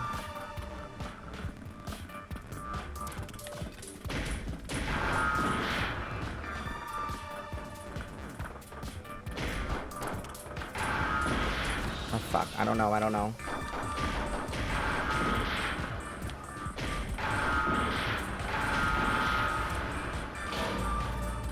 I didn't know the word. I still couldn't figure it out. I know, we're gonna do it again, obviously. What the fuck word is that?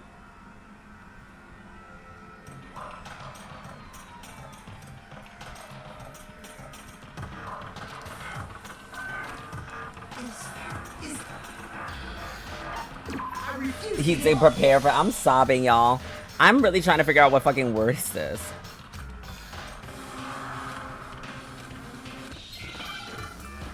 The fuck is this word? I mean, I know the first 2 letters at least.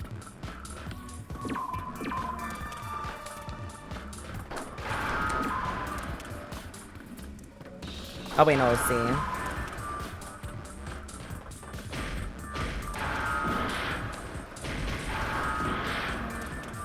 See? Shite.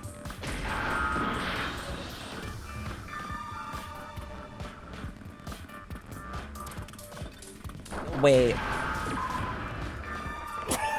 Now I understand. No!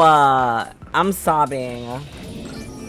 Is it because Genocide Jack has a split personality? I'm sobbing. Are they trying to say she's schizophrenic? I think I read that somewhere in the I still file, don't think too. it's Toka.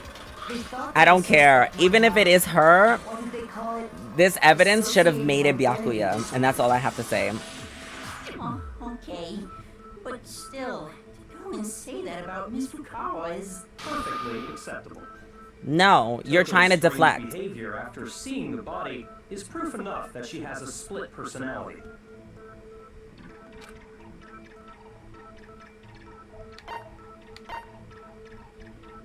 I got it! You're talking about how she started acting totally different than usual. That's right.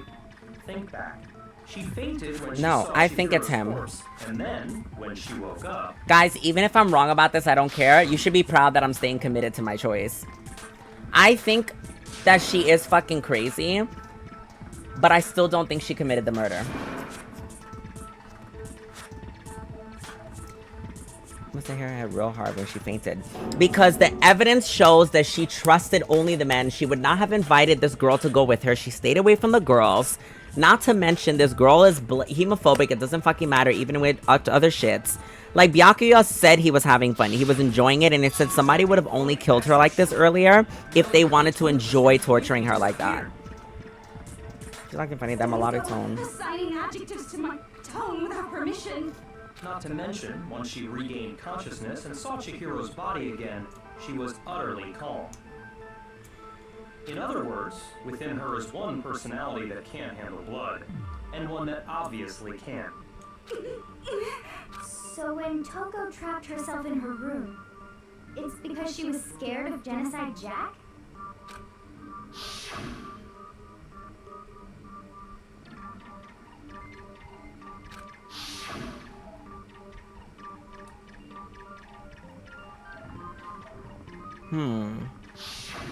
The reason she locked herself in her room wasn't to keep other people from getting in.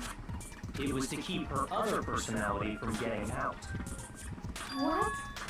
Toko was afraid. Afraid of the murderous fiend inside of her. Of killing even more people. How? Yeah. How can you know all this? I do believe you misunderstood her. What she's trying to say isn't, how can you know all this? No. What she wants to know is, how could you tell them? Huh? Last night, just before Monokuma gave his motive speech, Toko and I had a strange conversation. She told me a most interesting story. She said a murderous fiend lived within her, and she was afraid it could appear and attack at any time, and that trepidation is what's caused her to have such a bleak attitude. Isn't that right, Toko? This is all a lie. Right, Toko? You said you wouldn't tell anyone. What? You That was the promise. promised? I can't believe you lied! You have only yourself to blame. You came to me with your tragic little story. I didn't ask you to. This is the real world, not some romantic fantasy fairy tale. It's Byakuya. He used it to his advantage. You broke your promise first. You said that as long as you were here, no matter what, you wouldn't let Genocide Jack kill anyone. But in spite of that promise,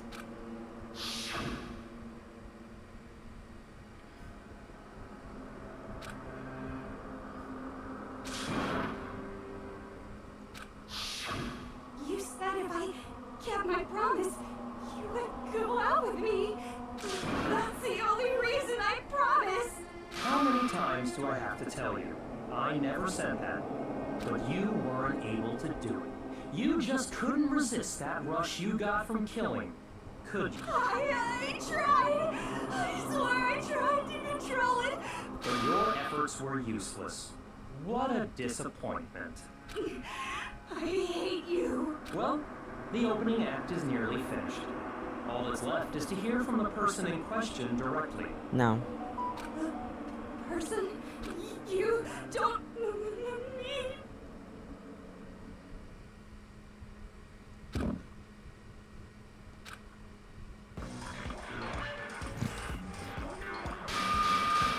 Hello there. Is it me you were hoping to see?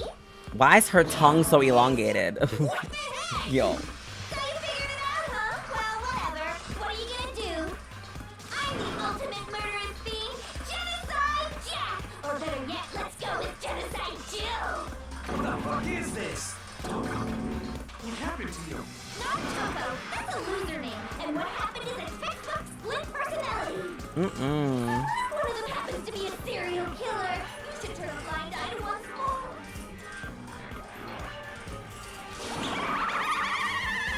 I'm sobbing. Intense. Like they say, sound in murderous mind, sound in murderous body. This one is so different from the one we've come to know. Yes, well, the world is composed of a front and a back, you know. Just like how every inning has a top and a bottom, or how in the depths of every truth lives a little lie. Behind every dark and gloomy soul lives another that shines as bright as the sun!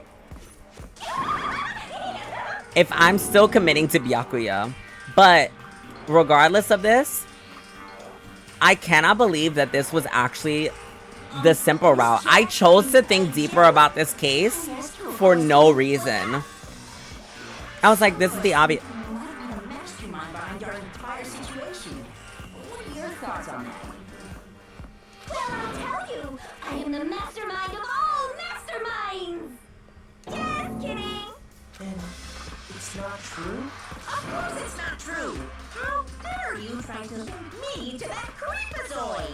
And another thing, the police and government and society in the outside world are tiny. They just let this idiotic, bloodthirsty maniac go buck wild all over town. Sure, I'm a bloodthirsty maniac, but life is pain, right? To live is to hurt other people. It's a necessary evil if you want to survive. The act of living itself causes pain for everyone. Just kidding again! This should be enough to convince you. This murderous fiend is responsible for I still don't think so. Chihiro's death. There's clearly a motive, so there should be no doubt. A motive? Remember what Monokuma told us? If someone didn't murder and graduate within 24 hours, an embarrassing memory or secret would be revealed. Well, let's assume that Toko's secret was about Genocide Jack. If a secret like that came to light, Toko's life would have undoubtedly been forever ruined. So she had a very clear motive to never have that side of herself exposed. Interesting. Very, very, very interesting. But sorry, as much as I hate to admit it, I'm not the culprit. I told you she's not the fucking culprit. I stayed with my guns. But I cannot imagine anyone other than you. Because there's no way this game would make something so simple like that. Like, it's so obvious that they would try to pin this on her. Maybe so, but nevertheless, it's the truth. Do you really expect any of us to believe you? It's Byakuya. Yeah. I could never believe a word you say, you monster.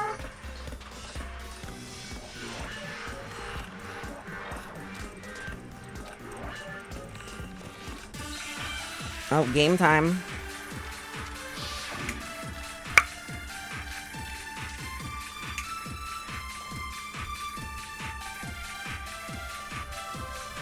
Sorry, but I didn't kill anyone. Oh, I'll have to do the other one. You say that, but do you really expect any of us to believe it? Perhaps if you had an alibi, that would change things. Oh, an alibi, huh? Now I'm talking. When you compare your past murders to this incident, the modus operandi matches completely. What more proof do we need? Give it up. You killed her. I thought I clicked on it, but it just flew past the whole fucking shit. I know which statement it is. Oh no, not that one. No, that's not the one I wanted to hit. Fucking system, bro. Sorry, but I didn't kill anyone. You say that.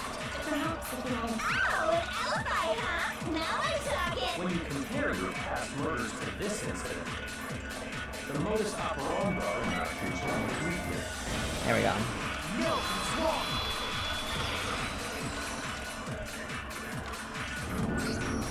Are the methods of murder really exactly the same? I'm not so sure about that. I think there's a slight difference between the Genocide Jack cases and this one. How's it any different? Uh-oh, you don't know? Well, then, human garbage, let me tell you! I murder with passion and conviction. I consider myself a professional, and I have a very particular way of doing things. Imagine you go to a fancy Italian restaurant. They're very picky about the noodles, the sauce, everything. happened to Chihiro? It'd be like if that same Italian restaurant started using ragu or Chef Boyardee. I'm sobbing. This is no creation of mine. Let me rephrase that in a way that maybe makes more sense. There are two clear differences between the Genocide Jack cases and this one.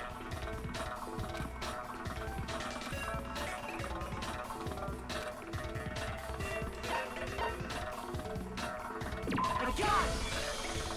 For one, the cause of death is different. In the Genocide Jack murders, all the victims were killed the same way. According to the case file, they were all... But Chihiro died from a blow to the head, right? Yes! That is remarkable. Wouldn't it be strange for someone who kills the same way without fail to suddenly change their method? And there's more. One more conflicting detail. That's right. In my recipe of murder, if the bloody message is the tortellini, then the arrangement of the body would be the pesto sauce. Please stop comparing killing people to cooking. So, are you saying another difference has to do with how the body was arranged?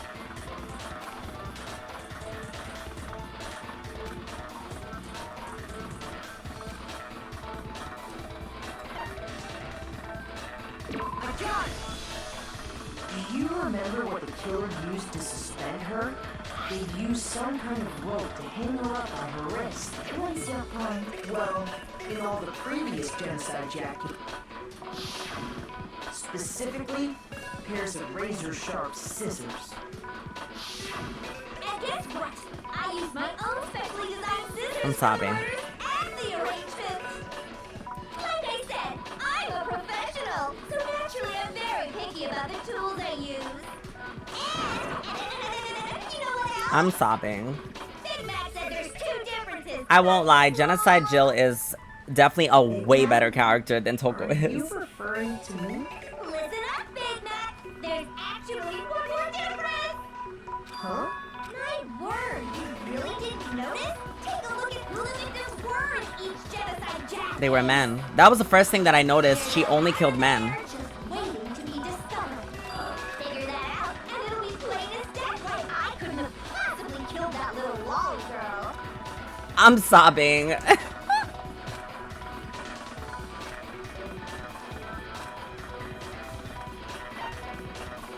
got it! Is it because Chihiro... That's right on the money. In all the Genocide Jack cases, all the victims had something in common. They were all middle-aged men. Well, men. They were all guys? That's right. The people I killed with such passion and conviction are all adorable little men.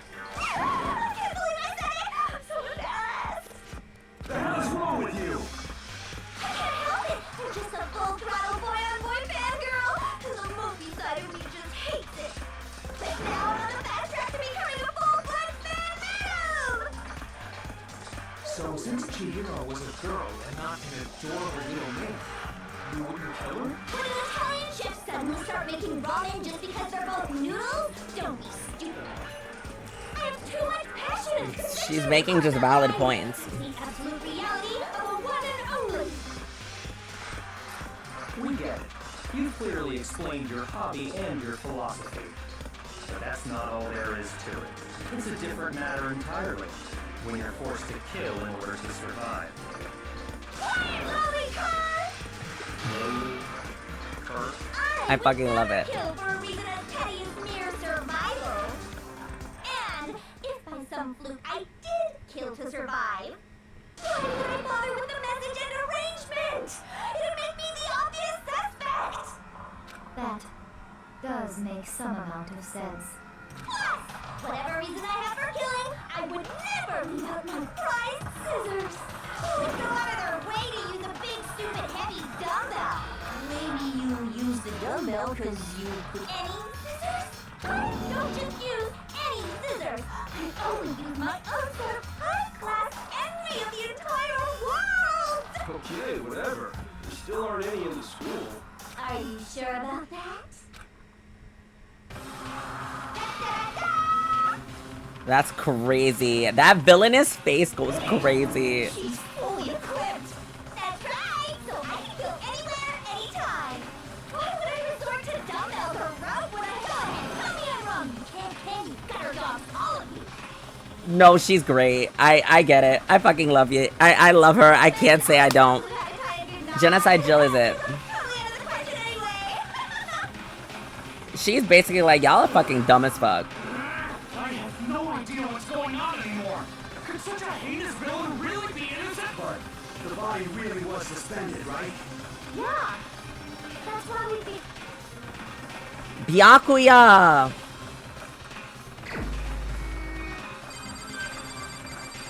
I suspected you, you sweaty bitch! Here's my answer. I knew it was Byakuya, him. It's possible you could have found out, isn't it? You'd have no problem gaining access to classified government documents or internal police records. Plus, you'd already looked through the Genocide Jack file before this all happened, hadn't you? Are you saying Mr. Togami did? Did I not call it out? Where are my brownie points? Genocide Jack being the killer so I'm so feeling myself right now. because he wanted to pin the crime on her. So, he rearranged the scene to disguise it and make it look like I put my stamp on it. The adorable glasses man was behind it all. Ooh, I'm on fire! Well, Byakuya, what's your response? I see. So now the suspicion falls on me. Then I must ask, when would you say I began acting suspicious? Surely you must have an answer. Looking back and thinking about it now, the way you were acting right before we discovered the body was a little strange.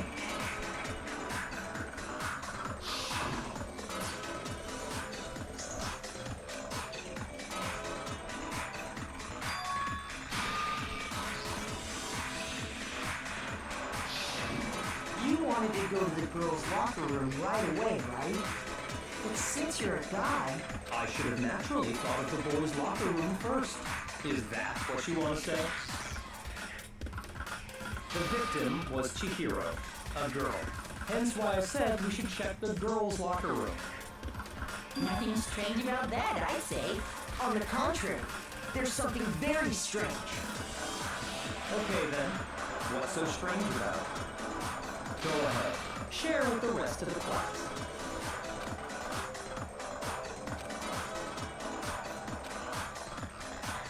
Dang, they just be adding elements to this fucking game, bro. They want to make me stressed out. Next, we're going to add something called Truth Flashback. If you aim at a weak spot and hold down the left mouse button, then you'll memorize that weak spot. The memorized phrase can only be shot once as a truth bullet. If you shoot or change the truth bullet, it'll disappear from the truth cylinder. However, you can use the flashback feature as many times as you want. If you don't seem to have an answer to a lie or a contradiction in your loaded truth bullets, it might be wise to memorize different weak spots that you may use to make your case. When's the best time to flashback? Well, you'll just have to use your keen wits. So basically, when I don't have shit to say, I have to use their own words against them. That's really what it's giving. Thanks for adding another layer, Danganropa, to make me more stressed about this fucking game. So, you said Byakuya was acting kind of weird before we got the file. But he was acting weird. How? You feel presented with the opportunity to check out the girls' locker room. You absolutely take it. That's a natural reaction for any guy. I'm sobbing. The victim was Chihiro, who was a girl. But we didn't even know. We didn't even know it was Chihiro yet. And that's what I was thinking the whole time, too. I'll tell you what's so strange about that. Because up until we actually discovered the body, we couldn't have known who the victim was. So your claim that you went to the girls' locker room first because Chihiro was the victim Period. doesn't hold up. I see. That's a good answer, I must admit. Interesting. Very interesting indeed. But your reasoning is still too weak. What's wrong? Is that it? Surely you've got more than that. What's with his Byakuya's attitude? It's like he doesn't even care. I've got him cornered and he's acting like it's got nothing to do with him. You're not finished already, are you? There is more to it. Think about it. We just talked about the differences between this case and past Genocide Jack incidents. The proof you're looking for is hidden in there. Oh? Proof that I'm the culprit, you mean? The differences between this case and the other Genocide Jack murders, the evidence that proves Byakuya is responsible is hidden in there? What could it be?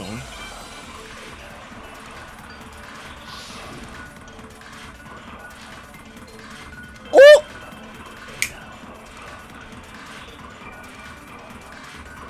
And I remembered specifically that he fucking stopped me from looking at it. When I want to kill, I use my very own special scissors. And I use those same scissors to erase the body. But Chihiro was suspended with... It was some kind of rope. Was it not? That's right! It absolutely was!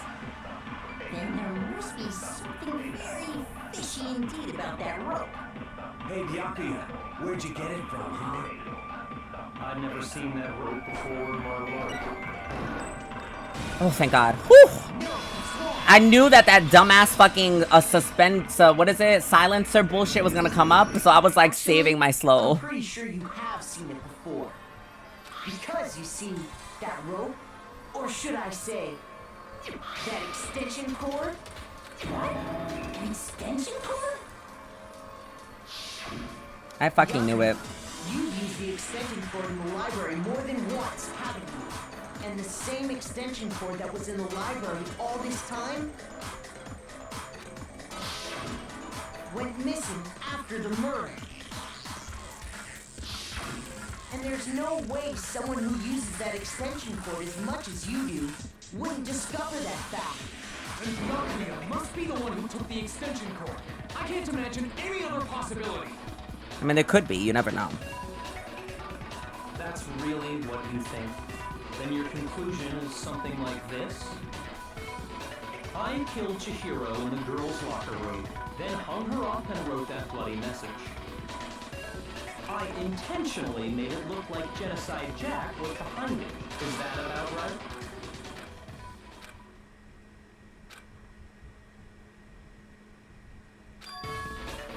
What's wrong? I asked you if you think that's what happened. Hell yes, that's what happened. So that's it, right? Byakuya's the killer. I don't disagree with not disagreeing. I'm sobbing. He kept calling this a game, right? So he'd be totally willing to do something like this to win. Sorry, but can we hold on just a second? I think we need to talk about this a little more. Okay. We really need to. We've already decided who did it. I know, but still, there's something that's still bothering me. Is that right? And what, pray tell, is still bothering you? I killed her in the girls' locker room, then disguised my crime. Specifically, I dressed it up to make it look like it was the one. What about all that bothers you?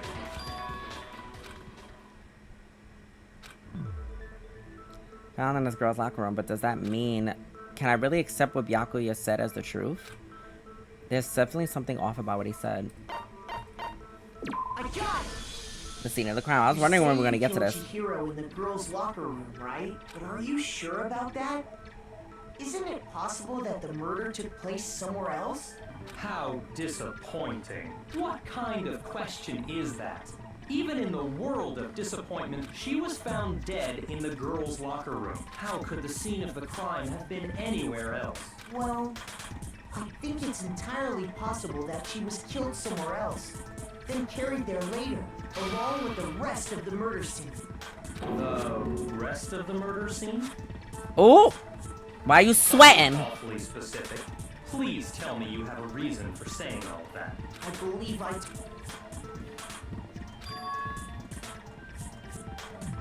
Boom. Catch that bitch. String him up. Suddenly moving the crime scene. Maybe Byakuya never realized that the actual scene of the crime could have been somewhere else. Hey, don't just move on without permission. What do you mean she was killed somewhere else? Come on, Makoto. If there's any chance the murder took place somewhere... I still hope that he's the killer because I don't like him. Now I'm just being petty, y'all. As I know this game is probably going to throw another curveball. Wait, what? There was something that was switched between the boys and the girls' locker rooms. Oh, the fucking pictures. Where are we at? And the other shit. I got it! The proof that she was killed somewhere else is the poster that's hanging in each locker room. Your proof is some posters? The poster in the girls' locker room, a picture of a big boobed supermodel. But don't you think that's kind of strange? Why would the girls' locker room have a poster like that? I bet those massive jugs of hers were totally fake! Meanwhile, the boys' locker room had a poster of the super popular boy band Tornado. Again, that doesn't really seem to belong in a boys' locker room. So you're saying that maybe the posters were switched? And there's one other thing I noticed about the locker rooms. You know what I'm talking about, right, Saki? You're referring to my protein coffee, aren't you? Protein? While I was in the girls' locker room earlier, I spilled some protein coffee on the carpet. But I noticed that after the murder, the stain had been totally scrubbed away.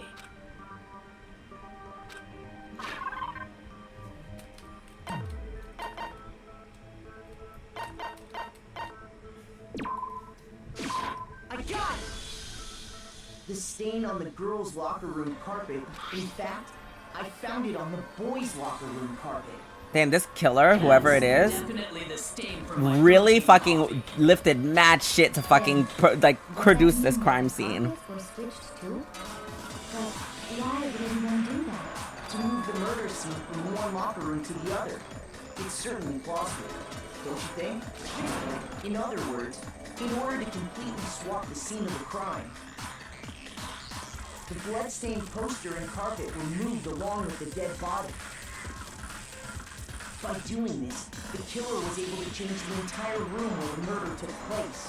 I can certainly follow your reasoning, but why would the culprit bother doing that? Huh? Why would they go through all that trouble of switching the scene of the crime? Actually, an even bigger question. If the murder did take place in the boys' locker room, then how did Chihiro get in the boys' locker room in the first place? To get into the locker rooms, you have to slide your e-handbook across the card reader device. But Chihiro's handbook should have only let she had no way to get into the boys' locker room to begin with. No, she did have a way, and I can tell you what it was. I highly doubt that. Shut up! I'm telling you, I know how she could have done it. Yes, we all know how she could have done it.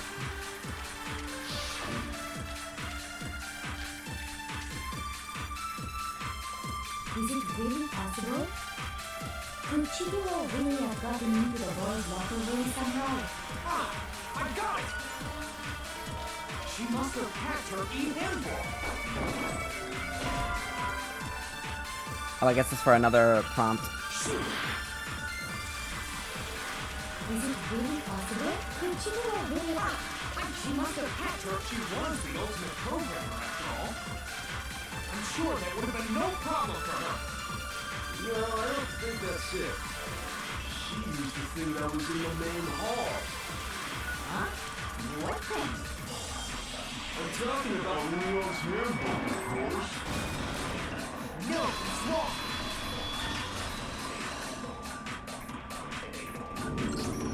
No, I don't think Chihiro used Leon's handbook. Why not? Because Leon's handbook was broken. Oh. Well, then, yeah, I guess that'd be pretty impossible, huh? I am struck silent by how quickly you gave up. Plus, isn't there a regulation against... Oh, I love Sakura for that. Actually, the rule states that loaning your handbook is prohibited. It says nothing about borrowing it. In other words, you could borrow dead person's handbook all you want, and you'd be safe. Hit the nail square on the noggin. Of course, if it were broken, that wouldn't make any sense anyway. So then, she must have hacked her, like I said. She used her ultimate programmer skills and... You can't fix it, the handbook. The instant you open one up, a security buzzer starts glaring. So, if she didn't use Leon's handbook, and she didn't modify her own handbook... Maybe Mr. Naegi's initial assumption is just wrong? It seems like there's no way she could have got into the boys' locker room. So I guess so. Okay then, I vote for Byakuya.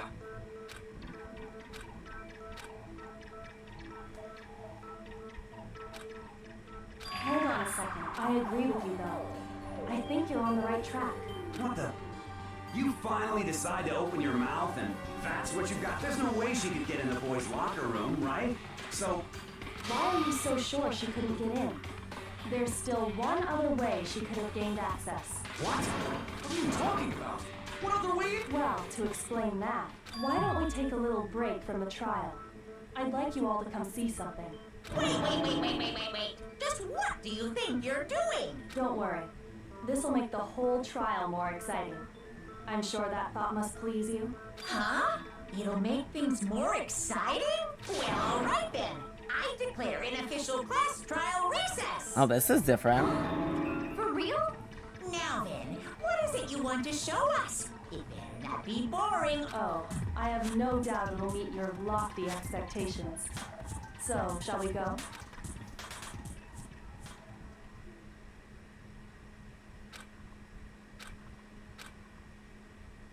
What should be the... Is it the pool? Because I kept thinking, what about the other side of the pool? Can't you just walk through the pool? You've already searched this place top. I'd like you to examine the victim's body one more time. Be sure to examine the entire body very carefully. Take your time. Examine her. No, wait. It's probably best. It's not that I'm freaked out or anything, it's just... Very well. I'll do it. But you're a girl. You shouldn't have to touch a dead body. Just let one of the boys do it. I'm sobbing. No, it's okay. I think Chihiro would rather have a girl examine her. So just leave this to me. Sakura. What is this? Some kind of secret girl-on-girl action? Is that what you two are about? That's not it at all. Stop screwing around. Okay, here I go. I'm sorry, Chihiro. Please excuse the intrusion. Where Sakura stands, everyone. Not the prayer, I'm sobbing. Sakura then began quietly examining her body. Be sure to check her entire body, and I believe we will solve this particular mystery. Her entire body? I know you say that, but... What? This is... What is this? What is it? Not possible.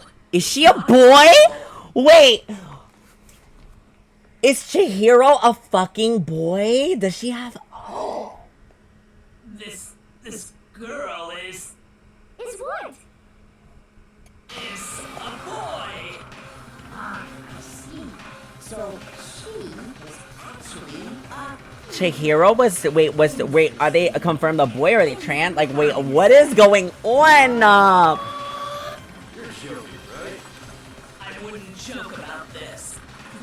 It's really true? Chihiro was a guy? Oh, what? You guys didn't know? Heck, I knew that right off the bat. Chihiro Fujisaki was totally a guy. He was a cross-dresser? Oh, he was really on fire! I wish I had killed him! So that's what Kyoko wanted to show everyone, huh? Interesting. Yes, that certainly does make things much more exciting. Now let's ride this wave of excitement back. That just fucking threw me. Apologize for keeping you That waiting. just fucking threw Now me. then, let's resume the class trial. We've all just learned of the shocking revelation that Chihiro was actually a boy. Let's pick up from there. Yes, well, I don't know his reason for hiding it, but the fact is, Chihiro was not a girl. but a boy. And because the victim was male, he would have had no problem gaining access to the boys' locker room. Assuming his handbook did, in fact, list his gender as male, then yes, that would be true. Of course his handbook said he was a boy. He dressed like a girl, but he was a boy through and through. So then, there should be no issue with Makoto's initial assertion. The victim was killed in the boys' locker room, and was then later moved to the girls' locker room. And the killer could have easily used Sayaka or Junko's handbook to get into the... Chihiro really was killed in the boys' locker room? I still don't understand the motive for moving the body, but yes, that does seem plausible. Which explains why she stayed away from girls the whole time. And it also explains why... Rather odd. I knew he felt a little off. There was a certain incongruity to his female body. This is the most titillating situation! So now everything has been connected. All the mysteries have finally become clear. Okay, well, connected or clear or whatever. We still think you're the killer, remember? So, what about you, Makoto? After everything we've learned, do you still think Byakuya Damn. is the killer? It's not Byakuya, and I'm upset. Without a doubt, Byakuya is the one that made Chihiro's death look like Genocide Jack did. But I think he might not actually be the killer after all. That's just some weird shit, bro. But aren't you the one who accused him in the first place? He just seems to be too easygoing about all this. Like the way he's acting, it makes it seem like it doesn't have anything to do with him. And you think that might be because it doesn't have anything to do with it? Plus, the evidence he left behind was a little too... He consciously chose to use the extension cord, knowing it could connect him to the murder at least. That's how I see it. And Byakuya, when you found out the murder took place in the boys' locker room, it seemed to rattle you. And then again, when you found out Chihiro was actually a guy, if you really were the killer, that stuff wouldn't have had any effect on you. So that's your thinking, huh? Well, it bothers me. It's fine. I guess I'll mark it as correct for the time being. Mark it as... He's right. I am not the culprit. Boo! I managed to come across the corpse in the girls' locker room. God, you need to die. Decided to alter it. Are you fucking with us right now? This man basically said, I don't care if we all die, I'm just having fun. With you right now. I'm telling you the truth. I find it very hard to believe. Go ahead. Find it very hard to believe. You're free to be executed along with the rest of us. If you're really telling the truth, then... Why? Why did you do that to his body? My reasons hardly matter right now. Uncovering the culprit is much more important, wouldn't you say? Now then, if it wasn't me, who was it? Well, I don't think I can say for sure without talking. Seriously gonna keep going? We're all good, aren't we? I thought it was clear Byakuya did it. No, you were my other choice, so it's probably you. I'm with Makoto. If there's any doubt whatsoever, we need to explore every possibility. If it's not him, what's his name? I keep forgetting this man's name. What's his name, y'all? Hero? That's true. If it's not Hero, then this just threw me for a loop. Damn straight. And they just wanted to add plot at this point. Do you not have a mind of your own? Of course I do. What am I, an ant or something? Anyway, let's discuss this all as a group one more time. That's very true. Our lives are all on the line. Excellent. Then shall we resume our game of hide and seek?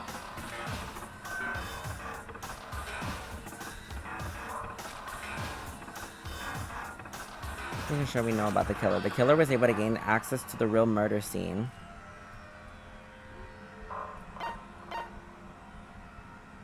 I got it! Since the crime scene was in the boys' locker room, you need a boys' handbook to get in. Since Leon's handbook is apparently broken, the killer would have used their own. In other words, it had to have been a guy. But it's still not enough. I need to find some more clues.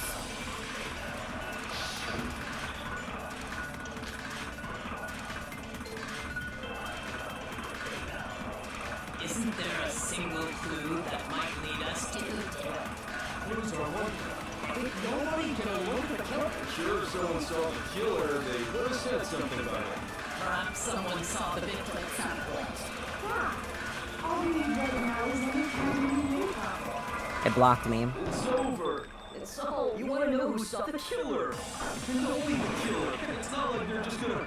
Okay, we'll just redo this part again. God, I hate that stupid fucking, what are they called? Silence shits that keep appearing. Perhaps someone saw the victim at some point. Even that might be enough for now. Yeah. All we need right now is any kind of new info. It's over. It's all over. You wanna know who saw the victim? The killer. And only the killer. No, it's wrong.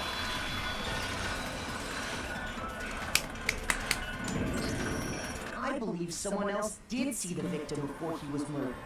What do you think, Celeste? Now that you mention it, yes, I did see him.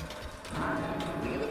Oh, but I suppose only Makoto knows about this. Makoto! Oh, I love that bitch! Makoto! That is why you're all making such ugly noises. It was last night, right before night. I saw him stuffing a track jacket into a duffel bag. And then, I assume, he headed off to exercise. But we didn't find anything like that. It seems likely that the culprit destroyed them to get rid of any evidence. And that is when he said something that struck me as rather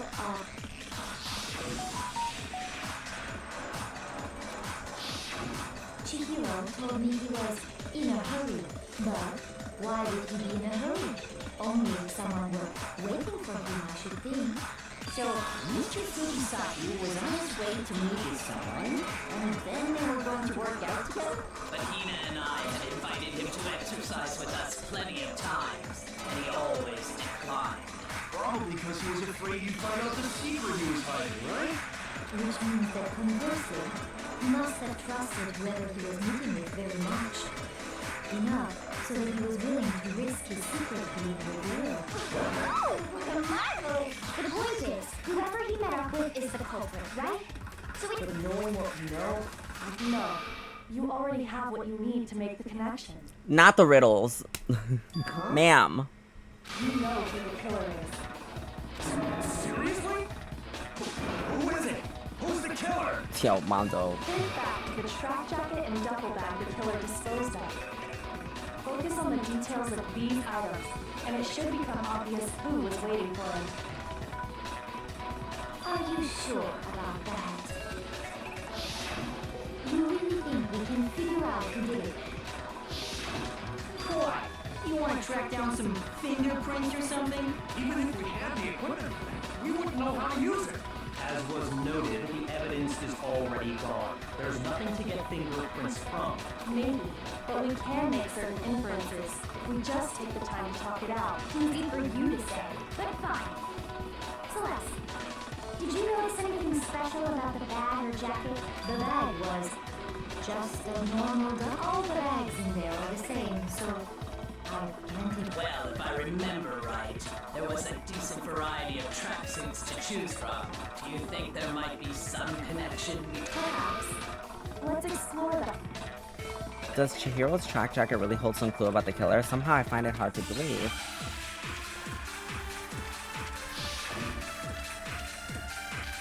Damn, this is a long trial. Jesus Christ. They said Sephiroth battle on like 1,000 right now. First of all, we know where Chihiro is headed. He is on his way to go exercise.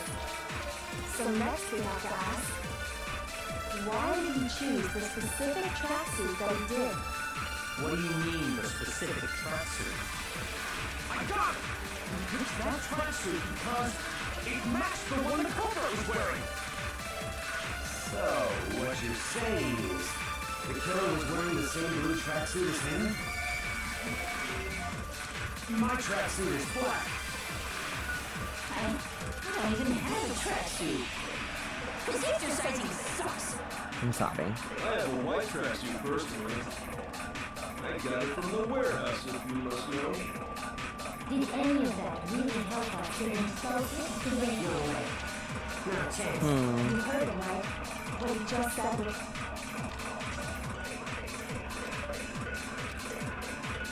First of all, we know where Chihiro is headed. He was on his way to go exercise. So next we have to ask, why did he choose the specific tracksuit that he did? What do you mean, the specific tracksuit? I got it! He picked that tracksuit because it matched the one the culprit was wearing. So, what you're saying is, the killer was wearing the same blue tracksuit as him?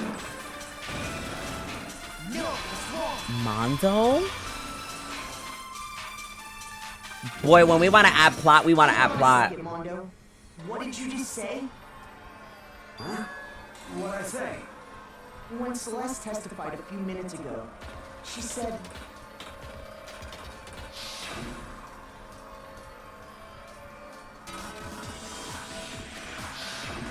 She never said anything about the jacket's color. Bro, this Mondo shit is just plot.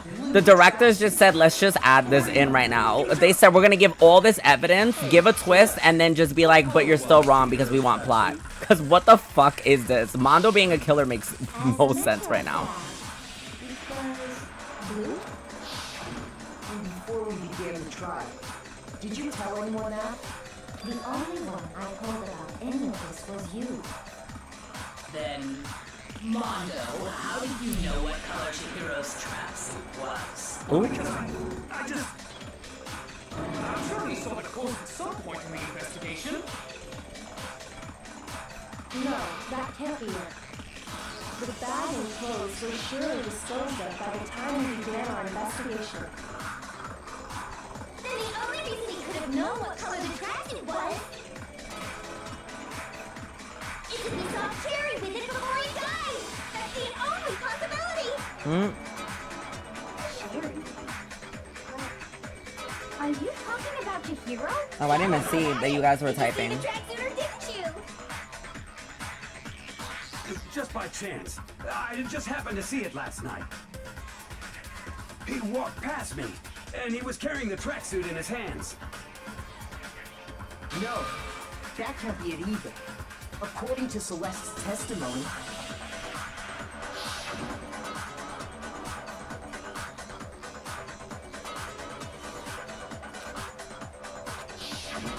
when Celeste noticed it, Chihiro made a point of making sure the jacket was completely in the bag. You just ran into him briefly. You couldn't possibly have seen what color the tracksuit was. Yeah. It would appear you dug your own grave. Perhaps. But you handed him the shovel, didn't you? That's why you said what you did. Focus on the tracksuit and it'll be obvious who he met with? What a bunch of nonsense. Ah, now I understand. It was all one big bluff. Your true intention was to draw a slip of the tongue from the culprit. That's why you said you knew who did it. To put them on edge. That's right. However, Mondo was my target all along. I had my suspicions about him from the very beginning. But why? What made you so suspicious? That's a good question. Because I hate him. Because I hate him is fucking stupid. The way he talked, the way he was acting. There was a certain turn maybe you did. You only call guys dude. For girls, it's chick. And after he was killed, you happened to refer to him as dude. Once I picked up on that, it occurred to me that Are you a witch? She's a witch! You're positively Wow. No, I'm not the frightful one. Not nearly as frightful as someone capable of murdering a friend. Mondo, was it really you? Did you really kill Chihiro? I didn't kill anyone! You've been all over me, judging everything I say, putting words in my mouth. What gives you the right to treat me like a goddamn criminal? Yeah, he would never do something like that. This is a false accusation. It's true. My reasoning on that is pretty shaky. That was fast. Well, this does present us with a problem. It seems we are all out. I'll read the comments afterwards from you guys. I'm sorry, I'm just so invested in this trial right now. Nearly come. That's what my little ghost friend is telling me. Oh yeah, that reminds me. Really? What kind of evidence? Actually, no. Now that I'm thinking about it, sit here calmly. Jeez, does your confidence just get up and walk away? It's fine. You really insist. Here it is. What do you have there? It happens to be an e-handbook. I found it laying on the ground, so I scooped it up.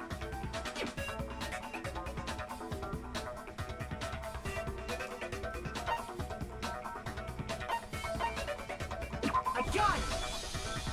We know Chihiro's handbook was missing from the scene of For a fact. For a fact indeed. I was totally sure I'd found it. Then it must hold some clue about the culprit, right? Well, that's what I was hoping. But it's busted. I imagine the culprit broke it to get rid of any evidence after the murder. That's odd. I didn't think the handbooks were... You're right. They're not. They're totally waterproof and shock resistant. And yet, this one does appear to be broken, as is Leon's, sitting useless in the main hall for all your confidence. That is a...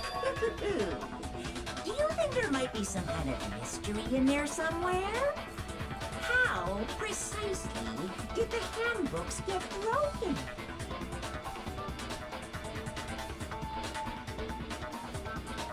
Oh. I got it! You already told us before that the handbook has one weak point, didn't you? Yeah! You remember that? Sure, maybe I let that slip, but I never... But if the handbook is supposed to never break, and two of them... Then we can only assume that someone's figured out its weakness. You know what the weakness is, right? I think it's a necessary piece of information if you want this to be a fair trial. But if I tell you, and someone else decides to copy it, that would be very not good. Just tell us already. Why would we want to break our own handbooks? Oh well, I have a weakness for pushy demands. I'm sobbing. But you're sure you won't follow their example? Then allow me to make a special announcement. The weak point That should be of my stupid as fuck. cutting-edge e-handbook is when it's exposed to high temperatures for too long, it will suffer a meltdown and totally break. I flippin' knew it. You knew it? Yeah, because I found the handbook laying on the floor of the sauna. The temperature in the sauna can reach over 200 degrees. Strange how you don't get it. It's because as your sweat evaporates, it creates a cooling layer of air around your skin. If the hot air of the sauna were somehow pushed directly onto your skin, you'd definitely get fried. That layer of air would get blown away. That's why you may feel a burning when you move around. So when you're in a sauna, interesting. That is a mere try. Anyway, if you found the victim's Anyway. handbook in the sauna, then the killer must have been purposely trying to raise its temperature in order to break it. Meaning the culprit somehow knew. But how'd they find out? Monokuma said he didn't tell anyone, right? Indeed. What if they found out by accident? What do you mean by accident? What if the killer took their own handbook into the sauna, not knowing its weakness, and it broke? They'd realize it was broken, of course, and it wouldn't be hard to figure out why. Oh, when he went into the sauna. And once they had Chihiro's handbook, they knew they had an easy way to dispose of it. I won't say it's not possible. I don't know of anyone who took their handbook. I might know someone who did. Whoa, seriously? I think the one who may have taken their handbook.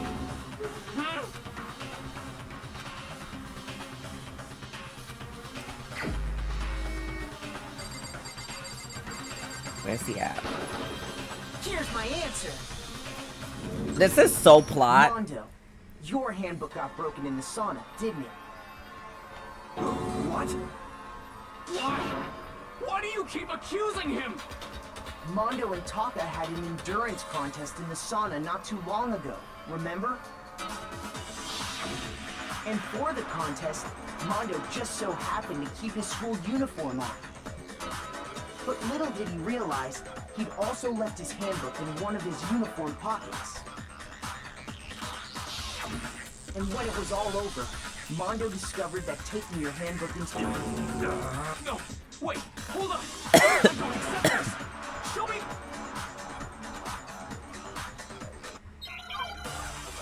Oh, he said he got something that proves it without a shadow of a doubt.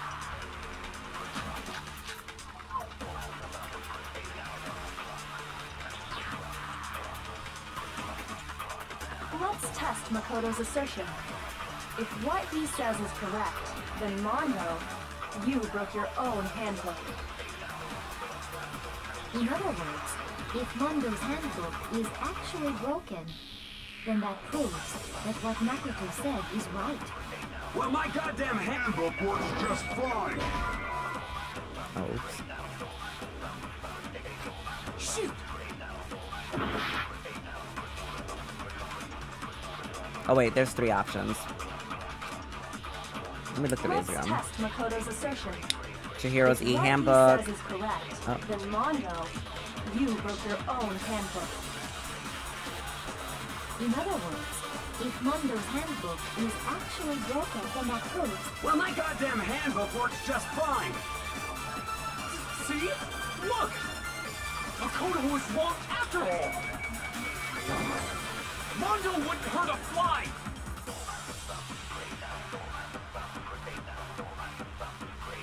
Sure, Makoto's handbook broke during the sauna showdown. If I can just prove that, then that will show the handbook Mondo has must actually be. My first thing was Chihiro's. If what he But it says said is no. correct, then Mondo, you broke your own handbook. in other words, if not, then that proves that Well, my goddamn handbook works just fine. See? Look! Makoto was wrong after all! Even the fucking evidence here just said it. What? You think you have some proof that contradicts what I said? Hello?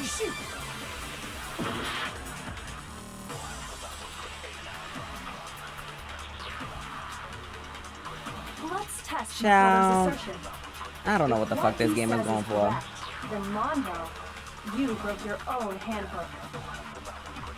They just said to prove that it's Chihiro's, and I used that one. Let's try card reader. broken, then that proves that what Makoto said is right. Well, my goddamn handbook Let's works see. just fine. Okay, that one didn't work. At this point, I don't care, guys. I'm gonna just start randomly guessing. It's really giving that we're just guessing. Because I'm not gonna find it there. I need to, one more time. There's a contradiction in there somewhere. Let's test Makoto's assertion. If what he says is correct, then Mondo, you broke your own handbook. In other words, if Mondo's handbook It's actually broken. then that proves that what Makoto said is right. Well, my goddamn handbook works just... It was broken handbook. Okay, shit, I swear. Ciao. Mondo, the handbook you have right now, is it really yours? What the fuck is that supposed to mean? The broken handbook that was in the main hall. Isn't that one actually yours? What the heck are you talking about? What I mean is, I think Mondo swapped his handbook out for one that actually works. I think he took Leon's handbook and replaced it with his own. That would make sense because Leon's handbook can't be broken. After all, Monokuma said himself that Leon's handbook never should have broken. That's right! The punishment it suffered wasn't nearly enough to destroy it. So then, the broken handbook in the main hall is actually Mondo's, which would mean that the handbook Mondo has... You know what I realized about the class trials? They really don't give you any information prior to the trial. Like, if Mondo was the killer the whole time... Hold on, wait, can I pause it? If Mondo was the killer the whole time, the entire time that you're searching for investigation, right? You're investigating the entire time. At no point do they give you any clues to that, give you any information for that. Do they lean to that? Do they give you anything? What they do instead is they create the murder in advance. They give you only a minimal amount based on base level stuff, and they unveil it to you during the actual trial. Because during the investigation, even when you talk to Mondo, there's literally nothing that he gives you in regards to information. Everything that Kyoko revealed was the defining factors in the trial, and during the investigation, you can't talk to her because she randomly has to go off somewhere.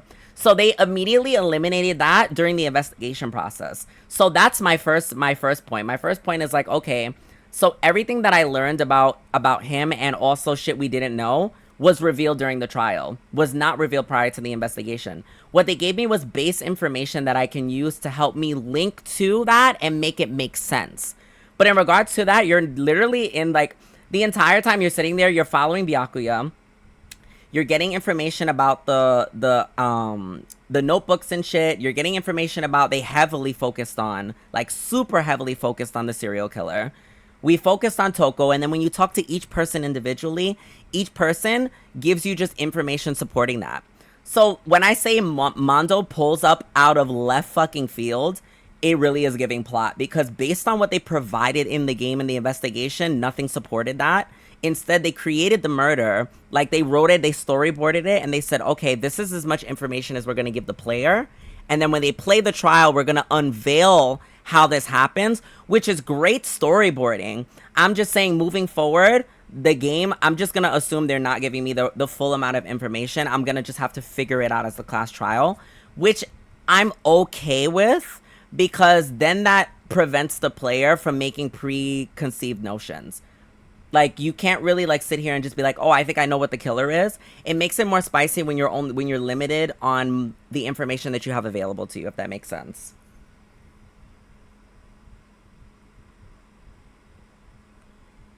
Hold on. Wait, hold on. I gotta read this. But I think the clues, wait, hold on. They kind of do well. I can't remember too much about two better client. I think one of the clues aren't for Mondo. The hints clear Byakuya, Celeste, of course, and a few others. The clues aren't meant for him. The hints they gave in one basically clear. Well, no, I'm not talking about one.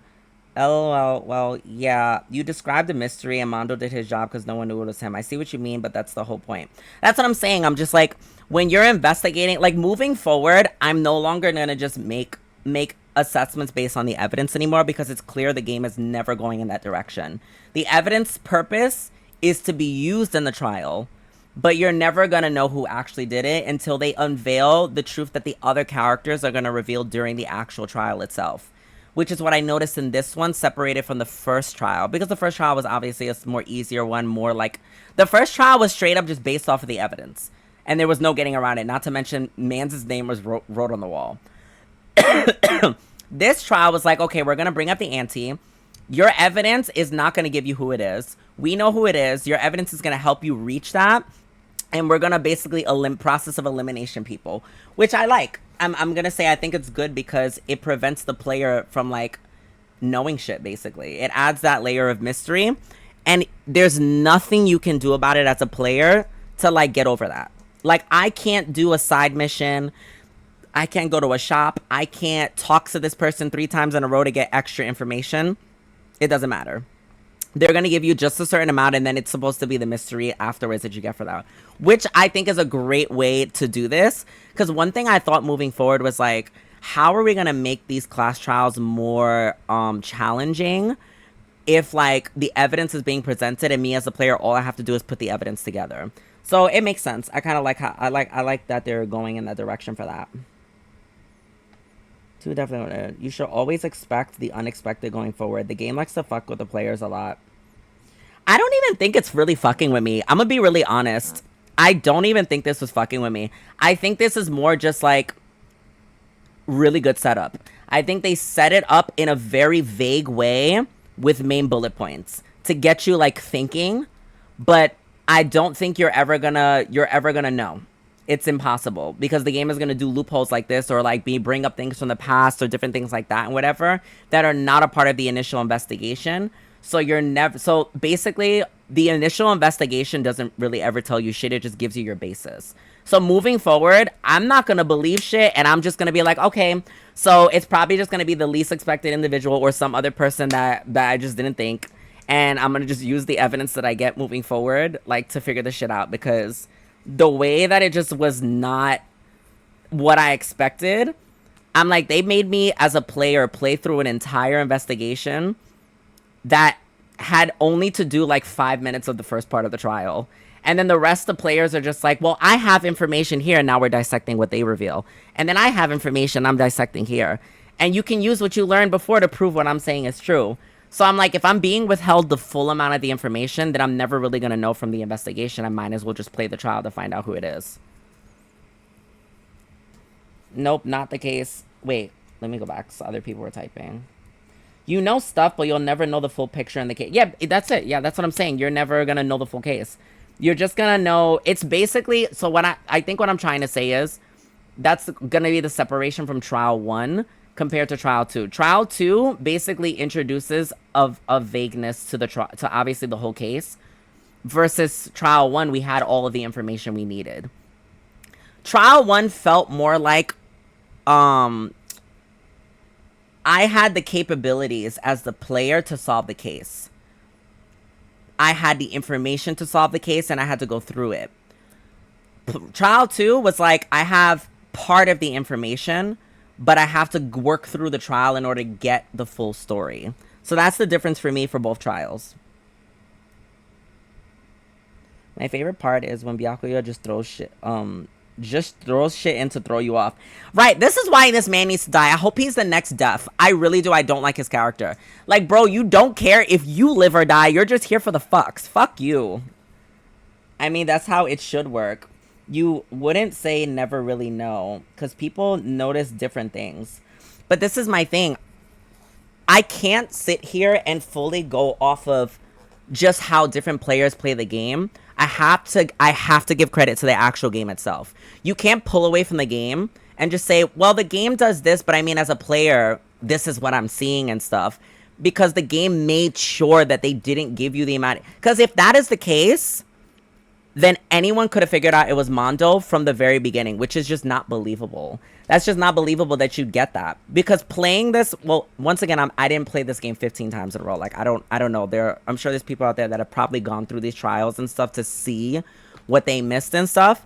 But as a first player playing this for the first time, I'm saying I appreciate that it's challenging, but I'm also saying it's challenging because of basing it on the 2 trials I've experienced so far, because they've withheld things from me on purpose.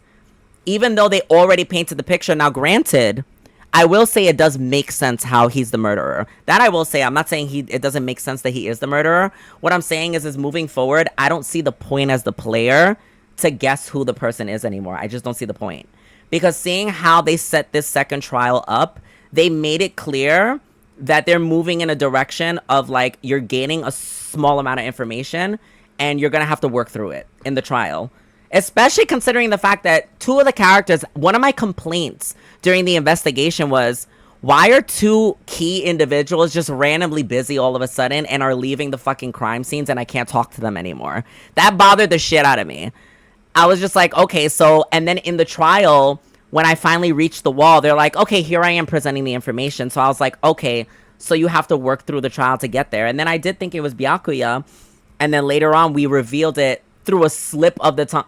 The fact that the fact that they literally stated in the trial that all she needed to do was get him to slip the tongue, because basically there was no evidence pointing to Mondo, is why I'm saying the investigation wasn't faulty or anything. It's just the investigation's purpose was just to lay out the main points of the actual whole thing for you, not to actually lay out who the main killer was, because literally it was revealed by Kyoko. Everyone in the room was just sitting there like, bro, we don't fucking know.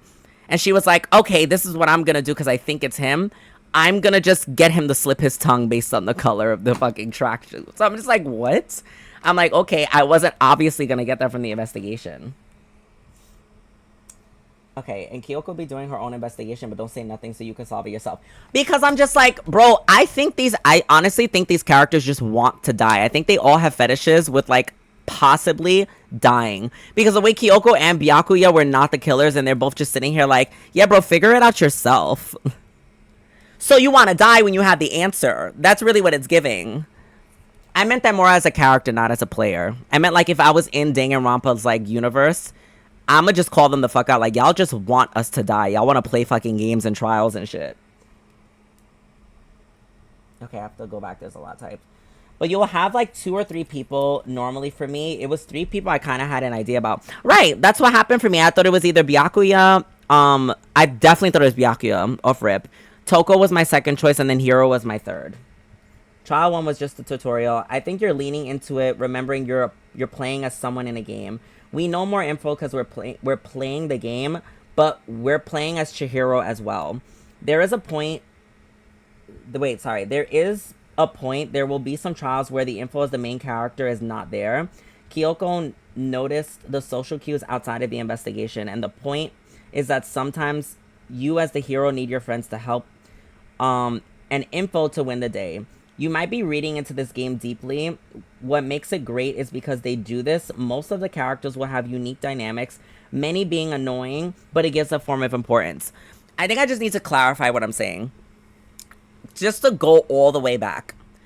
I'm tearing this apart, not in a bad way. And I think it's coming across as it's bad. Because I did say like 5 times, I think this is a great quality about this game because it makes it challenging. So I do like the quality of that. I'm just calling the quality out. I'm basically saying, like, as they're moving forward, they're doing these things to make the trial more challenging. So as the player moving forward, I'm just no longer going to make guesses because I don't see the point in doing that. That's basically the generalized point that I was making. If that makes sense. So I don't think that this was a bad thing at all. I just think that that's how I'm going to start looking at the cases moving forward. I'll still, like, obviously have my guesstimates of who I think they are.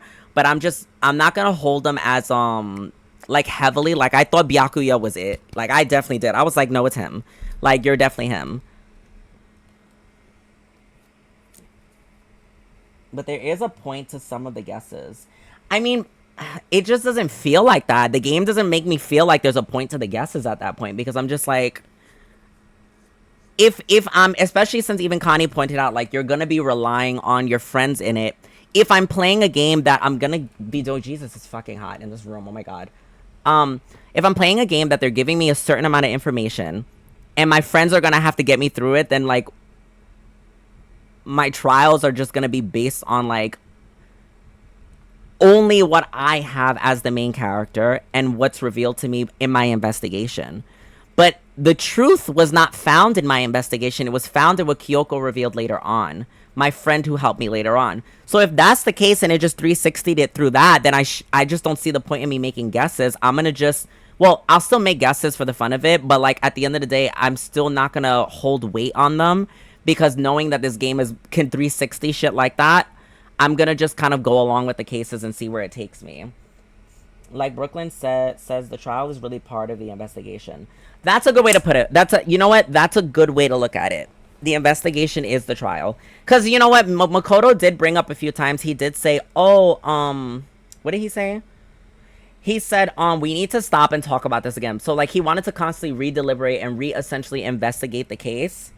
So that's why I'm like, I feel like it's just giving me like the face value stuff in the beginning. Like the foundation of the case. That's the word I was looking for this whole time. My investigation initially is just like the foundation of the case. The evidence. Like this is what we're basing it all off of. And then we're going to just build on that during the trial. And when you play in later games, most of the time trials will be forced on you on some random timing. Which of course you won't have full knowledge on. Oh my God. So you're saying it's going to make it more challenging? I'm already stressed with losing my health bar right now because I'm, like, fucking up. They do get more deep into having you catch very small hints. That I will say. Even though I like, obviously, I said what I said this whole time. Not to keep beating the dead horse. I definitely do like that they pulled, in order to prove that Mondo was it, they pulled shit from, like, nothing to do with the actual murder investigation, but shit that happened earlier that was relevant to the actual case itself, like the whole sauna shit. So knowing that now, I definitely, as a player, will be mindful of everything that happens in between everything now.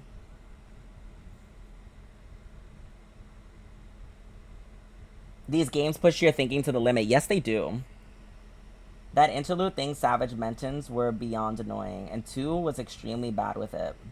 And 2 had that annoying-ass thing in the trials. Wait, are you talking about, like, part 2, like, the game, or trial 2? Guys, I'm about to restart we'll continue the trial now, just so we can see how this ends.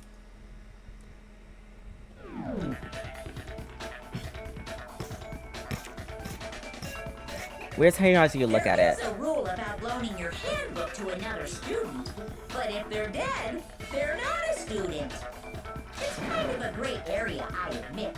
But no worries. If anything, it just makes things more interesting. Oh, game 2. As such, I decree that exchanging handbooks with a corpse is not a violation of the rules. Well, Mondo, if I'm wrong about this, you're welcome to say so. I'm happy to admit I made a mistake, but... Son of a bitch. What's wrong, bro? Come on, tell him he's wrong. Aw, Kiyotaka really bonded with him, Dito. You are wrong. You have to be wrong. Everything you just said is wrong. You made it all up. Okay, then why don't we look back on this case one more time, from the beginning. Comic time! That way, everything will become clear. My god, we get to see how Chihiro was killed.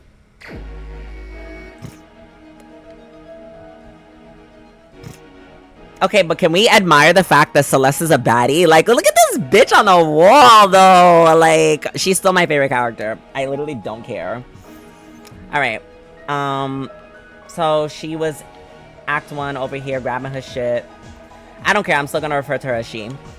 She was grabbing her shit. Boom, boom, boom. She gets caught. And the first thing that Celeste notices is what? What the fuck does Celeste notice? This shit. Boom. Okay. Quickly hides it. Oh, I'm in a hurry. I gotta go. Tee-hee.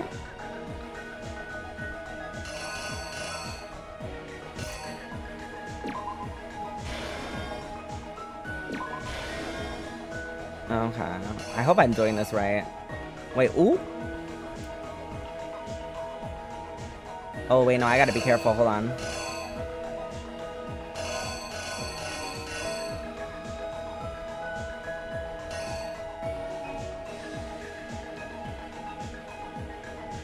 What fucking room is this? That is not the locker room. That's the... No, that's not the locker room.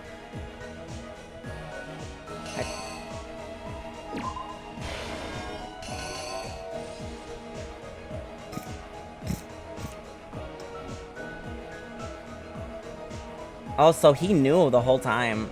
He goes in...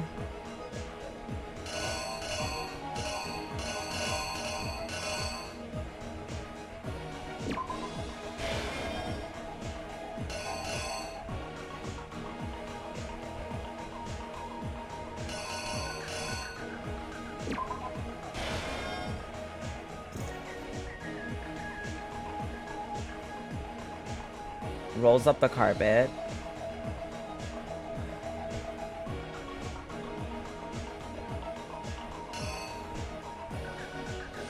You know what's throwing me off for this one is the fucking cards.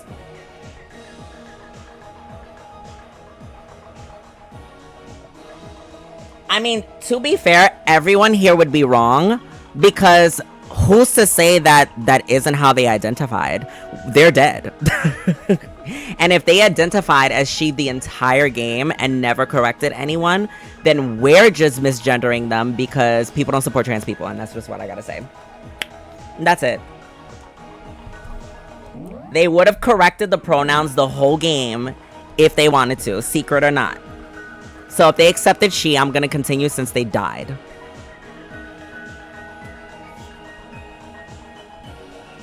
Not as OD. Do you see her hair? Anyone who dyes their hair red minus my wifey should... That's crazy. First of all, I can definitely be trusted. My hair is red.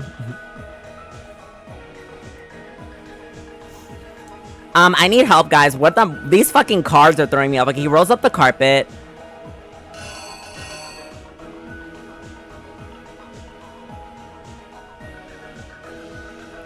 Oh, probably dropped Chihiro's thing outside, I think, right? No, that would go here.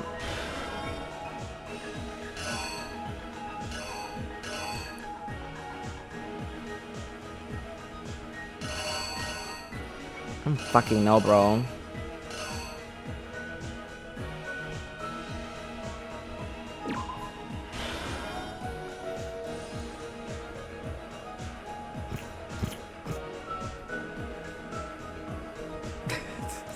Guys, this one's hard.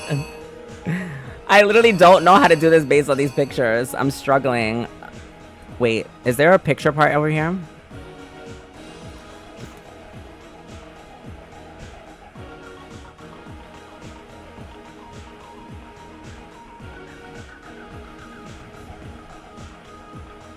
Wait, let me look at the ending real quick.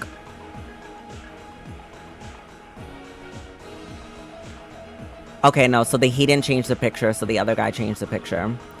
So then these are wrong. He rolled up the thing. He probably took off this. She got lifted up, and...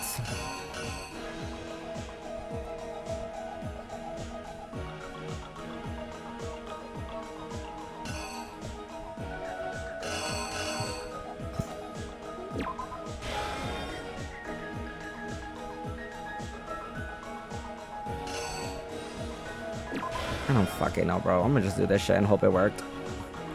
Okay, mans came in, saw her dead. Byakuya walks in, and what the fuck did he do? He did some criminal shit is what he fucking did. But then where does the girl's door go?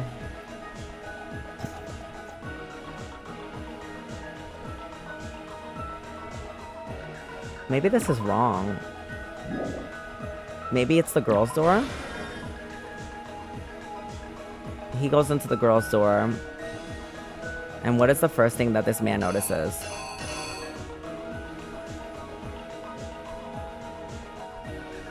Yo, Byakuya is such a weirdo.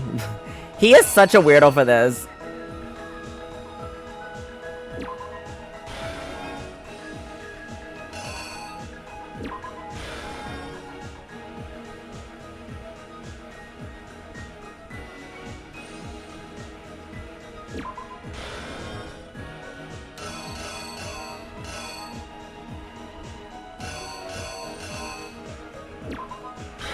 Alright guys, we'll commit to this. The killer is you! First, let's take a look back to before the incident. I don't think you know what game you're playing, but this is the one game people don't backseat in.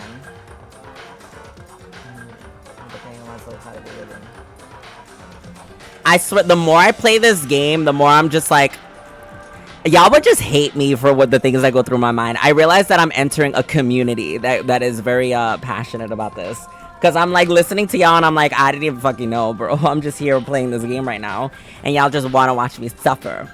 And that's okay. I hope you guys enjoy watching me suffer. First, let's take a look back at before the incident. Last night, Celeste saw Chihiro in the warehouse, correct? At the time, she was apparently... That something was a blue tracksuit. You can confirm it.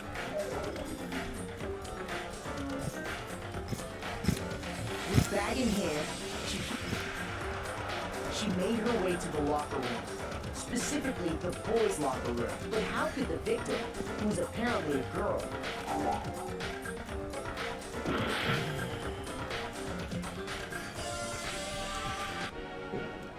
Okay. Did I put them in the wrong order?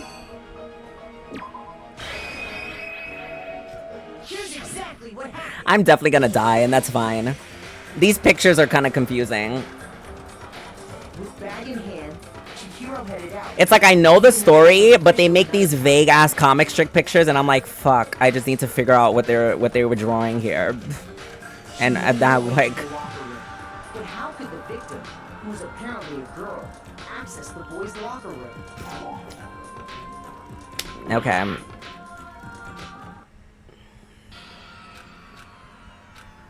Wait, does the control button work here? To fast forward this? Yeah, it does. Okay. I refuse to give up yet. Alright, let's see. Let's try this again.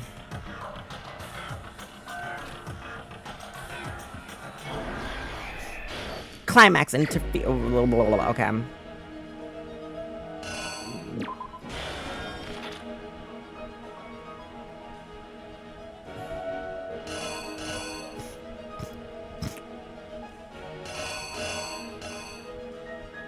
Maybe this one's here. Let's try that. And then maybe just a picture of Chihiro going into the boys' room. This man picked it up. This one I'm pretty sure about. This is kind of obvious, right? Rolls the shit up.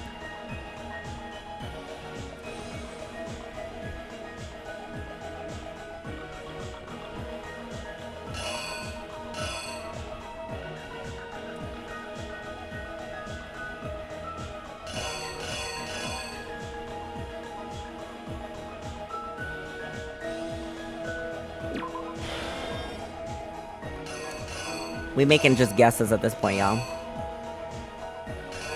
Brain has been turned off.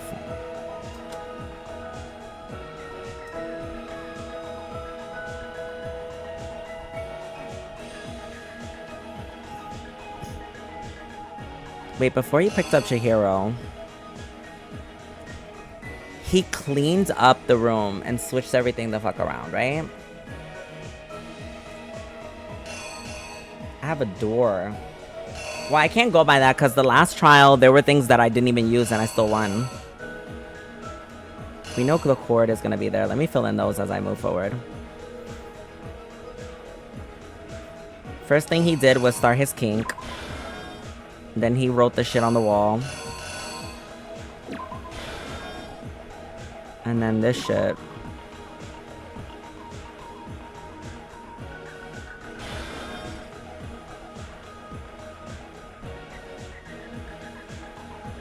I don't like that one, actually.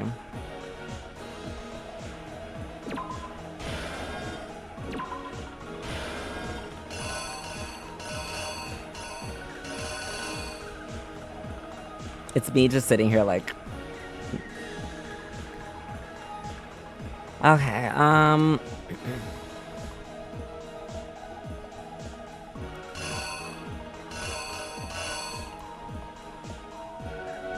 not the exact same picture being here for this. I don't think this is right.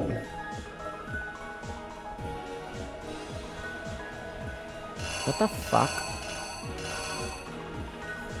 You know what? I'll put mistakes in just so that they can tell me that I'm wrong and then I can fix it as I go at this point. Okay, picks them up.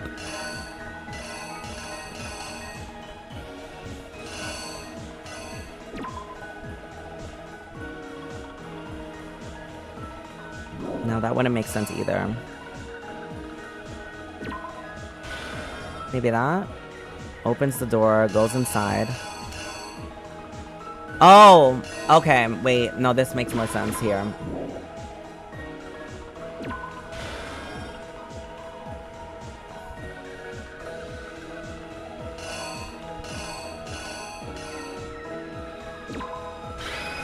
We'll do that. The killer is you!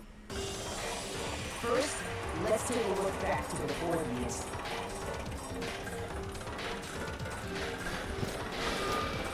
Last night, Celeste saw Chihiro in the warehouse, correct? At the time, she was apparently stuffing something into a duffel bag. Oh! That something was a blue tracksuit. You can confirm this, right, Celeste? Chihiro was really minding their business, just trying to exercise. Even though it was officially... Guys, this is literally a hate crime. Ugh. Crazy. On Pride Month. Specifically the boys' locker room. But how could the victim... They just out here beating cross-dressers with a fucking weight.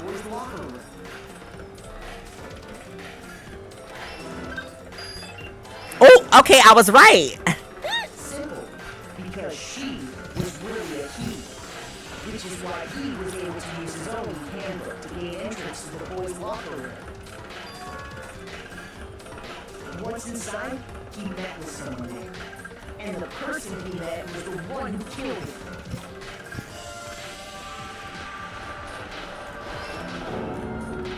It seems likely that the killer grabbed the nearby dumbbell, approached the unsuspecting That's crazy. Chihiro,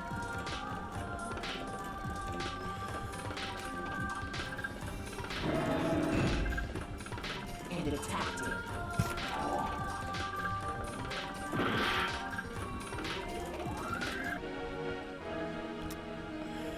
Okay, so apparently it's not the dumbbell.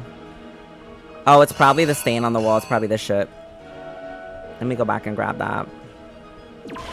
So this was wrong. Things was dripping, this and that. And then maybe the weight goes there. Let's see how this goes. You! Thank God it doesn't repeat the whole shit. And that's where the bloodstains on the poster and carpeting in the boys' locker room came from.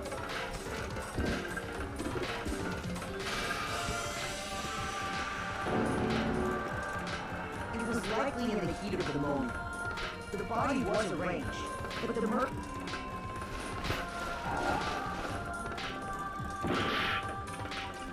This is the hardest part, is this fucking panel right here. I don't know.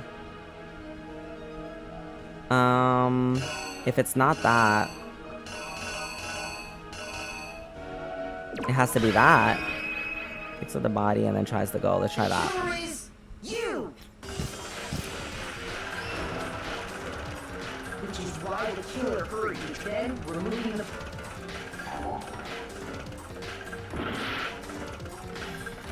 Okay. So he didn't try to open up the door to the other place. Oh, he just went to the girl's room, maybe? Because he wouldn't have put it there yet if he hadn't even gotten there. If it's not this one, then it's gotta be the last one I didn't choose. Which is why the kid removing the...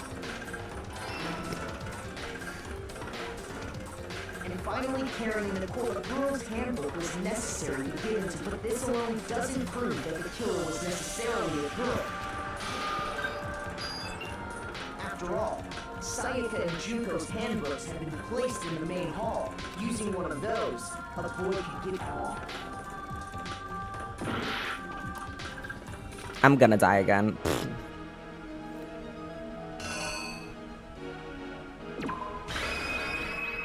The killer is you!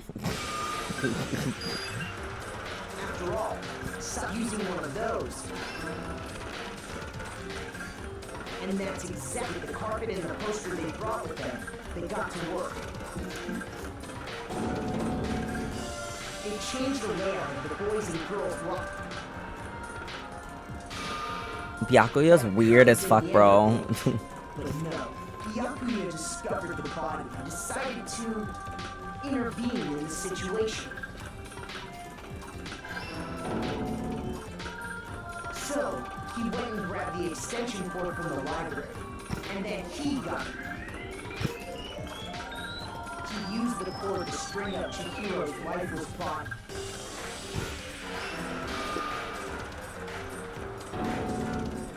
Then, using the victim's own blood, he left a grisly message there. Byakuya just doesn't care for his life. He just wants chaos. Clearly. Fucking weirdo. I hope he dies. I'm sorry, y'all. I hope Genocide Jill fucking kills him. Because he's a man. This was wrong? Fuck me. Well, I died, y'all. I gotta do it all over again. But at least I know the beginning parts. Jesus, I gotta work in the morning. Let me hurry this up.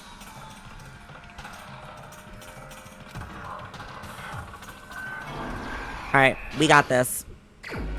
Starting off in the beginning was the duffel bag. Moving on.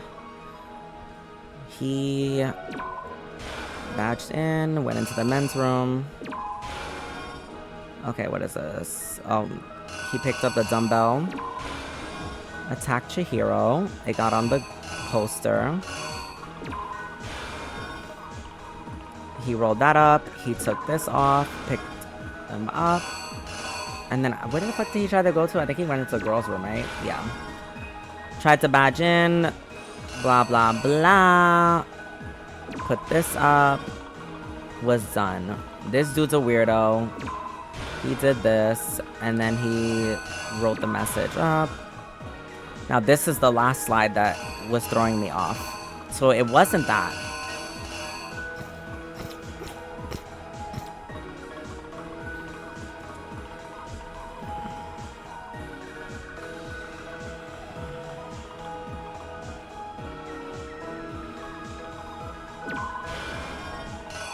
Maybe that?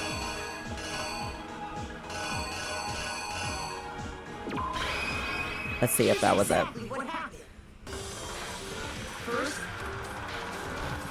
Okay. I'm sorry, I don't want to see the whole comic strip again.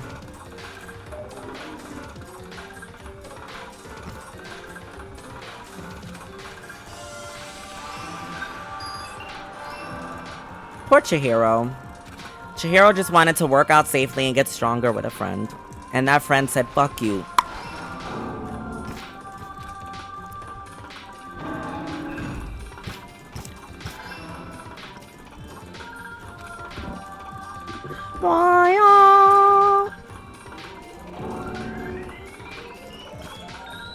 Why would they ever do this to Chihiro?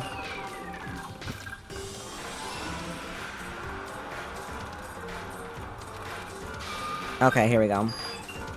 After all, Sayaka and Junko's handbooks, using one of those, a boy could get into the girls' locker room without one. And that's exactly how the killer did. With the carpet and the poster they brought, they changed the layout of the boys' and girls' locker room. That could have been the end of things. Byakuya discovered the body and decided to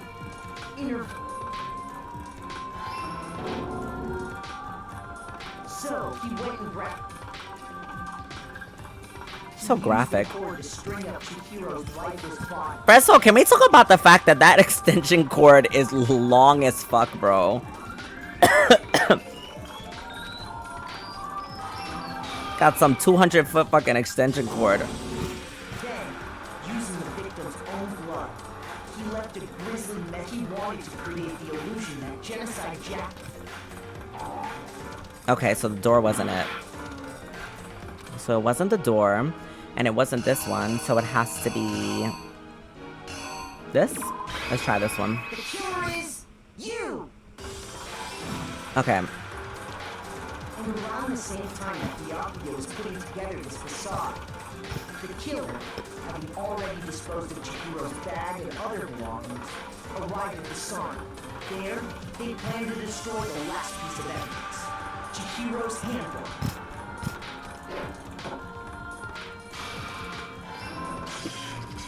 And just as the killer expected, the steamy saw somehow. The killer knew that, and the reason they knew that is because the sauna had already wrecked their own handbook. And that's how it all played out. Mondo, I liked you. He's a criminal, you guys. Uh-oh. This can't be right. You need evidence. You need proof. Without any proof, you can't pin any of this on him. Evidence that Mondo is the killer?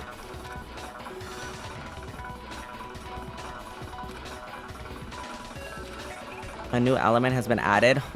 Stop adding elements! Let me finish this shit. Damn. Let's talk a little bit about fever time and nega time. During bullet time, if you press the space key, fever time will activate and the tempo will be forced to its max. At this time, even if you push the buttons at random, you won't miss. Ooh. I'm on mouse and key. Why can't we just... Let me put my controller away. I've been switching between both my controller and my mouse and keyboard because... Honestly, it's easier for me to go into slow-mo on the controller. However you want to destroy the opponent. Okay. It only lasts...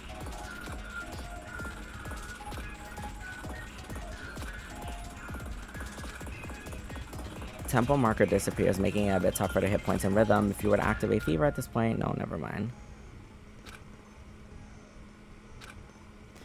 I actually don't remember the buttons for it, y'all. I'm not gonna lie.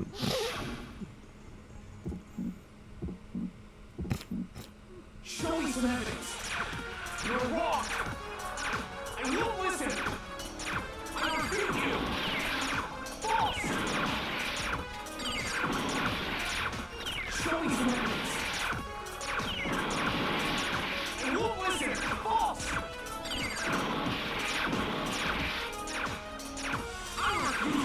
I suck. Show me some evidence. You're wrong. And you listen. I repeat you. False.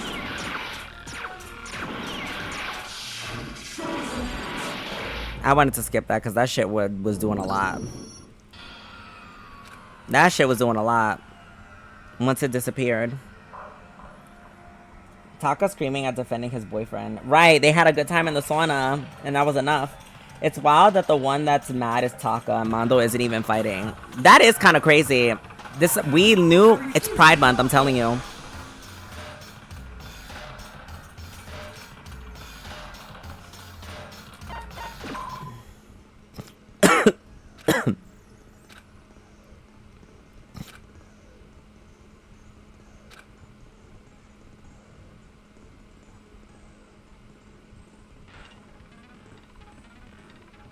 Okay.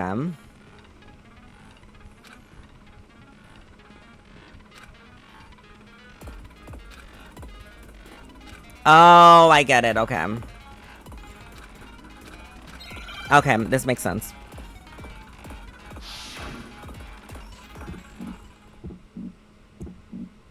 Show me some evidence. You're wrong. And you listen. I repeat you. Wait, am I not doing it right? Hey. Show me some evidence. I'm like, what? Excuse me?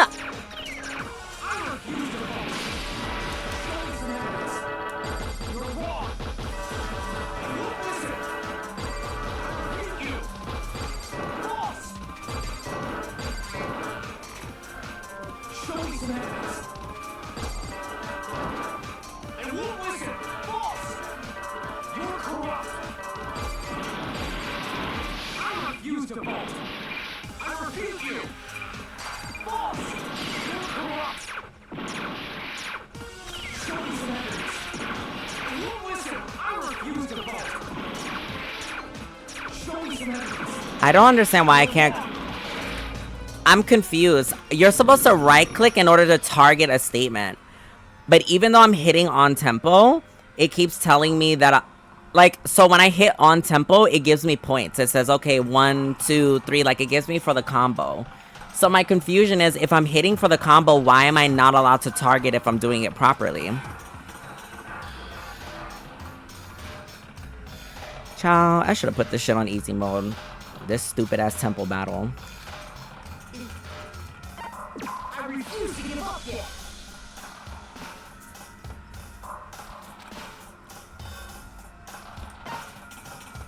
No, I already know what to do with this one. It's literally just not making sense, the actual just regular mechanic of it. So I'm supposed to left click, boom, boom, boom, boom. Okay.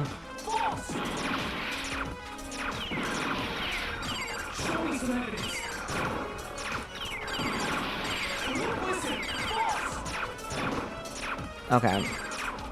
Oh, I get it.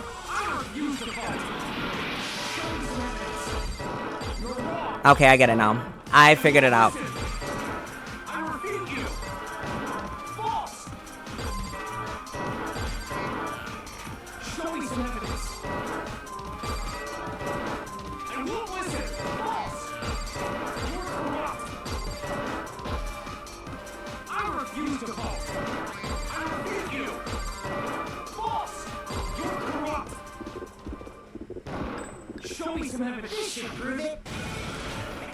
Why is he so broken about his best friend? So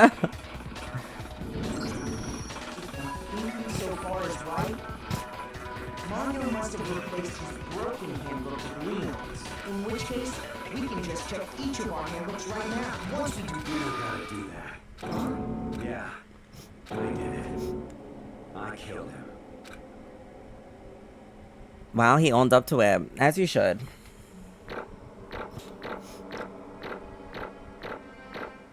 I got A for most of them. Oh, okay. A+ student. Bro, what are you saying? I got no choice, man. After hearing all that, I gotta just Give up. Go ahead, Monokuma. Get it over with. Ask for the goddamn verdict. Wait! Hold on! No waiting! No holding on! Time for the moment we've all been waiting for! Grab your lever and give it a yank! Who will you elect as the Blackened this time around? Will you make the right choice or the dreadfully wrong one? What's it gonna be? What's it gonna be? Uh-oh. I wonder how he's gonna die.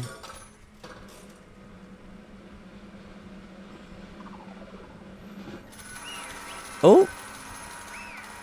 Mondo's guilty.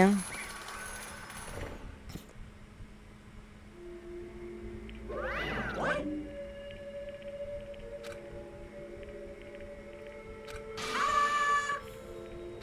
Ta-da! Unbelievable.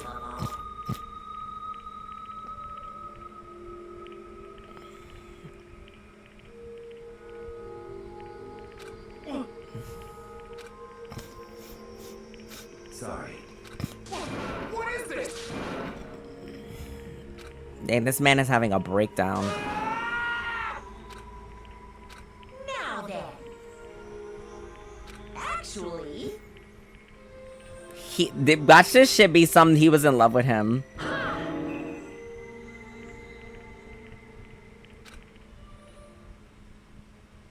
Anyway, there was once a young boy, and his name was Chihiro Fujisaki.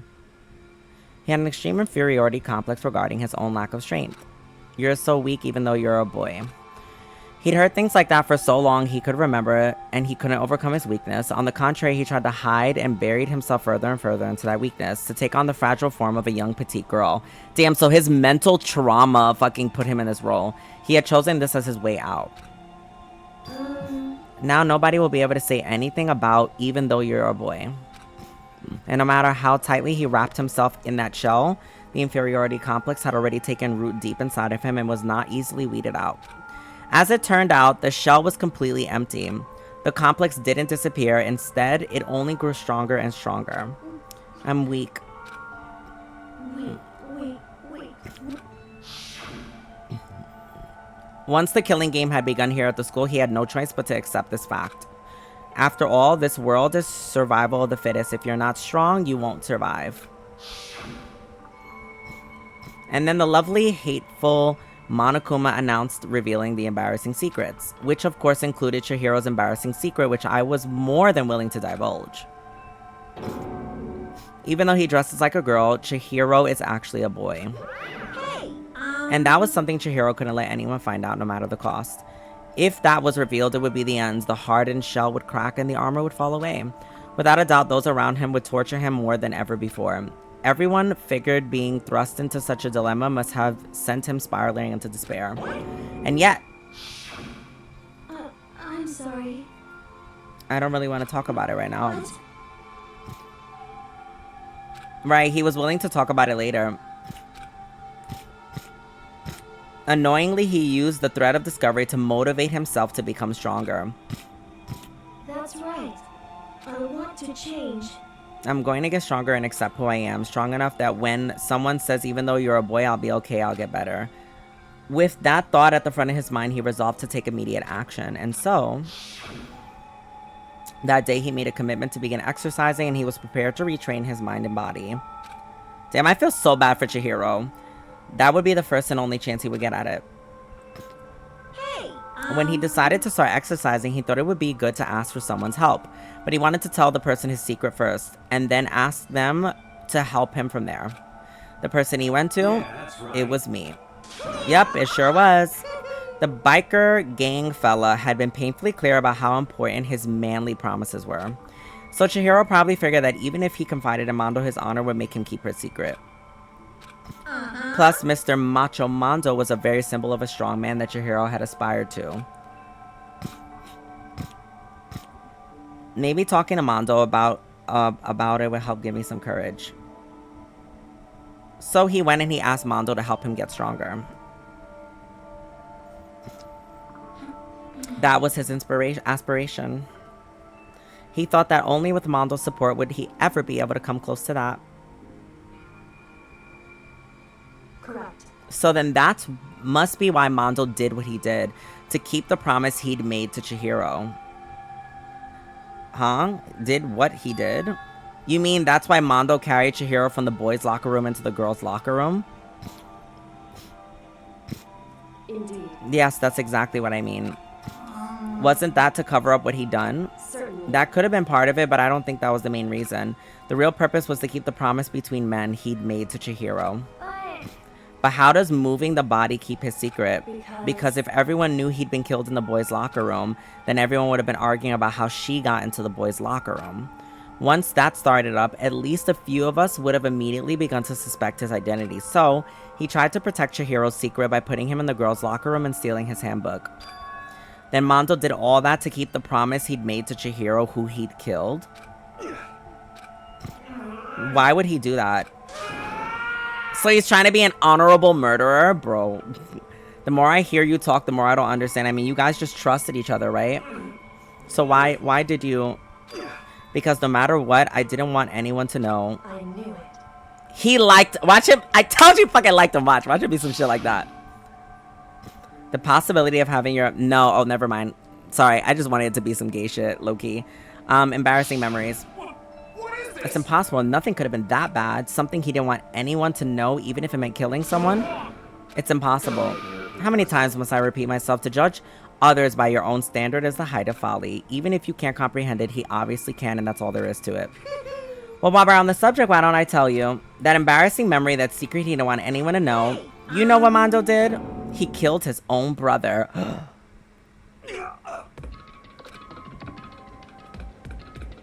Mondo, the ultimate biker gang leader, makes all the hoodlums and riffraff across the country tremble, but the only reason he had the chance to join a gang in the first place was because of a certain someone. Mondo's older brother name was Daya Owada. Mondo had nothing but respect for him. It was because of Daya that Mondo ever got on the motorcycle. Mondo's old brother was his only family member growing up. He was the only one Mondo could trust or respect. He wanted to measure up to his big brother, so he imitated him in everything he did. Yo, OD, Monokuma said if you're gonna die anyway, he's gonna spill the beans. Like, he's putting everyone's dirt out. And before anyone knew it, it had grown into the biggest biker gang in the country. Daya, the older brother, #1 in the gang, and his #2, his younger brother, Mondo. In the beginning, everything was peaches and gravy. Peaches and gravy goes crazy. But when Mondo started to think about how he would have to take over the gang from his brother someday, his brother's greatness, his reputation began to gnaw at Mondo's very soul. The kid's gonna take over for Daya, huh? Daya created the gang with his bare hands. Mondo's just along for the ride. Can someone like that really be our leader? All that to make the gang look bad. Almost every day, Mondo heard gossip and whispers of other gang members, which is why... I just... Gotta get stronger than Daya. Just one time, no matter what, I gotta win. I'm gonna come out on top. And on the night of his amazing brother's retirement ceremony, Mondo challenged him to a street race. But during the race, tragedy struck. The kid's brother pushed ahead with reckless abandon, eager for victory, and dashed into incoming traffic. But suddenly... Oh, so he didn't kill his brother. His brother sacrificed himself. Not Monokuma making a false narrative. Damn, not him smiling like that. Laying in his kid brother's arms, the older brother delivered his final words. My bad, kid. I fucked up. Sorry. Of course, he knew it was his brother's fault, but Daya never blamed him for what happened. Hey, kid, the rest is up to you. No matter what, you gotta keep the gang together. Because the team you and me put together, it's a promise between men. That's so sad. In order to keep the gang together and keep the promise to his brother, he could never admit to anyone that it was his own weakness that had caused the accident. And as a result, the team was made even stronger under the banner of the kid that bested his big brother. Daya was gonna lose to his kid brother, so he got stupid and got himself killed. That became the explanation for what happened. Mondo's lie became truth. He wanted to lead the team so bad he was willing to tell all lies about his brother. I just... I'm strong. Damn. And yet, as soon as our killing game began, he realized no matter how tough he pretended to be, he was just another weakling that could die in an instant. And then the lovely, hateful Monokuma announced revealing embarrassing secrets. At that point, it was clear I would have no problem shedding light on his secret. Mondo killed his own older brother. No matter what, I couldn't let the other gang members find out. If that happened, everything would have been ruined. Everything me and my brother had worked so, hard to create would have been destroyed. His death, all the guilt I've been carrying around, it would have been for nothing. And so that's why I... After I saw what Monokuma had on me, my head filled with all kind of crazy, fuzzy uneasiness and just started swirling around. I'd never felt anything like it before. I didn't know what to do about it. I wasn't sure what to think or say, but after a while, that fuzzy uneasiness turned itself into a rock-hard lump of anxiety. Weighed its way down in my stomach. And it was right around then that Chihiro asked me to start working out with him. And right there, he told me a secret. Seriously? Yeah, I'm sorry I lied to you. But why? Why now? Why are you telling me this all of a sudden? Because, I mean, you've kept this a secret all this time, right? If anyone find out, you would. You're right, but I want to change. I wrap myself in lies. I'm weak. I want to destroy the version of me forever. His words were like a knife in my gut. I felt like he was exposing the lie I've been living myself. Wow. This is some writing. Oh my goodness. You're so strong, it can hurt, right? Whatever secret Monokuma might tell us. So what? You're saying I should just say it? You're saying if I really am, I should just be able to tell everyone my secret? Huh? I was jealous. I was jealous of Chihiro's strength. He had the strength to face his own weakness to try and overcome it. It was the kind of strength I've never had. So I was jealous of him. That jealousy broke me. Are you making fun of me? I'm strong. Are you fucking with me right now? No. I'm not making fun of you. You really are strong, Mondo. I felt like I could hear something starting to creak. Something inside my head. What did he want me to do? What was I supposed to do? Was I supposed to just sit back, let my secret get revealed and ruin everything? What's wrong? What's wrong? Why did you have to tell me that? Are you trying to rub my failure in my face? I just wanted to... I just really admire you. I admire your strength. That's right, I am strong. I'm strong. Stronger than you. And stronger than Daya. I don't remember anything after that. When I woke up, he was laying at my feet covered in blood. That's crazy. Hi, Axolotl. I had the dumbbell in my hand and I was staring at him down on the ground. I killed him. I killed Chihiro. Even after all this time, I'm still just as weak as I've always been. Thanks to that, I did something I can never take back. Mondo, he was normally so aggressive, so angry. He hid that weak side away from everyone, and that was his secret. A weakness that lived in his heart like this and turned him into a cold-blooded... Damn. Monokuma's so ruthless. Man saw red. He really did see red, though. For a secret from the past, for a memory. For that, he killed another living human in cold blood. He couldn't cut free from his regrets from the outside world. He doesn't know what true strength is. Do you see hope anywhere in there? Because I sure don't. You bastard. Just shut up, you son of a bitch. Go ahead, say that again, I dare you. Okay, I'll say it as many times as I want. Is that what I want to say? But unfortunately, I can't do that right now because it's time for the punishing. Damn. You mean execution? That's what I promised you, right? The blackened that disturbs the peace will be punished. Hold on.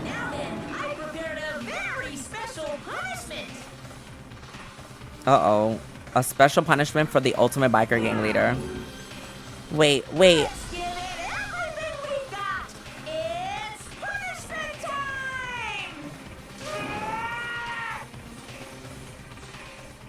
Oh, Mondo. I really liked Mondo. From one man to another.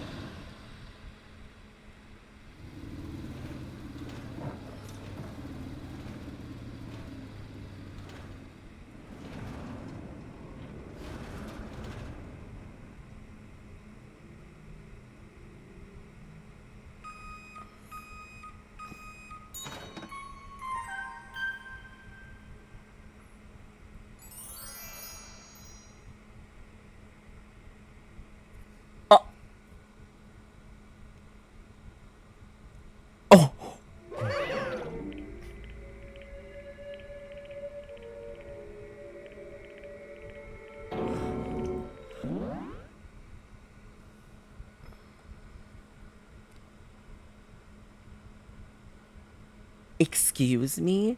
I was sitting here the whole time like, wait, I don't get how the fuck he died just now. Like, did he just blow up? Did he burn? That is not disrespectful.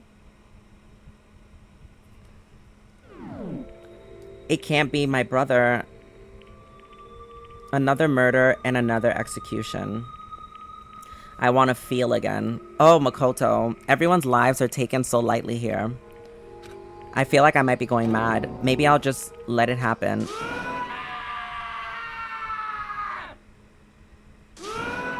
Oh.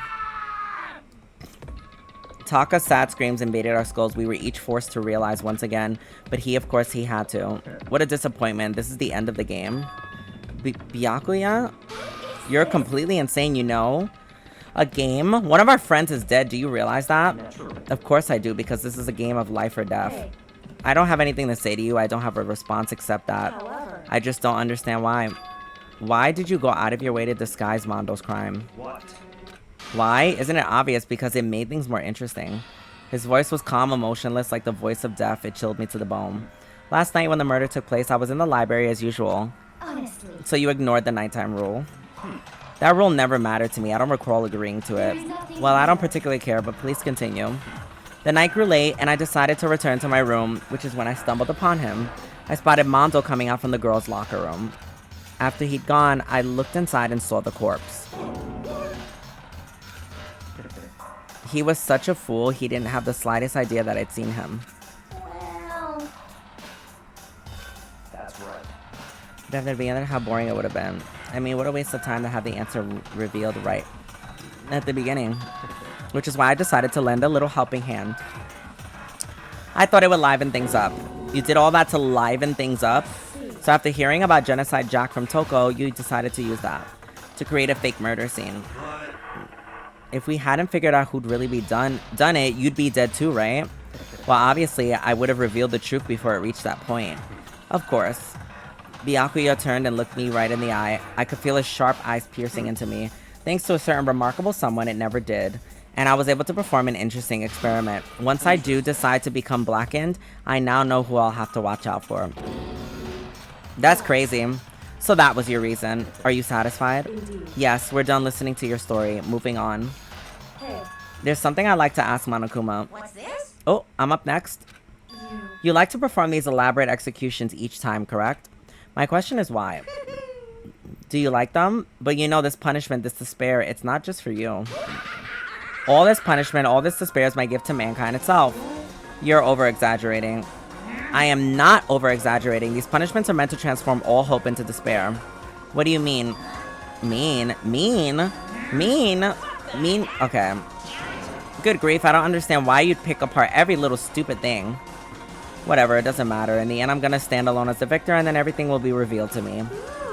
The noble son of a noble family. Truly, you understand me. Woohoo! I think it's the start of a terrifying friendship. Shut up, I would never stoop to the level of a childish criminal like you. Let me just say this, after I've achieved complete victory, you're up next. I'm gonna find you and kill you, understand? In the name of my family. Ooh, victory is a foregone conclusion. You're getting all riled up. Oh, so cool, it's like you're the main character of a video game or something. No trash mob for you. I swear, whatever it takes, I will kill you. Tempera sounds like someone needs a nap. Yo. Monokuma's laughter peeled across the courtroom and a curtain closed on the case of Chihiro and Mondo. But I knew that wasn't the end. The killing game would still continue because the mastermind wouldn't let it end. For those who are still alive, our worst fear and despair kept multiplying. It was the kind of despair that felt like a blind puppy in hell had more of a future than us. All of our courage, our effort, our friendship, it felt like it amounted to nothing at all. It was the worst kind of despair. Well, anyway, like I was saying, this is a pretty good spot. Yeah, a really good spot. Anyway, isn't it amazing how that girl went and killed someone before things even had a chance to get boring? Once things really get moving, it'll be like a roller coaster. There won't be any stopping it. Fear and despair charge forward at a speed nothing can hope to match. But I must admit, I'm disappointed. I part of the group, and you couldn't play your part. You do remember you were supposed to make the first move, right? Well, no biggie. Nothing we can do about it now. So just do your best after all. That's what everyone wants to see. As long as you don't want to know my measurements, fire away. Who is it? The 16th high school student, I mean. My. You really took me by surprise there. I know I said you could ask anything, but super denied, ultra denied, I'm sobbing. demonic denied. Demonic denied. That's my ace in the hole. And nobody be dumb enough to reveal that, right? No matter how close they were to their friends. Monokuma up to some shit. Oh, man. Well, now we know. That was a really good chapter. And the plot thickens, y'all. All right. We're going to stop here. Chapter 2 is completed.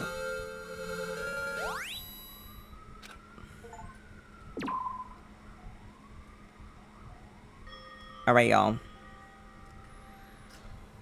Oh, Lord have mercy. That was a really good chapter. I honestly, like, it really gave. It did. Thank you. Thank you. I appreciate it.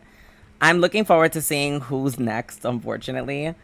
And just how the writers really, like, make the plot just juicier, to be honest. Like, it's crazy how they kind of put all that together like that.